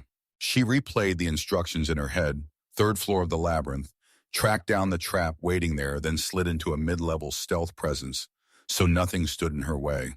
She spotted a blazing, glowing orb, and her instinct screamed, "Go grab it." She marched up, snatched it in her hand, and the whole world flipped, then spun wildly out of control. Sylvia snapped back from the stranger's sudden appearance, and the man told her it had been ages since they'd last seen each other. Then he called her Sylvia and said they hadn't crossed paths in a long time. She swallowed hard and asked, "What's your name, Kurt?" The girl couldn't shake the fear that Kurt Senpai might be seconds from death. Then he reassured her he was just glad he'd made it to see her, and admitted he'd put everyone through a brutal gauntlet of obstacles. He even shrugged that it was painfully obvious, warning her that if she wasn't paying attention, she'd get played without even realizing it. He snapped that his former self was the one who'd picked that disgusting tone again, then demanded what he was thinking back then, and when the girl asked if he really was Kurt Senpai, he told her to judge for herself by looking at him. That girl hit him with the reminder Curtis Senpai was in the hospital, and he snapped back that she just didn't get it, insisting the guy wasn't him. The girl snapped, "If it's not you, then who?" The guy grinned and said, "Yeah, you finally caught on." Then he laid it out. The guy was the same height, so he just swapped clothes and tossed his ID on him. He laughed at them for falling for such a cheap trick, sneering that they were naive, and bragged that it made things way easier for him. Then he told them not to ruin the show and asked what else they should be afraid of. She snapped to what was wrong, burst into frantic screams, and demanded to know where Maria was. Then her eyes caught the girl sprawled on the floor, and she shouted Maria's name in pure terror. He told her, "Don't worry, I didn't hurt you. You're the one who did." And then he added that she'd acted exactly like she served royalty, trying to bite off her own tongue without even blinking. He bared his hand and swore he'd even hurt himself for Maria. Then the second Maria tried to speak, the guy cut her off, claiming she had no say in this, demanding she obey him. And the girl shot back, asking what exactly he wanted from her. He swore he didn't want anything big. He just told her to spill her blood on the black pearl sitting on the altar. Stuttering, the girl tried to ask him why he was making such a demand. He snapped back by asking if she was even required to hear his answer. then threatened that if she refused, they'd both die, and the terror hit her like a punch. The girl stammered out, yes, then marched straight up to the black ball and let her blood drip onto it. Right when everything started whirling, the girl snapped, "What's happening?" And the guy, grinning like a maniac, burst out laughing and confessed he didn't think it would work yet. The seal cracked open anyway, only because he pulled that move. She blurted, "So what does a seal mean?" And he froze, shocked that a royal, of all people, had never been told. Then he leaned in and said the truth. A shard of the evil god is trapped there, and only royal blood can shatter the seal and set it free. He erupted into loud laughter, shocked that the evil god's power kept spilling out like an endless ocean, and he swore that this meant he could do anything he wanted, while the girl stared back at him with a totally unhinged, crazed look. He declared it was finally time to unleash his new power. Then the girl blared, "Stop!" and cut him off mid-sentence. Someone snapped that he was depressed and sick of how predictable he kept being. Then the girl shot back that handling predictable people was the easiest thing in the world, and warned him he'd be the only one saying that after what he was about to see. The guy blurted, "What?" And the other snapped back that lowering their guard would be the end of them, and he swore that same warning fit everyone. The girl stared at the guy, stunned, speechless. He asked the girl nearby, straight up, if Soma was real, then spun around and greeted him like, "Man, it's been ages." The girl turned too and shot back that somehow the whole time had vanished without anyone even noticing. He burst out laughing, admitted they were right, and snapped that he'd been careless. He shouldn't have let his presence slip. Then he stared the boys down and demanded to know exactly how much they already knew. He told them he'd understood everything the second he spotted the body, knew Lars was behind it, but he chose to keep that bombshell from the rest of the team. He kept overthinking how anyone was supposed to get it, snapped at Kurt Senpai for not seeing what she was doing, then burst into loud laughter and demanded, "Why are those the first words you say after she shows up with that monster?" Kurt figured the kid was cracking jokes just to smother his fear. Then the boy bluntly asked if Kurt really came here to learn how to control a terrifying power. So the monster roared with laughter, basically confirming it, and even thanked the hero for wiping out every required boss earlier. Lars bragged that he'd helped break one of the seals, and the boy just shrugged back like he already knew, while the monster stared at him, utterly confused. The girl stepped in and blurted that she'd told them all about it herself because this power was exactly what they both wanted. Then the monster spun on the boy, stunned, and demanded whether he was seriously claiming he'd broken the seal by himself. The Grow kept talking, insisting it was really more like he'd been a huge help to them, even after the seal cracked, and she went on to explain that power is a dangerous double-edged thing. She told them the only way to kill its power was to shove it into a living body. Then the monster roared with laughter, bragging he had been drained to the last drop before he snapped that they'd still made one fatal mistake. He snapped that they'd made a colossal mistake by ever underestimating the evil god's terrifying, unstoppable power, and right then, a black, ominous dust erupted and swirled outward from the transformed monster. She stared at him, terrified to the bone. Then someone demanded whether the evil god's power was tied to death. The boy answered, "Yes, but it's only a fragment, so its main abilities won't fully wake up yet. Even that sliver is still strong enough to summon other powers." One girl seethed, demanding how they could possibly stay so carefree, and the boy only shrugged it off, saying it was just a tiny slice of the total power, so there was nothing to freak out about. Another girl blurted out that only he could pull off those bold, self-assured claims. Then the villain spun toward them and snarled that they were clearly, seriously underestimating what he could do. The boy snapped that he was done wasting time and vowed to end this fast, and the villain shot back with a chilling promise he'd make the boy regret every second he underestimated his real power. They teamed up and crashed into battle, and right away the boy got yanked in by that terrifying monster's tentacles, but he shot forward like lightning and hacked them off one by one with his sword. The monster shot back in furious disbelief, saying this was impossible because the evil god's power was backing it, and then demanded, "So why are you backing off?" The boy snapped that it was just a tiny scrap of the evil god's power, and he fired back at the monster, telling him he had no right to strut around with strength he'd stolen from someone else. The monster blew up with rage and snarled for him to never, ever dare mock him. The boy shut his eyes, threw out a quick apology, and swore he was done using the monster's power. He was ending this right now. Then he swung his sword, and the monster roared at him not to look down on it. Bitterness burned through him. He'd been handed this enormous power, yet he couldn't figure out why nothing was going the way it was supposed to. The boy snapped back, saying he got the hunger for power, but the road he'd picked was a lie. Because power that belongs to someone else never truly becomes yours, and the monster lost it, screaming for him to shut up. The kid snapped, saying his moves were trash, but he'd get better if he stayed diligent. Then the monster erupted into furious screams, yelling for silence while praising his strength, until the kid cut him off with a final announcement, "It's over." Rage erupted in the monster's chest, and he snapped that if his opponent insisted on messing with him, then he'd make sure they had no choice but to go all the way in this game. The monster snapped out tentacles, wrapped itself tight, and spun straight into a black hole. The boy swallowed his pride and apologized to the girl, admitting his actions had sparked the whole mess, and the girl just brushed it off, telling him it was bound to happen, because nobody could have guessed the situation would flip so wildly out of control. Another girl demanded answers, and they told her the truth right before he died. The enemy yanked the limiter off his power, and now that power was absolutely, terrifyingly unstoppable. The young man swallowed his disappointment and regretted that he hadn't finished his opponent sooner. While the girl shot back that nobody could have seen this coming, still, she admitted it was a brutal outcome. People were saying, if this keeps going, it'll burn out in just a little over an hour, and if it gets worse, it'll swallow the whole country. And when another girl heard that, terror hit her like a truck. The boy sank into his thoughts and realized he was out of options.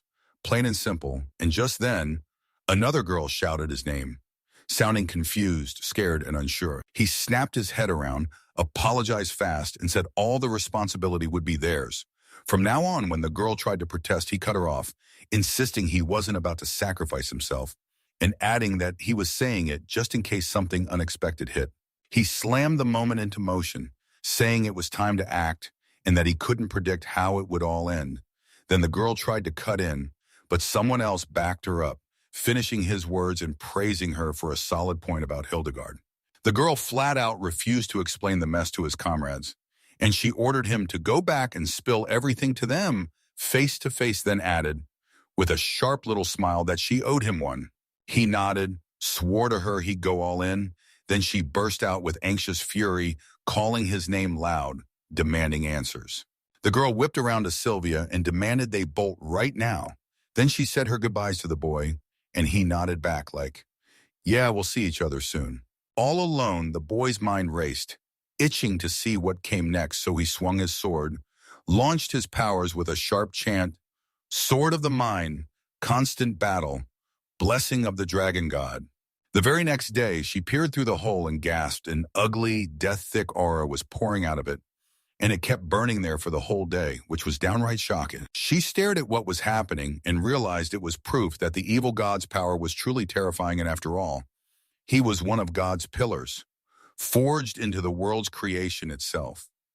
So his strength didn't feel random. She nodded that she understood, then pushed back, asking for even a little breathing room, because she wasn't about to hand the evil god's power any praise. She shut her mouth and felt the air turn heavy with death, and the thought hit hard what would be left of all those random victims. Then another fear followed. Had anyone here truly looked into everything? That was exactly why she had so much respect for her. The one from the hole told her she didn't get it either. She only prayed they wouldn't drag her down here, because she'd been awakened with zero reason at all. She even ruled out the evil god, since the time gap was way too huge. But the girl couldn't shake the feeling that this might be a terrible omen. Hope burning in her eyes, the girl blurted out the question, "Isan, is my niece still alive?" Someone demanded, "Is all of this actually true?" The girl, knowing how hard she'd fought just to dig up this info, shot back, "You're really going to question it?" Then the elf leaned in and asked whether the book's words truly had anything to do with the forest god that ruled their forest. She told him, "Don't ask me that," swearing she knew nothing about it, while the elf stared in shock and snapped back that it was ridiculous, because she was the one who'd handed him the book. She insisted only the elves could truly confirm the forest god's existence, and the elf snapped back, how dare she insult them.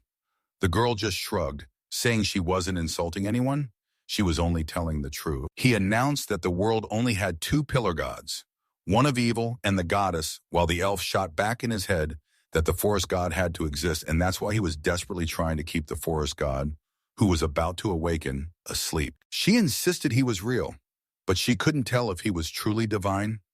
Then the elf snapped back, calling her a scoundrel. She shot back, "Sure, whatever," and jabbed at the book as she said the method to seal the forest. Deity was right there. The girl snapped that, basically, he'd have to sacrifice one of his friends, and before the elf could even react in shock or blurt out objections, she cut him off and said he had no good reason to hesitate. She insisted it was an elven specialty, then pointed out that 100 years back, he'd carried out that exact same ritual to seal away the god of evil. So when she was done, the elf's temper snapped, and he exploded, asking how she could possibly know. With a sharp little smirk, she figured it had to be a secret and blurted it anyway. The elf's tone sharpened, tension snapping as he demanded the truth. She shrugged, eyes meeting his, and admitted that, yeah, she had secrets too, just like him. She struck a deal with him. "Hand over my secrets, and I'll give you a juicy piece of info," she said, and the elf snapped, "What is it?" before she smirked and told him straight out that she knew he was hiding a witch. The elf lunged for a tiny weapon, but the girl snapped his wrist with her hand and said, "I knew you'd do that," warning that if he killed him, nothing would change. Too many people already knew. The elf protested, saying letting her go wouldn't change a thing, but the girl shot back that if he loosened his grip, she'd spread lies, and that lie-filled chaos would buy him precious time. The girl pressed him, asking if he truly needed a sacrifice. Then she smirked and suggested a witch, like it'd solve everything at once. The elf snapped with an irritated growl, barking at her to stop talking. She said even if he guarded that witch, he couldn't keep her caged forever at best. He'd just have to drag himself to another hiding spot, and then she called the choice crystal clear: save the race or let one witch go. With fury blazing, the elf snapped at her to shut her mouth and stop talking. The elf pressed a tiny spear to the girl's throat, but she snapped back that she'd rather take one meaningful death than drown in senseless ones. Then she turned to him and made it clear, "You get the same choice, and you'd better decide." The girl insisted it was just her own opinion, and he didn't have to listen. Then she grinned, asked him to let her go, and shoved Elf's hand away. The elf spun around and started to walk away, and the girl snapped, "So your silence means yes." He shot back that he'd paid for the goods, took them, and they were done. No more business, not between them. The girl nodded once, dropped the truth, thanked him for his support, and then they went their separate ways. The girl kept walking, wrestling with the ruins in her head. The plan to revive the demon lord crumbled. The evil dragon came back but got wiped out fast, and even its mission to hunt the fragments ended in total failure. The girl snapped that the same troublemaker keeps showing up in every single situation, and she's tired of it, not because it's funny anymore, but because this time she's praying nobody else will butt in. She couldn't stop wondering how long this body would hold out, and if, like always, they'd end up as three when the dust settled. Then she told herself, "We'll cross paths soon," and swore she'd burn every last ounce of strength until that moment. The girl barged into the room and sprinted straight for the window. The moment the voice shouted for Aina, she snapped around on the spot, then fired back that she wasn't doing anything. With her eyes shut tight, the girl blurted that she needed a break. No need to worry, she'd be fine, because a long vacation was coming right up. One girl snapped back that she wished she could treat people the way Saima does, and the next one shot it down fast treatments won't fix mental exhaustion. And she wanted to know if the first girl got them. The girl pointed out that his healing was way above average, that he could actually cure Lars even with his deadly serious condition. And then she admitted, thinking it through, she felt he'd even push past mental exhaustion too. After that, she turned to Sheila and grilled her about what her vacation plans were. One girl said she was thinking of heading home, and the second girl shot back, asking if that's where Doris is right now. One girl admitted she was heading into that forest, and the second girl blurted out, "Wait, was that where you were born and raised?" The first girl nodded and said she had a lot to chew on after everything that happened, so she wanted to go over every detail and make sense of it all. She added that she's determined to sharpen her fencing skills, so one day she won't be stuck watching from the sidelines. Sheila shot back, "Oh, now I get it." Then she leaned in, buzzing with questions. "Where's the guy and what's he doing?" The other girl quickly nodded along just to back her up. The girl cut in sharply and said he always shows up and makes them worry. Someone snapped, "Hurry up, head home and call me," then tossed in, "And yeah, tell them you're a fool." They reported the wanderer crossing the field, and then right mid-stride he spotted something out there that didn't make sense at all. Once the wanderer spotted it, his mind snapped into an instant, shocked monologue. How in the world did someone, and a kid like that, end up in a place like this? The wanderer scooped up the boy, set him on the bed, and gently held him down. The boy blinked awake and said some kind stranger must have saved him, then admitted his chest hurt, like he'd been punctured and deflated. He told them he felt completely wiped out, like he'd pushed himself way too far yet. Deep down, nothing was truly critical, and things weren't as bad as they sounded. Right after someone knocked, the girl popped her head in and blurted an apology on the spot, making the guy jump. Then he snapped his eyes back on her immediately. The boy blurted, "Are you my savior?" She froze for a beat, like the words wouldn't come, then nodded and said she'd seen him sprawled out in the field. The boy finally got it and thanked her with all he had. She just waved it off. "No big deal." He immediately apologized for showing up in such a mess, saying he couldn't move right, and she waved it off like it was nothing at all, then asked if he'd been hurt, because when she checked, she hadn't found a single injury. He only admitted to some nasty muscle pain, and that was the whole problem. Then he warned her it could get worse, but if he ever started messing with her at home, he'd grit his teeth and force himself to keep moving. She reassured him everything was okay, just like she'd said before. He wasn't bothering her. The girl told the guy to rest up and push for them to continue their chat tomorrow, and he nodded right then and there. He agreed, but insisted he should at least introduce himself first, and she took his word with a calm, understanding smile. The guy threw out his name Suma, and the girl followed with Felicia Aria, then froze mid-sentence, caught herself, and said, "Just call me Felicia." After that, she smiled and told Suma it was nice to meet him. As the girl walked out, she told the boy to get some rest right then. He sat there staring, lost in her striking look, her white hair and red eyes burning in his mind. Suddenly it hit him.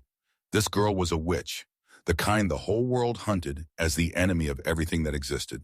In his eyes, witches were forbidden monsters easy to spot with their blazing red eyes and snowy white hair, creatures so dangerous they could tear the world apart and plunge everything into chaos. He started thinking, if I catch this witch, I'll win glory I'll never forget. But if I hide her, my whole family gets executed. So he pressed for answers who could actually wipe them out, and the name that hit him hardest was the Church of the Holy God. Turns out the Church of the Holy God isn't just big, it's everywhere. And about 80 of the entire world's people swear allegiance to it. He realized the saint who ran the church also wore the crown as the fifth queen of the seventh heaven. And that revelation lit the fuse for judging witches and every evil lurking in this world.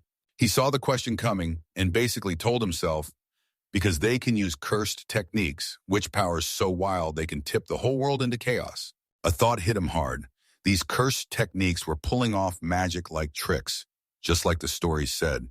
And the moment he first heard about it, he'd been hooked. So now this was his shot to dig in and study it for real. He decided he couldn't back that idea of labeling every witch as an enemy of the world, especially off such sketchy, vague info. And then he started asking himself, so what do I do next? The girl let out a long sigh, then clocked the truth. He still looked like a kid, yet he was lugging a sword, probably hunting witches in this very place, so she decided there was no point overthinking it now. She couldn't shake the feeling from the way he stared like he might snap and kill her.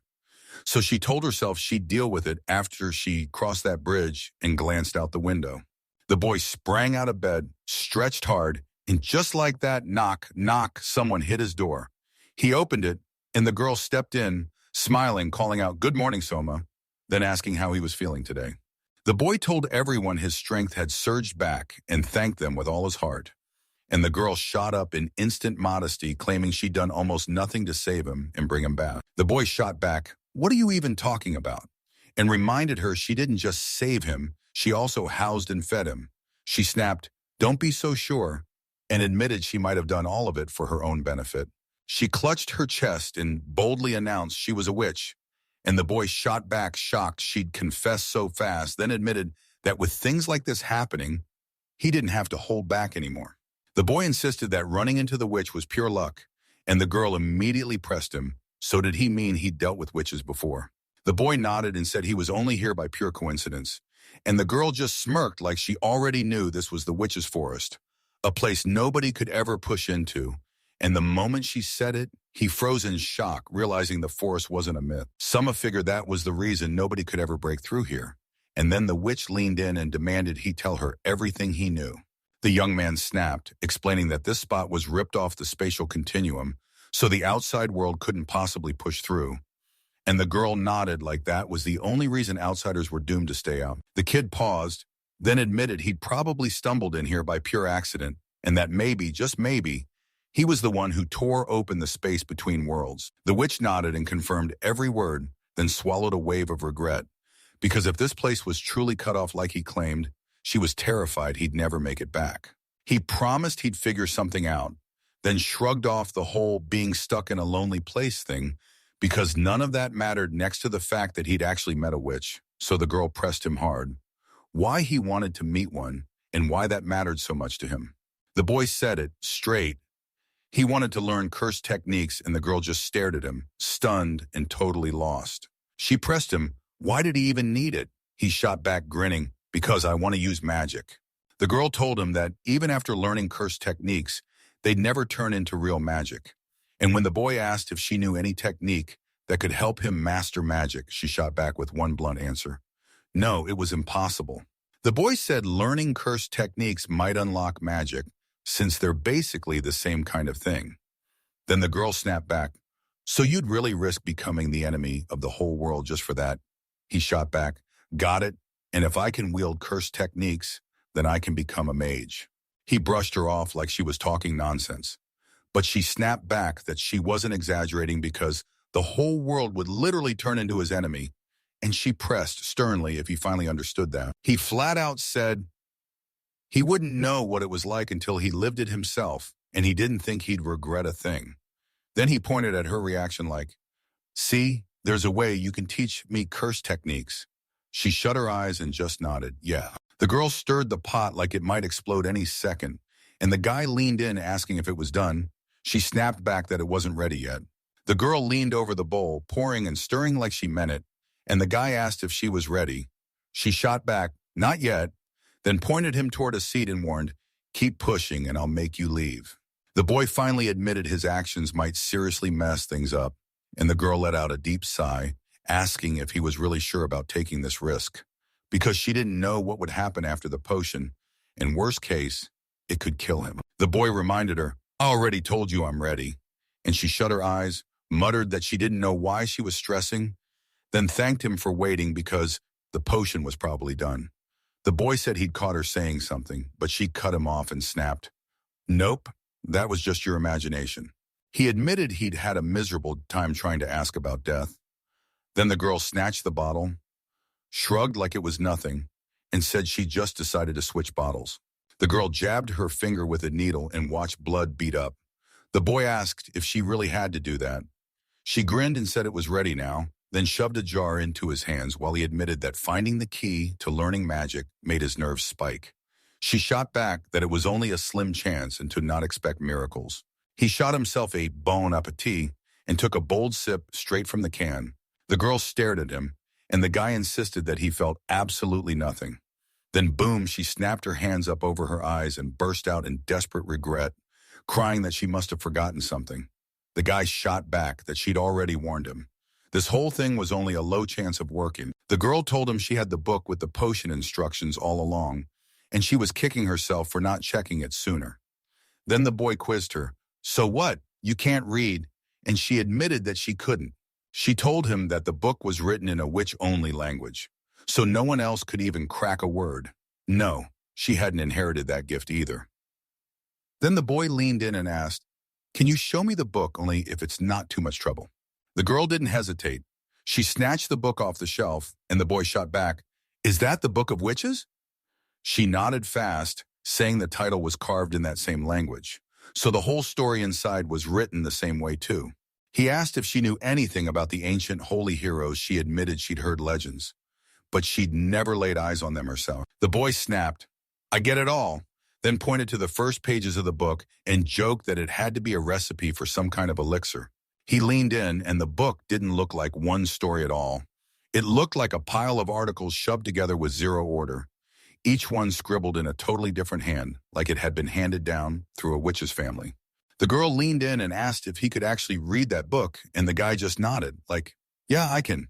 The boy burst into the room where the girl stood, and she snapped around, smiling to greet him, then wished good morning to Soma-sanva. The boy figured the respect showed up after he translated the witch's book. Then he demanded answers. Why hadn't she caught her own shortage the day before? The girl nodded along, but he cut in and told her to set everything aside, get some rest, and that tomorrow he'd help her haul in every last thing she needed. The girl said, "That's exactly what we'll do." And the guy told her, "Just make sure you get a real good rest today." She nodded and agreed. They headed out together to snatch up the ingredients they needed, and the boy couldn't believe it. He'd figured they'd find a whole lot more than this. The girl insisted it was just a forest, said there were tons of things out there, but admitted she only knew this little stretch. The guy pressed her anyway, asking if that rumor was real, since people called it the Witch's Forest, and she shot back that they named it that because she grew up living here. She admitted she couldn't boss the whole forest, but the truth was there weren't many monsters around that could actually threaten her. While they were gathering ingredients, the girl froze mid-step, pointed straight at a blue flower, and the boy blurted that they'd found it way quicker than he ever thought they would. The boy clocked it instantly. This was exactly how a witch would act, so he knocked, pushed the door open, and stepped inside. The girl said she'd made it back home, and the boy nodded, confirmed it, and welcomed her back in. The girl stalled, then admitted that yes, out of nowhere felt weird, especially since they'd come back at the same time, so the guy shot back, like, wasn't it just sad that nobody was there to answer her the way she did? She admitted it was just her habit. She did it even when she was alone. Then he shrugged, said he only wanted to reply that way, and told her to just accept it. And she snapped back with an exclamation point, "You're annoying." She offered to grab something to eat, and the guy slid over, stared at the food, and let out this weird, vague little sound. The girl's voice shook as she blurted, "What's wrong? Are you unhappy with what you saw?"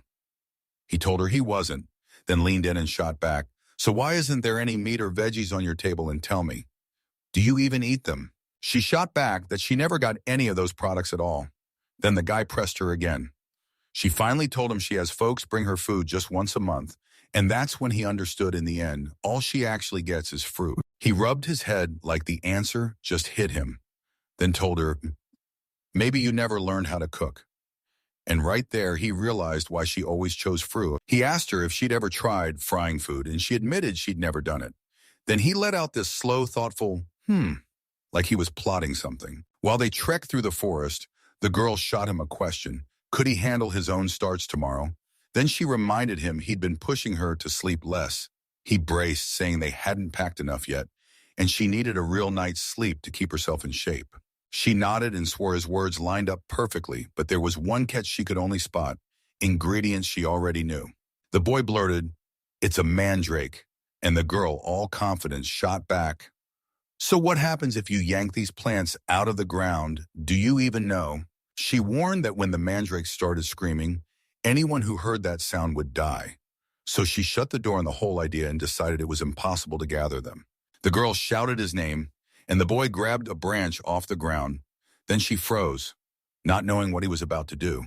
The boy said it didn't work, and the scared mandrake bolted like it was chased by a nightmare. The girl snapped at him to stop, demanding to know what he was doing because she couldn't wrap her head around how he'd even shoved the earth using just a stick. The guy breezily said it was easy, and the girl snapped back pure rage, like it absolutely was not. The boy yanked the plant free on the spot and blurted out that he'd done it. Then the girl gasped in shock, but his smile faded and he muttered an apology. He'd accidentally missed 3 mandrakes. The girl said it shouldn't shock anyone because on his final day he somehow proved something wild and interesting. Then the boy cut in, "Wait, what do you mean by final day?" And she leaned closer.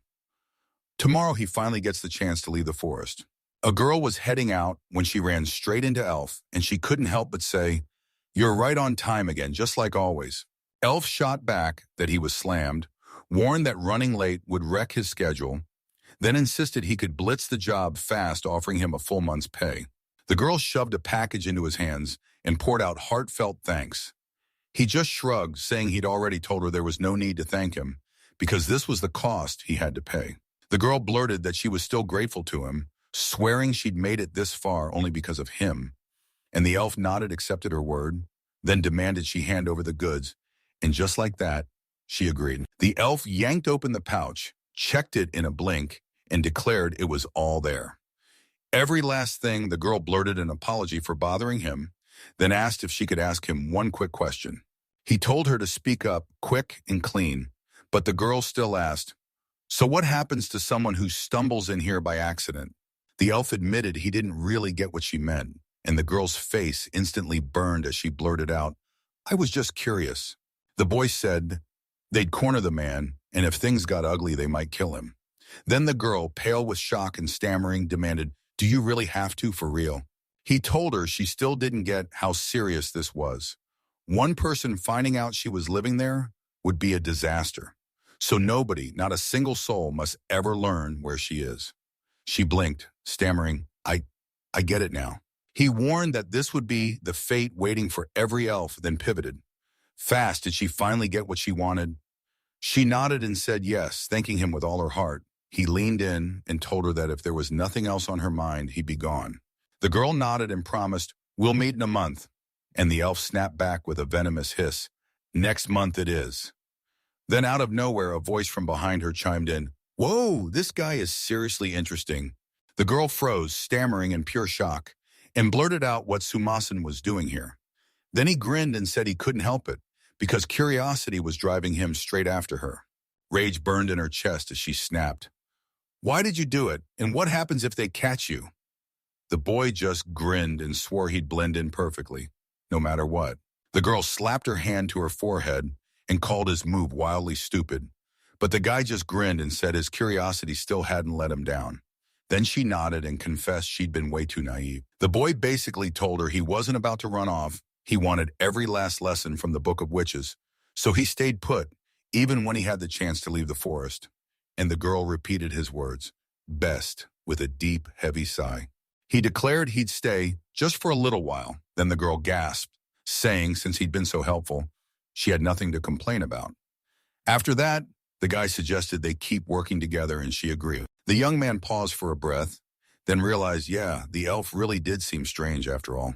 One girl said she finally got everything and understood what was really going on, and the other nodded, then pointed out that every time she looked at her progress, she couldn't help but see how far she still had to go. The first girl shook her head and insisted she didn't think it was that bad, but even so, she admitted her opinion wouldn't change a thing. The blonde woman kept repeating that her words couldn't change a thing. Then she refused to apologize, even though a little jealousy still burned in her. One girl blurted out that she was dying to know something and asked, "Can I ask?" The blonde leaned in and shot back, "What exactly do you want to ask?" She fired off a wild what-if question. If it came down to elves versus Suma, and there were other people around, who would she pick? The girl stared back in shock.